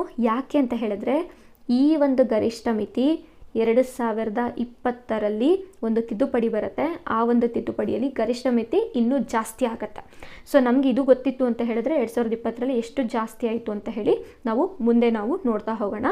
ಓಕೆ, ಸೊ ನಂತರದಲ್ಲಿ 77ನೇ ಒಂದು ಕಾಲಮನ್ನು ನಾವು ನೋಡೋದಾದರೆ ಹೆಚ್ಚುವರಿ ಭೂಮಿಯನ್ನು ಭೂರಹಿತ ಕೃಷಿ ಕಾರ್ಮಿಕರಿಗೆ ಹಂಚುವಂಥದ್ದು. ಸೊ ಪ್ರಶ್ನೆ ಬರೋ ಸಾಧ್ಯತೆ ಇರುತ್ತೆ. ಸೊ ಇಲ್ಲಿ ಏನು ಮಾಡಲಾಗುತ್ತೆ ಅಂದರೆ ಯಾರು ಹೆಚ್ಚುವರಿ ಭೂಮಿಯನ್ನು ಹೊಂದಿದ್ರು ಅಥವಾ ಈ ಒಂದು ಭೂಮಾಲೀಕರು ಅಂತ ಏನಿದ್ರು ಅಥವಾ ಇನಾಮ್ ಭೂಮಿಗಳು ಅಂತ ಏನಿತ್ತು, ಸೊ ಇವೆಲ್ಲವನ್ನು ಸರ್ಕಾರ ಏನು ಮಾಡುತ್ತೆ ತನ್ನ ಅಧೀನಕ್ಕೆ ತೆಗೆದುಕೊಂಡಿರುತ್ತೆ. ಸೊ ಅದಾದ ನಂತರದಲ್ಲಿ ಅರ್ಹ ರೈತರು ಯಾರಿರ್ತಾರೆ ಅಥವಾ ಗೇಣಿದಾರರು ಯಾರಿರ್ತಾರೆ, ಸೊ ಅವ್ರಿಗೇನು ಮಾಡ್ತಾರೆ ಪುನಃ ಆ ಭೂಮಿಗಳನ್ನು ಅವರಿಗೆ ಹಂಚಿಕೆಯನ್ನು ಮಾಡ್ತಾರೆ. ಸೊ ಆ ಹಂಚಿಕೆಯ ಕುರಿತು ಮಾತನಾಡುವಂತಹ ವಿಭಾಗ ಯಾವುದು ಅಂತ ಹೇಳಿದ್ರೆ 77ನೇ ವಿಭಾಗ ಅಂತ ಹೇಳಿ ನಾವು ನೋಡ್ಬೋದು. ಓಕೆ, ಸೊ ಮುಂದಿನ ಒಂದು ವಿಭಾಗವನ್ನು ನಾವು ನೋಡೋದಾದರೆ ಸೊ ನಾವಿಲ್ಲಿ 79A ವಿಭಾಗದ ಕುರಿತು ಅಧ್ಯಯನವನ್ನು ಮಾಡೋದಕ್ಕಿಂತ ಮುಂಚಿತವಾಗಿ ನಾನೊಂದು ನೋಟ್ ಹೇಳಲಿಕ್ಕೆ ಇಷ್ಟಪಡ್ತೀನಿ. ಏನು ಅಂತ ಹೇಳಿದ್ರೆ 79A ವಿಭಾಗ, 79B ವಿಭಾಗ ಹಾಗೆ 79C ವಿಭಾಗ ಈ 3 ವಿಭಾಗಗಳನ್ನು ಸೇರಿಸುವಂಥದ್ದು 1974ರಲ್ಲಿ ಬಂದಂತಹ ತಿದ್ದುಪಡಿ ಕಾಯ್ದೆ ಆಗಿರುತ್ತೆ. ಸೊ 1961ರ ಕಾಯ್ದೆಯಲ್ಲಿ ನಾವು ಈ 3 ವಿಭಾಗಗಳನ್ನು ನೋಡೋದಿಲ್ಲ. ಬದಲಿಗೆ ನಾವು 1974ರಿಂದ ಈ ವಿಭಾಗಗಳ ಕುರಿತು ಅಧ್ಯಯನವನ್ನು ಮಾಡ್ತಾ ಹೋಗ್ತೀವಿ. ಹಾಗಾಗಿ ಇಲ್ಲಿ ಪ್ರತಿಯೊಂದು ವಿಚಾರಗಳೇನಿದೆ ಸೊ ಇವೆಲ್ಲವೂ ಕೂಡ 1974ರಲ್ಲಿ ಸೇರಿಸಲಾಗುವಂತಹ ಮಾಹಿತಿಗಳು ಆಗಿರುತ್ತೆ. ಓಕೆ, ಸೊ ಈಗ ನಾವು ಅಧ್ಯಯನವನ್ನು ಮಾಡ್ತಾ ಹೋಗೋಣ. ಸೊ ಅಧ್ಯಾಯ 5 ಹೇಳುತ್ತೆ. ಸೊ ನಾನು ಆಗಲೇ ಹೇಳಿದೆ ಈ ಒಂದು ಅಧ್ಯಾಯ ಬಹಳಷ್ಟು ಇಂಪಾರ್ಟೆಂಟ್ ಆಗುತ್ತೆ ಅಂತ ಹೇಳಿ. ಸೊ ಈ ಒಂದು ಅಧ್ಯಾಯದಲ್ಲಿ ಕೃಷಿ ಭೂಮಿಯನ್ನು ಧಾರಣ ಮಾಡಲು ಅಥವಾ ವರ್ಗಾವಣೆಯನ್ನು ಮಾಡಲು ಕೆಲವೊಂದಿಷ್ಟು ನಿರ್ಬಂಧಗಳನ್ನು ಹೇರಲಾಗತ್ತೆ. ಸೊ ಅದರಲ್ಲಿ 79A ವಿಭಾಗ ಹೇಳುತ್ತೆ, ಕೆಲವು ವ್ಯಕ್ತಿಗಳು ಭೂಮಿಯನ್ನು ಅರ್ಜಿಸಲು ನಿಷೇಧ ಅಂತ ಹೇಳಿ. ಅರ್ಜಿಸಲು ಅಂತ ಹೇಳಿದ್ರೆ ಪರ್ಚೇಸ್ ಮಾಡೋದು ಅಂತ ಹೇಳಿ ನಾವು ತಿಳ್ಕೊಳ್ಬೋದು ಸಿಂಪಲ್ ಆಗಿ. ಸೊ ಯಾವ ಆಧಾರದ ಮೇಲೆ ಸೊ ಒಂದು ಭೂಮಿಯನ್ನು ಕೊಂಡ್ಕೊಳ್ಳಿಕ್ಕೆ ಸಾಧ್ಯ ಇಲ್ಲ ಅಂತ ಹೇಳಿ ಹೇಳಲಾಗುತ್ತೆ ಅಂದರೆ, ವಾರ್ಷಿಕ ಆದಾಯದ ಆಧಾರದ ಮೇಲೆ, ವಾರ್ಷಿಕ ಆದಾಯದ ಆಧಾರದ ಮೇಲೆ ಭೂಮಿಯನ್ನು ಯಾರು ಪರ್ಚೇಸ್ ಮಾಡಬೇಕು, ಯಾರು ಪರ್ಚೇಸ್ ಮಾಡಬಾರ್ದು ಅಂತ ಹೇಳಿ ಈ ಒಂದು ವಿಭಾಗವು ಮಾತಾಡುತ್ತೆ. ಸೊ 79A ವಿಭಾಗವು ಆದಾಯ ಮಿತಿಯ ಕುರಿತು ಮಾತನಾಡುತ್ತೆ. 1974ರಲ್ಲಿ 12,000 ರೂಪಾಯಿಗಳು ಯಾರು ವಾರ್ಷಿಕ ಆದಾಯವನ್ನು ಪಡಿತಾ ಇದ್ರು ಅವರು ಕೃಷಿ ಭೂಮಿಯನ್ನು ಪರ್ಚೇಸ್ ಮಾಡಲಿಕ್ಕೆ ಸಾಧ್ಯ ಇಲ್ಲ ಅಂತ ಹೇಳಿ ಈ ಒಂದು ಕಾಯ್ದೆ ಹೇಳುತ್ತೆ. ನಂತರದಲ್ಲಿ 79B ವಿಭಾಗ ಹೇಳುತ್ತೆ, ಕೆಲವು ವ್ಯಕ್ತಿಗಳು ಕೃಷಿ ಭೂಮಿಯನ್ನು ಧಾರಣ ಮಾಡಲು ನಿಷೇಧ ಅಂತ ಹೇಳಿ. ಅಂದರೆ ಕೆಲವೊಂದಿಷ್ಟು ಜನರು ಭೂಮಿಯನ್ನು ಪರ್ಚೇಸ್ ಮಾಡಲಿಕ್ಕೆ ಸಾಧ್ಯವೇ ಇಲ್ಲ ಅಂತ ಹೇಳಿ ಹೇಳಲಾಗತ್ತೆ. ಸೊ ಯಾರು ಪರ್ಚೇಸ್ ಮಾಡಲಿಕ್ಕೆ ಸಾಧ್ಯ ಇಲ್ಲ ಅಂತ ಹೇಳಿದ್ರೆ, ಯಾರು ಕೃಷಿಯನ್ನು ಮಾಡೋದಿಲ್ವೋ ಸೊ ಅವರು ಪರ್ಚೇಸ್ ಮಾಡಲಿಕ್ಕೆ ಸಾಧ್ಯ ಇಲ್ಲ. ಯಾರು ಕೃಷಿಯನ್ನು ಮಾಡ್ತಾರೋ ಅವರು ಪರ್ಚೇಸನ್ನು ಮಾಡ್ಬೋದು. ಸೊ ಇಲ್ಲಿ ಒಂದಿಷ್ಟು ಲಿಸ್ಟನ್ನು ಕೊಟ್ಟಿದ್ದಾರೆ, ಸೊ ನೀವು ನೋಡ್ಬೋದು. ಭೂಮಿಯನ್ನು ಸ್ವತಃ ಸಾಗುವಳಿಯನ್ನು ಮಾಡುತ್ತಿರುವ ವ್ಯಕ್ತಿ ಅಲ್ಲದ ಇತರ ಯಾರೇ ವ್ಯಕ್ತಿಗೆ ಭೂಮಿಯನ್ನು ಧಾರಣ ಮಾಡಲು ಹಕ್ಕು ಇರುವುದಿಲ್ಲ ಅಂತ ಹೇಳ್ತಾ ಇದ್ದಾರೆ. ಹಾಗೆ ಒಂದಿಷ್ಟು ಸಂಘ ಸಂಸ್ಥೆಗಳು ಬರುತ್ತೆ. ಸೊ ಅವರು ಖಾಸಗಿ ವಿಚಾರಕ್ಕಾಗಿರ್ಬೋದು, ಅಥವಾ ಕೈಗಾರಿಕೆಗಳನ್ನು ಮಾಡ್ತೀನಿ ಅಂತ ಆಗಿರ್ಬೋದು, ಗಣಿಗಾರಿಕೆಯನ್ನು ಮಾಡ್ತೀನಿ ಅಂತ ಆಗಿರ್ಬೋದು. ಸೊ ಇಂತಹ ಉದ್ದೇಶಗಳನ್ನು ಇಟ್ಕೊಂಡಿದ್ರೆ ಅಂತಹ ಸಂಘ ಸಂಸ್ಥೆಗಳು ಕೂಡ ಆ ಒಂದು ಕೃಷಿ ಭೂಮಿಯನ್ನು ಪರ್ಚೇಸ್ ಮಾಡಲಿಕ್ಕೆ ಸಾಧ್ಯ ಇಲ್ಲ ಅಂತ ಹೇಳಿ 79ನೇ ವಿಭಾಗವು ಮಾತಾಡುತ್ತೆ. ಸೊ ಇದಾದ ನಂತರದಲ್ಲಿ 79C ವಿಭಾಗ ಬರುತ್ತೆ. ಸೊ ಇದೇನು ಹೇಳುತ್ತೆ ಅಂದರೆ, ಘೋಷಣೆಯನ್ನು ಸಲ್ಲಿಸಲು ತಪ್ಪಿದ್ದಲ್ಲಿ ದಂಡವನ್ನು ವಿಧಿಸಲಾಗುತ್ತೆ ಅಂತ ಹೇಳಿ ಹೇಳಲಾಗತ್ತೆ. ಅಂದರೆ 79C 79A 79B ಉಲ್ಲಂಘನೆ ಆದರೆ ಸೊ ಅವರಿಗೆ ದಂಡವನ್ನು ವಿಧಿಸಲಾಗುತ್ತೆ ಅಂತ ಹೇಳಿ ಹೇಳಲಾಗುತ್ತೆ. ಸೊ 79A ವಿಭಾಗದಲ್ಲಿ ಏನು ವಾರ್ಷಿಕ ಆದಾಯವನ್ನು ಕೊಟ್ಟಿದ್ದಾರೆ, ಸೊ ಅದನ್ನು ಮೀರಿ ಕೂಡ ಅತಿ ಹೆಚ್ಚು ಆದಾಯವನ್ನು ಹೊಂದಿದ್ರೂ ಕೂಡ ಆ ಒಂದು ಕೃಷಿ ಭೂಮಿಯನ್ನು ಪರ್ಚೇಸ್ ಮಾಡಿದರೆ, ಹಾಗೆ 79B ಪ್ರಕಾರವಾಗಿ ಅವರು ಕೃಷಿಕರಲ್ಲದಿದ್ದರೂ ಕೂಡ ಕೃಷಿ ಭೂಮಿಯನ್ನು ಪರ್ಚೇಸ್ ಮಾಡಿದರೆ ಸೊ ಅವರ ವಿರುದ್ಧವಾಗಿ ದಂಡವನ್ನು ವಿಧಿಸಲಾಗುತ್ತೆ. ಹಾಗೆ ಆ ಒಂದು ಭೂಮಿಯನ್ನು ಸರ್ಕಾರ ತನ್ನ ಅಧೀನಕ್ಕೆ ತೆಗೆದುಕೊಳ್ಳುತ್ತೆ. ಸೊ ಇದು 79C ವಿಭಾಗ ಮಾತಾಡುತ್ತೆ. ನಂತರದಲ್ಲಿ 80ನೇ ವಿಭಾಗ ಮಾತಾಡುತ್ತೆ, ಕೆಲವು ಭೂಮಿಯ ವರ್ಗಾವಣೆಯ ಮೇಲೆ ನಿಷೇಧವನ್ನು ಹೇರಲಾಗಿದೆ. ಅಂದರೆ ಭೂಮಿಯನ್ನು ವರ್ಗಾವಣೆ ಮಾಡುವಾಗ ಕೃಷಿಕರಿಗೆ ಮಾತ್ರ ವರ್ಗಾವಣೆಯನ್ನು ಮಾಡಬೇಕಂತ ಹೇಳಿ 80ನೇ ವಿಭಾಗ ಹೇಳುತ್ತೆ. ಅಂದರೆ ಸೊ ಇವಾಗ ಒಬ್ಬರು ಗೇಣಿದಾರರು ಇರ್ತಾರೆ. ಸೊ ಅವರು ಆ ಒಂದು ಸಾಗುವಳಿ ಭೂಮಿಯನ್ನು ಮತ್ತೊಬ್ಬರಿಗೆ ವರ್ಗಾವಣೆಯನ್ನು ಮಾಡಬೇಕು ಅಂತ ಹೇಳಿದ್ರೆ ಕೃಷಿಕರಿಗೆ ಮಾತ್ರ ಮಾಡಬೇಕಾಗಿರತ್ತೆ. ಅದನ್ನು ಬಿಟ್ಟು ಯಾರು ಕೃಷಿ ಮಾಡ್ತಿರೋದಿಲ್ಲ ಅಥವಾ ಖಾಸಗಿ ವ್ಯಕ್ತಿಗಳಿರ್ತಾರೆ ಸೊ ಅವರಿಗೆ ವರ್ಗಾವಣೆಯನ್ನು ಮಾಡಲಿಕ್ಕೆ ನಿಷೇಧ ಅಂಥೇಳಿ 80ನೇ ವಿಭಾಗ ಮಾತಾಡುತ್ತೆ. ಸೊ ಇದಾದ ನಂತರದಲ್ಲಿ 126ನೇ ಒಂದು ವಿಭಾಗ ಮಾತನಾಡುತ್ತೆ ಇನಾಮ್ ಭೂಮಿಗಳ ಕುರಿತು. ಸೊ ನಾವು ಇಂದಿನ ತರಗತಿಯಲ್ಲಿ ಅಧ್ಯಯನವನ್ನು ಮಾಡಿದ್ದೀವಿ. 1954ರಲ್ಲಿ ಇನಾಮ್ ಕಾಯ್ದೆ ಬರುತ್ತೆ. ಸೊ ಅದು ವೈಯಕ್ತಿಕ ಮತ್ತು ವಿವಿಧ ರೀತಿಯ ಇನಾಮ್ ಭೂಮಿಗಳನ್ನು ರದ್ದು ಮಾಡ್ತಾರೆ. ಹಾಗೆ 1955ರಲ್ಲಿ ಧಾರ್ಮಿಕ ಮತ್ತು ದತ್ತಿ ಸಂಸ್ಥೆಗಳಿಗೆ ನೀಡಲಾಗಿದ್ದಂತಹ ಇನಾಮ್ ಭೂಮಿಗಳನ್ನು ರದ್ದತಿಯನ್ನು ಮಾಡ್ತಾರೆ. ಸೊ ಹಾಗಾಗಿ 1961ನೇ ಕಾಯ್ದೆಯಲ್ಲೂ ಕೂಡ ಇನಾಮ್ ಭೂಮಿಗಳ ಬಗ್ಗೆ ಮಾತಾಡ್ತಾರೆ. ಸೊ ಅದು ಯಾವ ವಿಭಾಗ ಅಂತ ಹೇಳಿದ್ರೆ 126ನೇ ವಿಭಾಗ. ಸೊ ಇದಾದ ನಂತರದಲ್ಲಿ 127ನೇ ವಿಭಾಗ ಬಡ ಗೇಣಿದಾರರಿಗೆ ಕಾನೂನು ನೆರವನ್ನು ಕೊಡಬೇಕು ಅಂತ ಹೇಳಿ ಈ ಒಂದು ಕಾಯ್ದೆ ಹೇಳುತ್ತೆ ಅಂತ ಹೇಳಿ ನಾವು ನೋಡ್ಬೋದಾಗಿರುತ್ತೆ. ಸೊ ಇದಿಷ್ಟೂ ಕೂಡ ಬಹಳಷ್ಟು ಇಂಪಾರ್ಟೆಂಟ್ ಆಗಿರುವಂತಹ ವಿಭಾಗಗಳಾಗಿರುತ್ತೆ. ಸೊ ಈ ವಿಭಾಗಗಳು ಯಾಕೆ ಇಂಪಾರ್ಟೆಂಟ್ ಅಂತ ಹೇಳಿದ್ರೆ 1974ನೇ ತಿದ್ದುಪಡಿ ಆಗಿರ್ಬೋದು ಅಥವಾ 2020ರಲ್ಲಿ ಬರುವಂತಹ ತಿದ್ದುಪಡಿ ಆಗಿರ್ಬೋದು. ಸೊ ಎಲ್ಲವೂ ಕೂಡ ಈ ವಿಭಾಗಗಳ ಮೇಲೆ ಡಿಪೆಂಡ್ ಆಗಿರುತ್ತೆ. ಹಾಗಾಗಿ ಸೊ ಮುಂದೆ ಯಾವೆಲ್ಲ ರೀತಿಯಾದಂಥ ತಿದ್ದುಪಡಿ ಆಗುತ್ತೆ ಅಂತ ಹೇಳಿ ನೋಡ್ತಾ ಹೋಗೋಣ. ಓಕೆ, ಸೊ ಇಲ್ಲಿ ಒಂದು ಪ್ರಶ್ನೆ ಇದೆ, ನೋಡ್ತಾ ಹೋಗೋಣ. ಈ ಕೆಳಗಿನ ಯಾವ ಮುಖ್ಯಮಂತ್ರಿಯು ಕರ್ನಾಟಕದಲ್ಲಿ ಭೂ ಸುಧಾರಣೆಗಳನ್ನು ಜಾರಿಗೆ ತಂದರು ಅಂತ ಹೇಳಿಕೊಟ್ಟಿದ್ದಾರೆ? ವೀರೇಂದ್ರ ಪಾಟೀಲ್, ರಾಮಕೃಷ್ಣ ಹೆಗಡೆ, KC ರೆಡ್ಡಿ, ಡಿ ದೇವರಾಜ್ ಅರಸ್ ಅಂತ ಹೇಳಿ. ಸೊ ಇದ್ರ ಬಗ್ಗೆ ನಾವು ಅಧ್ಯಯನವನ್ನು ಮಾಡೋಣ, ನಂತರ ಇದಕ್ಕೆ ಉತ್ತರವನ್ನು ಕೊಡೋಣ. ಓಕೆ, 1974ರ ಭೂ ಸುಧಾರಣಾ ತಿದ್ದುಪಡಿ ಕಾಯ್ದೆ 1973ರಲ್ಲಿ ಶಾಸನ ಸಭೆಯಲ್ಲಿ ಮಂಡನೆಯಾಗತ್ತೆ. ಸೊ ಇದು 1974ರಲ್ಲಿ ಜಾರಿಯಾಗತ್ತೆ. ಭೂ ಸುಧಾರಣೆಗಳಿಗೆ ಸಂಬಂಧಪಟ್ಟಂತಹ ನಿಜವಾದ ಶಾಸನ ಅಂತ ಹೇಳಿ ಈ ಒಂದು ತಿದ್ದುಪಡಿ ಕಾಯ್ದೆನ ಕರೆಯಲಾಗುತ್ತೆ. ಯಾಕೆ ಅಂತ ಹೇಳಿದ್ರೆ ಬಹಳಷ್ಟು ಪ್ರಮುಖ ತಿದ್ದುಪಡಿಗಳನ್ನು ಈ ಒಂದು 1974ರ ಕಾಯ್ದೆಯಲ್ಲಿ ಜಾರಿಗೆ ತರಲಾಗತ್ತೆ. ಹಾಗೆ ಈ ಒಂದು ಕಾಯ್ದೆಯ ಪ್ರಮುಖ ಘೋಷಣೆ ಏನು ಅಂತ ಹೇಳಿದ್ರೆ, ಉಳುವವನಿಗೆ ಭೂಮಿ, ಅಂದರೆ ಯಾರು ಭೂಮಿಯನ್ನು ಉಳುಮೆ ಮಾಡ್ತಾ ಇರ್ತಾರೆ ಸೊ ಅಂಥವರಿಗೆ ಭೂಮಿಯ ಮಾಲೀಕತ್ವವನ್ನು ಕೊಡಬೇಕು ಅಂತ ಹೇಳಿ ಈ ಒಂದು ಕಾಯ್ದೆ ಘೋಷಣೆಯನ್ನು ಮಾಡುತ್ತೆ. ಹಾಗೆ ಈ ಒಂದು ಕಾಯ್ದೆಯ ರೂವಾರಿ ಅಂತ ಹೇಳಿದ್ರೆ ಅಂದಿನ ಮುಖ್ಯಮಂತ್ರಿಗಳಾಗಿದ್ದಂತಹ ಡಿ ದೇವರಾಜ್ ಅರಸ್ರವರು ಈ ಒಂದು ಕಾಯ್ದೆಯನ್ನು ಜಾರಿಗೆ ತರಲಿಕ್ಕೆ ಬಹಳಷ್ಟು ಪ್ರಮುಖ ಪಾತ್ರವನ್ನು ನಿರ್ವಹಿಸ್ತಾರೆ ಅಂತ ಹೇಳಿ ನಾವು ನೋಡ್ಬೋದು. ನಂತರ ಇವರನ್ನು ನಾವು ಸಾಮಾಜಿಕ ನ್ಯಾಯದ ಅಧಿಕಾರ ಅಂತ ಕೂಡ ಕರೆಯಲಾಗುತ್ತೆ. ಸೊ ಇದರ ಜೊತೆಗೆ tiller is the owner of land ಅಂತ ಹೇಳಿ ಈ ಒಂದು ಕಾಯ್ದೆಯ ಪ್ರಮುಖ ಘೋಷಣೆಯಾಗಿರುತ್ತೆ. ಹಾಗೆ ಈ ಒಂದು ಕಾಯ್ದೆಯನ್ನು ಜಾರಿಗೆ ತರಲು ಬಹಳಷ್ಟು ಪ್ರಮುಖ ಪಾತ್ರವನ್ನು ವಹಿಸಿದ್ದವರು ಅಂತ ಹೇಳಿದ್ರೆ ದೇವರಾಜ ಅರಸರವರಾಗಿರ್ತಾರೆ, ಹುಚ್ಚು ಮಾಸ್ತಿಗೌಡ ಆಗಿರ್ಬೋದು, ಹಾಗೆ ಡಿ ಸುಬ್ಬಯ್ಯ ಶೆಟ್ಟಿ ಆಗಿರ್ಬೋದು. ಸೊ ಇವರೆಲ್ಲರೂ ಕೂಡ ಪ್ರಮುಖ ಪಾತ್ರವನ್ನು ವಹಿಸಿರ್ತಾರೆ ಅಂತ ಹೇಳಿ ನಾವು ನೋಡ್ಬೋದು. ಸೊ ಈಗ ಈ ಒಂದು ಪ್ರಶ್ನೆಗೆ ಉತ್ತರ ಸಿಕ್ಕಿದೆ ಅಂತ ಹೇಳಿ ನಾವು ಅಂದ್ಕೊಳ್ಬೋದು. 1974ರಲ್ಲಿ ಕರ್ನಾಟಕದಲ್ಲಿ ಭೂ ಸುಧಾರಣೆಗಳನ್ನು ಜಾರಿಗೆ ತಂದಂತಹ ಮುಖ್ಯಮಂತ್ರಿಗಳು ಬಂದು ಡಿ ದೇವರಾಜ ಅರಸ್ರವರು ಆಗಿರ್ತಾರೆ. ಓಕೆ, ಸೊ ಇದ್ರ ಬಗ್ಗೆ ನಾವು ನೋಡ್ತಾ ಹೋಗೋಣ.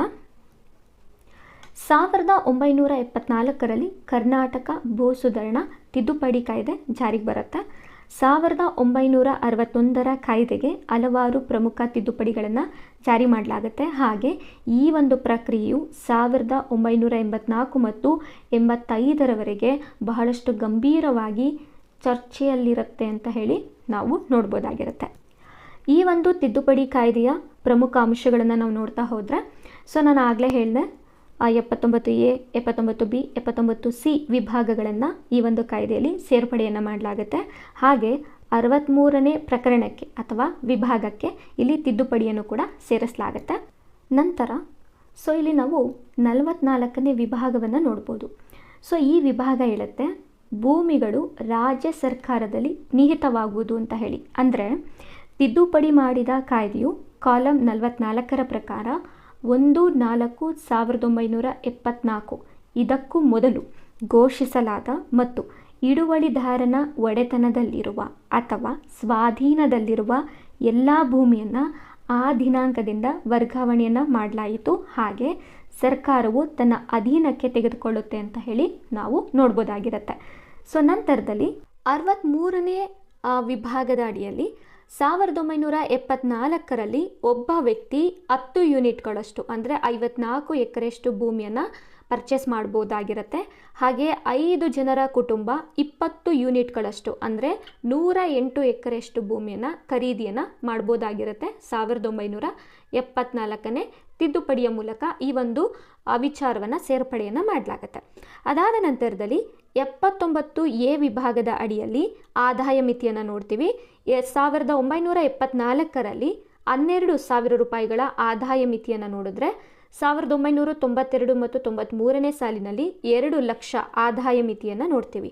ಹಾಗೆ 2015ರಲ್ಲಿ 25 ಲಕ್ಷ ರೂಪಾಯಿಗಳ ಆದಾಯ ಮಿತಿಯನ್ನು ನಾವು ನೋಡ್ಬೋದಾಗಿರುತ್ತೆ.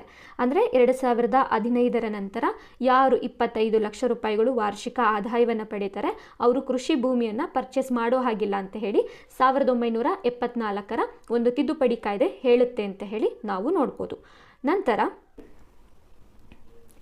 79B ವಿಭಾಗದಲ್ಲಿ ಯಾರು ಭೂಮಿಯನ್ನು ಖರೀದಿಸ್ಬೋದು ಅಂದರೆ ಕೃಷಿಕರು ಮಾತ್ರ ಭೂಮಿಯನ್ನು ಖರೀದಿ ಮಾಡ್ಬೋದು ಅಂತ ಹೇಳಿ 1974ರಲ್ಲಿ ಸೇರಿಸಲಾಗುತ್ತೆ.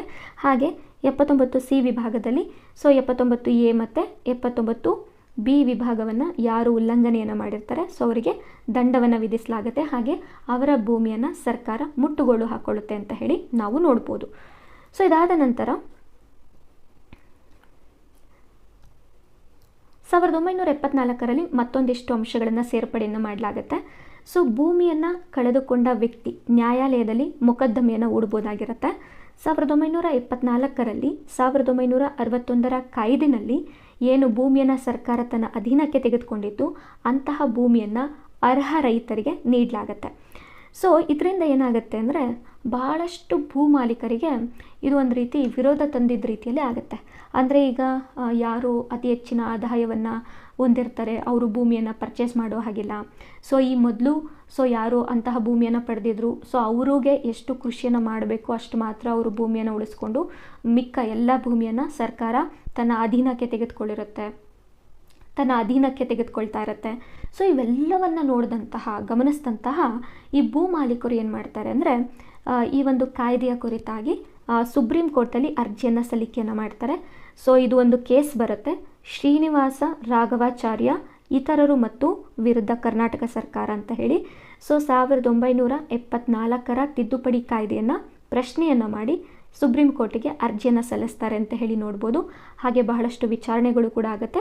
ಅದಾದ ನಂತರದಲ್ಲಿ 1974ರ ಕಾಯ್ದೆಯಲ್ಲಿ ಅಂದರೆ ತಿದ್ದುಪಡಿ ಕಾಯ್ದೆಯಲ್ಲಿ ತಂದಿರುವಂತಹ ಏನು ಅಂಶಗಳಿರುತ್ತೆ ಸೊ ಅದು ರೈತರಿಗೆ ರಕ್ಷಣೆಯನ್ನು ಕೊಡುವ ರೀತಿಯಲ್ಲಿದೆ ಅಂತ ಹೇಳಿ ಸೊ ಆ ಒಂದು ಕಾಯ್ದೆಯನ್ನು ಜಾರಿ ಮಾಡ್ತಾರೆ ಅಂತ ಹೇಳಿ ನಾವು ನೋಡ್ಬೋದಾಗಿರುತ್ತೆ.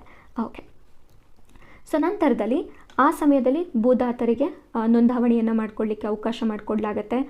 ಅರ್ಹರಾಗಿರುವ ಎಲ್ಲ ವ್ಯಕ್ತಿಗಳು ಸಂಬಂಧಪಟ್ಟ ತಾಲೂಕು ಭೂ ನ್ಯಾಯಮಂಡಳಿಗೆ ಅರ್ಜಿಯನ್ನು ಸಲ್ಲಿಸಲಿಕ್ಕೆ ಅವಕಾಶವನ್ನು ಕೂಡ ಕೊಡಲಾಗತ್ತೆ. ನಂತರದಲ್ಲಿ 80ನೇ ಕಾಲಂ ಹೇಳುತ್ತೆ, ಕೃಷಿ ಭೂಮಿಯನ್ನು ಕೃಷಿಕರಿಗೆ ಮಾತ್ರ ವರ್ಗಾವಣೆಯನ್ನು ಮಾಡಬೇಕು, ಬೇರೆಯವರಿಗೆ ವರ್ಗಾವಣೆಯನ್ನು ಮಾಡುವಂತಿಲ್ಲ ಅಂತ ಹೇಳಿ ಕಡ್ಡಾಯವಾಗಿ ಈ ಒಂದು ಕಾನೂನನ್ನು ಜಾರಿಗೆ ತಗೊಂಡ್ಬರ್ತಾರೆ. ನಂತರದಲ್ಲಿ 1974ರ ಕರ್ನಾಟಕ ಕಾಯ್ದೆಯು ಭೂಮಿ ಗುತ್ತಿಗೆ ನೀಡುವಂಥದ್ದನ್ನು ನಿಷೇಧವನ್ನು ಮಾಡುತ್ತೆ, ತನ್ನ ಅಧೀನಕ್ಕೆ ತೆಗೆದುಕೊಳ್ತಾ ಇರುತ್ತೆ. ಸೊ ಇವೆಲ್ಲವನ್ನು ಗಮನಿಸಿದಂತಹ ಈ ಭೂ ಮಾಲೀಕರು ಏನು ಮಾಡ್ತಾರೆ ಅಂದರೆ ಈ ಒಂದು ಕಾಯ್ದೆಯ ಕುರಿತಾಗಿ ಸುಪ್ರೀಂ ಕೋರ್ಟಲ್ಲಿ ಅರ್ಜಿಯನ್ನು ಸಲ್ಲಿಕೆಯನ್ನು ಮಾಡ್ತಾರೆ. ಸೊ ಇದು ಒಂದು ಕೇಸ್ ಬರುತ್ತೆ, ಶ್ರೀನಿವಾಸ ರಾಘವಾಚಾರ್ಯ ಇತರರು ಮತ್ತು ವಿರುದ್ಧ ಕರ್ನಾಟಕ ಸರ್ಕಾರ ಅಂತ ಹೇಳಿ. ಸೊ 1974ರ ತಿದ್ದುಪಡಿ ಕಾಯ್ದೆಯನ್ನು ಪ್ರಶ್ನೆಯನ್ನು ಮಾಡಿ ಸುಪ್ರೀಂ ಕೋರ್ಟಿಗೆ ಅರ್ಜಿಯನ್ನು ಸಲ್ಲಿಸ್ತಾರೆ ಅಂತ ಹೇಳಿ ನೋಡ್ಬೋದು. ಹಾಗೆ ಬಹಳಷ್ಟು ವಿಚಾರಣೆಗಳು ಕೂಡ ಆಗುತ್ತೆ. ಅದಾದ ನಂತರದಲ್ಲಿ 1974ರ ಕಾಯ್ದೆಯಲ್ಲಿ ಅಂದರೆ ತಿದ್ದುಪಡಿ ಕಾಯ್ದೆಯಲ್ಲಿ ತಂದಿರುವಂತಹ ಏನು ಅಂಶಗಳಿರುತ್ತೆ ಸೊ ಅದು ರೈತರಿಗೆ ರಕ್ಷಣೆಯನ್ನು ಕೊಡುವ ರೀತಿಯಲ್ಲಿದೆ ಅಂತ ಹೇಳಿ ಸೊ ಆ ಒಂದು ಕಾಯ್ದೆನ ಜಾರಿ ಮಾಡ್ತಾರೆ ಅಂತ ಹೇಳಿ ನಾವು ನೋಡ್ಬೋದಾಗಿರುತ್ತೆ. ಸೊ ಈ ಒಂದು ಸಮಯದಲ್ಲಿ ಭೂದಾತರಿಗೆ ನೋಂದಾವಣಿಯನ್ನು ಮಾಡ್ಕೊಳ್ಳಿಕ್ಕೆ ಅವಕಾಶ ಮಾಡಿಕೊಡ್ತಾರೆ. ಅರ್ಹರಾಗಿರುವ ಎಲ್ಲ ವ್ಯಕ್ತಿಗಳು ಸಂಬಂಧಪಟ್ಟ ತಾಲೂಕು ಭೂ ನ್ಯಾಯಮಂಡಳಿಗೆ ಅರ್ಜಿಯನ್ನು ಸಲ್ಲಿಸಲು ಅವಕಾಶವನ್ನು ನೀಡಲಾಗುತ್ತೆ. ಅದೇ ರೀತಿಯಲ್ಲಿ 80ನೇ ಕಾಲಂ ಹೇಳುತ್ತೆ, ಕೃಷಿ ಭೂಮಿಯನ್ನು ಕೃಷಿಕರಿಗೆ ಮಾತ್ರ ವರ್ಗಾವಣೆಯನ್ನು ಮಾಡಬೇಕು, ಬೇರೆಯವರಿಗೆ ವರ್ಗಾವಣೆಯನ್ನು ಮಾಡುವಂತಿಲ್ಲ ಅಂತ ಹೇಳಿ ಒಂದು ಕಾನೂನನ್ನು ಜಾರಿಗೆ ತಗೊಂಡ್ಬರ್ತಾರೆ. ಇನ್ನು 1974ರ ಕರ್ನಾಟಕ ಭೂ ಸುಧಾರಣಾ ಕಾಯ್ದೆಯು ಭೂಮಿಯನ್ನು ಗುತ್ತಿಗೆಗೆ ನೀಡುವಂಥದ್ದನ್ನು ನಿಷೇಧವನ್ನು ಮಾಡುತ್ತೆ. ಹಾಗೆ ಭೂ ನ್ಯಾಯಮಂಡಳಿಗಳ ತೀರ್ಪನ್ನು ಯಾವುದೇ ನ್ಯಾಯಾಲಯದಲ್ಲಿ ಪ್ರಶ್ನಿಸಲಾಗೋದಿಲ್ಲ, ಆದರೆ ಆ ತೀರ್ಪನ್ನು ಒಪ್ಪದಿದ್ದರೆ ಅದನ್ನು ಹೈಕೋರ್ಟ್ನಲ್ಲಿ ಪ್ರಶ್ನಿಸಬಹುದು ಅಂತ ಹೇಳಿ ಒಂದು ಕಾನೂನನ್ನು ಕೂಡ ಜಾರಿಗೆ ತಗೊಂಡ್ಬರ್ತಾರೆ. ಅದೇ ರೀತಿಯಲ್ಲಿ ಕಾಫಿ ಮತ್ತು ರಬ್ಬರ್ನಂತಹ ತೋಟ ಭೂಮಿಗೆ ಭೂ ಮಿತಿ ಅನ್ನುವಂಥದ್ದು ಅನ್ವಯ ಆಗೋದಿಲ್ಲ ಅಂತ ಹೇಳಿ 1974ರ ತಿದ್ದುಪಡಿ ಕಾಯ್ದೆ ಕಾನೂನನ್ನು ಜಾರಿ ಮಾಡುತ್ತೆ ಅಂತ ಹೇಳಿ ನೋಡ್ಬೋದಾಗಿರುತ್ತೆ. ಸೊ ಇದಿಷ್ಟು ಕೂಡ 1974ರಲ್ಲಿ ಬಂದಂತಹ ತಿದ್ದುಪಡಿ ಕಾಯ್ದೆಗೆ ಕುರಿತಾದಂತಹ ಪ್ರಮುಖ ಅಂಶಗಳು ಆಗಿರುತ್ತೆ. ಸೊ ಇದಾದ ನಂತರದಲ್ಲಿ ನಾವು ಸೊ 2020ರಲ್ಲಿ ಜಾರಿಯಾದಂತಹ ಭೂ ಸುಧಾರಣಾ ತಿದ್ದುಪಡಿ ಕಾಯ್ದೆ ಬಗ್ಗೆ ನಾವು ಅಧ್ಯಯನವನ್ನು ಮಾಡಬೇಕಾಗತ್ತೆ. ಸೊ ಮೊದಲಿಗೆ ಕಾಲಂ 63ಕ್ಕೆ ತಿದ್ದುಪಡಿಯನ್ನು ಮಾಡ್ತಾರೆ. ಸೊ ಭೂಮಿಯ ಗರಿಷ್ಠ ಮಿತಿಯನ್ನು ಏರಿಕೆಯನ್ನು ಮಾಡ್ತಾರೆ. ಯಾಕೆ ಅಂತ ಹೇಳಿದ್ರೆ 1974ರಲ್ಲಿ ಬಂದಂತಹ ಏನು ಪ್ರಮುಖ ತಿದ್ದುಪಡಿ ಕಾಯ್ದೆ ಇರುತ್ತೆ ಸೊ ಇದರಿಂದಾಗಿ ಭೂಮಿಯನ್ನು ಪರ್ಚೇಸ್ ಮಾಡಲಿಕ್ಕೆ ಬಹಳಷ್ಟು ಕಾನೂನುಗಳಿರುತ್ತೆ. ಸೊ ಅಷ್ಟು ಸುಲಭವಾಗಿ ಯಾರೂ ಕೂಡ ಕೃಷಿ ಭೂಮಿಯನ್ನು ಪರ್ಚೇಸ್ ಮಾಡಲಿಕ್ಕೆ ಆಗೋದೇ ಇಲ್ಲ. ಹಾಗಾಗಿ ಇದ್ರ ಮೇಲೆ ಒಂದಿಷ್ಟು ಸುಧಾರಣೆಗಳನ್ನು ಜಾರಿಗೆ ತರಬೇಕು ಅಂತ ಹೇಳಿ ಒಬ್ಬ ವ್ಯಕ್ತಿ 20 ಯೂನಿಟ್ಗಳಷ್ಟು ಅಂದರೆ 108 ಎಕರೆಗಳಷ್ಟು ಭೂಮಿಯನ್ನು ಪರ್ಚೇಸ್ ಮಾಡಲಿಕ್ಕೆ 2020ರಲ್ಲಿ ಅವಕಾಶವನ್ನು ಮಾಡಿಕೊಡ್ತಾರೆ. ಹಾಗೆ 5 ಜನರ ಕುಟುಂಬ 40 ಯೂನಿಟ್ಗಳು ಅಂದರೆ 216 ಎಕರೆ ಭೂಮಿಯನ್ನು ಪರ್ಚೇಸ್ ಮಾಡಲಿಕ್ಕೆ 2020 ತಿದ್ದುಪಡಿ ಕಾಯ್ದೆ ಅವಕಾಶವನ್ನು ಮಾಡಿಕೊಡುತ್ತೆ ಅಂತ ಹೇಳಿ ನಾವು ನೋಡ್ಬೋದು. ಸೊ ಇದಾದ ನಂತರದಲ್ಲಿ 2020ರಲ್ಲಿ 79A, 79B, 79C ಈ 3 ವಿಭಾಗಗಳನ್ನು ಸಂಪೂರ್ಣವಾಗಿ ತೆಗೆದುಹಾಕ್ತಾರೆ. ಸೊ ಏನು ಆದಾಯ ಮಿತಿ ಇತ್ತು ಮತ್ತು ಕೃಷಿಕ ಮಾತ್ರ ಕೃಷಿ ಭೂಮಿಯನ್ನು ಖರೀದಿ ಮಾಡ್ಬೋದಾಗಿರುತ್ತೆ. ಹಾಗೆ 79A ಮತ್ತು 79Bಯನ್ನು ಉಲ್ಲಂಘನೆಯನ್ನು ಮಾಡಿದರೆ ದಂಡವನ್ನು ವಿಧಿಸ್ತಾ ಇದ್ರು. ಇದನ್ನು ಸಂಪೂರ್ಣವಾಗಿ ತೆಗೆದು ಹಾಕಲಾಗುತ್ತೆ. ಸೊ ಇದಾದ ನಂತರದಲ್ಲಿ ಕಾಲಮ್ 80 ಬರುತ್ತೆ. ಸೊ ಇಲ್ಲಿ ಭೂಮಿಯನ್ನು ವರ್ಗಾವಣೆಯನ್ನು ಮಾಡುವಾಗ ಕೃಷಿಕರಿಗೆ ಮಾತ್ರ ವರ್ಗಾವಣೆಯನ್ನು ಮಾಡಬೇಕು ಅಂತ ಹೇಳಿ 1961 ಕಾಯ್ದೆ, 1974 ತಿದ್ದುಪಡಿ ಕಾಯ್ದೆ ಹೇಳುತ್ತೆ. ಆದರೆ 2020ರಲ್ಲಿ ಏನು ತಿದ್ದುಪಡಿ ಮಾಡ್ತಾರೆ ಅಂದರೆ ಭೂಮಿಯನ್ನು ಯಾರಿಗೆ ಬೇಕಾದರೂ ಕೂಡ ವರ್ಗಾವಣೆಯನ್ನು ಮಾಡಬಹುದು ಅಂತ ಹೇಳ್ತಾರೆ. ಆದರೆ ಒಂದು ಕಂಡೀಷನ್ ಇರುತ್ತೆ. ಏನು ಅಂದರೆ ಯಾರ ಬಳಿ ಎ ವರ್ಗದ ನೀರಾವರಿ ಭೂಮಿ ಇತ್ತು ಅಂತ ಹೇಳಿದ್ರೆ ಅವ್ರಿಗೆ ಮಾತ್ರ ವರ್ಗಾವಣೆಯನ್ನು ಮಾಡಲಿಕ್ಕೆ ಅವಕಾಶ ಇರೋದಿಲ್ಲ. ಅದನ್ನು ಬಿಟ್ಟು ಯಾವುದೇ ರೀತಿಯಾದಂಥ ಖಾಸಗಿ ವ್ಯಕ್ತಿಗಳಿಗೆ ಭೂಮಿಯನ್ನು ವರ್ಗಾವಣೆಯನ್ನು ಮಾಡ್ಬೋದಾಗಿರುತ್ತೆ. ಸೊ ನಂತರದಲ್ಲಿ 2020ರಲ್ಲಿ 81A ಮತ್ತು 81B ಈ 2 ವಿಭಾಗಗಳನ್ನು ಸೇರ್ಪಡೆಯನ್ನು ಮಾಡ್ತಾರೆ. ಸೊ 81A ವಿಭಾಗ ಹೇಳುತ್ತೆ 1978ರಲ್ಲಿ ಜಾರಿಯಾದ ನಿಯಮಗಳು ಹಾಗೆ ಮುಂದುವರಿಯುತ್ತೆ. SC/ST ಜನರ ಬಳಿ ಇರುವಂತಹ ಭೂಮಿಯನ್ನು ಬೇರೆ ಯಾರಿಗೂ ಮಾರಾಟವನ್ನು ಮಾಡುವಂತಿಲ್ಲ ಅಂತ ಹೇಳುತ್ತೆ. ನಂತರ 81B ಹೇಳುತ್ತೆ ರೈತರು ಬೇರೆಯವರ ಬಳಿ ಭೂಮಿಯನ್ನು ಅಡವಿಟ್ಟು ಹಣವನ್ನು ಪಡೆಯಬಹುದು ಅಂತ ಹೇಳಿ ಈ ಒಂದು ವಿಭಾಗ ಅವಕಾಶವನ್ನು ಮಾಡಿಕೊಡುತ್ತೆ. ಸೊ ಇದಿಷ್ಟು ಕೂಡ 2020ರಲ್ಲಿ ಬರುವಂತಹ ಪ್ರಮುಖ ತಿದ್ದುಪಡಿ ಅಂಶಗಳು ಆಗಿರುತ್ತೆ. ಇದಾದ ನಂತರದಲ್ಲಿ 2023ನೇ ಆ ಒಂದು ಭೂ ಸುಧಾರಣಾ ತಿದ್ದುಪಡಿ ಕಾಯ್ದೆಯನ್ನು ನಾವು ನೋಡೋದಾದರೆ ವಿಭಾಗ 95ಕ್ಕೆ ಸೊ ಇಲ್ಲಿ ಒಂದಿಷ್ಟು ತಿದ್ದುಪಡಿಗಳನ್ನು ಜಾರಿಗೆ ತಗೊಂಡ್ಬರ್ತಾರೆ. ಕೃಷಿ ಭೂಮಿಯ ಬಳಕೆ ಮತ್ತು ಇತರ ಉದ್ದೇಶಗಳಿಗಾಗಿ ಕೃಷಿ ಭೂಮಿಯನ್ನು ಬಳಸುವಂತಹ ವಿಧಾನ. ಸೊ ಇದರ ಅಡಿಯಲ್ಲಿ ಬಹಳಷ್ಟು ನಿಯಮಗಳನ್ನು ಜಾರಿಗೆ ತಗೊಂಡ್ಬರ್ತಾರೆ. ಅಂದರೆ ಕೃಷಿ ಭೂಮಿಯನ್ನು ಇತರ ಉದ್ದೇಶಗಳಿಗೂ ಕೂಡ ಬಳಸಬಹುದು ಅಂತ ಹೇಳಿ ಈ ಒಂದು 95ನೇ ವಿಭಾಗ ಅವಕಾಶ ಮಾಡಿಕೊಡ್ಬೇಕು ಅಂತ ಹೇಳಿ 2023ನೇ ತಿದ್ದುಪಡಿ ಕಾಯ್ದೆ ಮಾತಾಡುತ್ತೆ ಅಂತ ಹೇಳಿ ನಾವು ನೋಡ್ಬೋದು. ಸೊ ಇದಿಷ್ಟು ಕೂಡ ಸಂಪೂರ್ಣವಾದಂತಹ ಕರ್ನಾಟಕ ಭೂ ಸುಧಾರಣೆಗಳಿಗೆ ಸಂಬಂಧಪಟ್ಟಂತಹ ಮಾಹಿತಿ ಆಗಿರುತ್ತೆ. ಸೊ ಈ ಒಂದು ತರಗತಿ ಕೊನೆಯ ತರಗತಿ ಆಗಿರುತ್ತೆ. ಸೊ ಇನ್ನೇನಿದ್ರೂ ಕೂಡ ಭೂ ಸುಧಾರಣೆಗಳಿಗೆ ಸಂಬಂಧಪಟ್ಟಂತಹ ಪ್ರಶ್ನೋತ್ತರಗಳನ್ನು ನಾವು ನೋಡ್ತಾ ಹೋಗೋಣ. ಆಲ್ಮೋಸ್ಟ್ ಎಲ್ಲ ಪ್ರಶ್ನೆಗಳನ್ನು ನಾನು ಇಲ್ಲೇ ತೊಗೊಂಡಿದ್ದೀನಿ. ಸೊ ಇನ್ಯಾವುದಾದ್ರೂ ಪ್ರಶ್ನೆಗಳು ಉಳಿದಿದ್ರೆ ಮುಂದಿನ ತರಗತಿಯಲ್ಲಿ ಖಂಡಿತವಾಗಿ ನಾನು ಪ್ರಶ್ನೆಗಳನ್ನು ಅಭ್ಯಾಸವನ್ನು ಮಾಡ್ತಾ ಹೋಗೋಣ. ಸೊ ಇಲ್ಲಿವರೆಗೂ ನನ್ನ ತರಗತಿಯನ್ನು ಕೇಳಿದಂತಹ ನಿಮ್ಮೆಲ್ಲರಿಗೂ ಕೂಡ ಧನ್ಯವಾದಗಳು.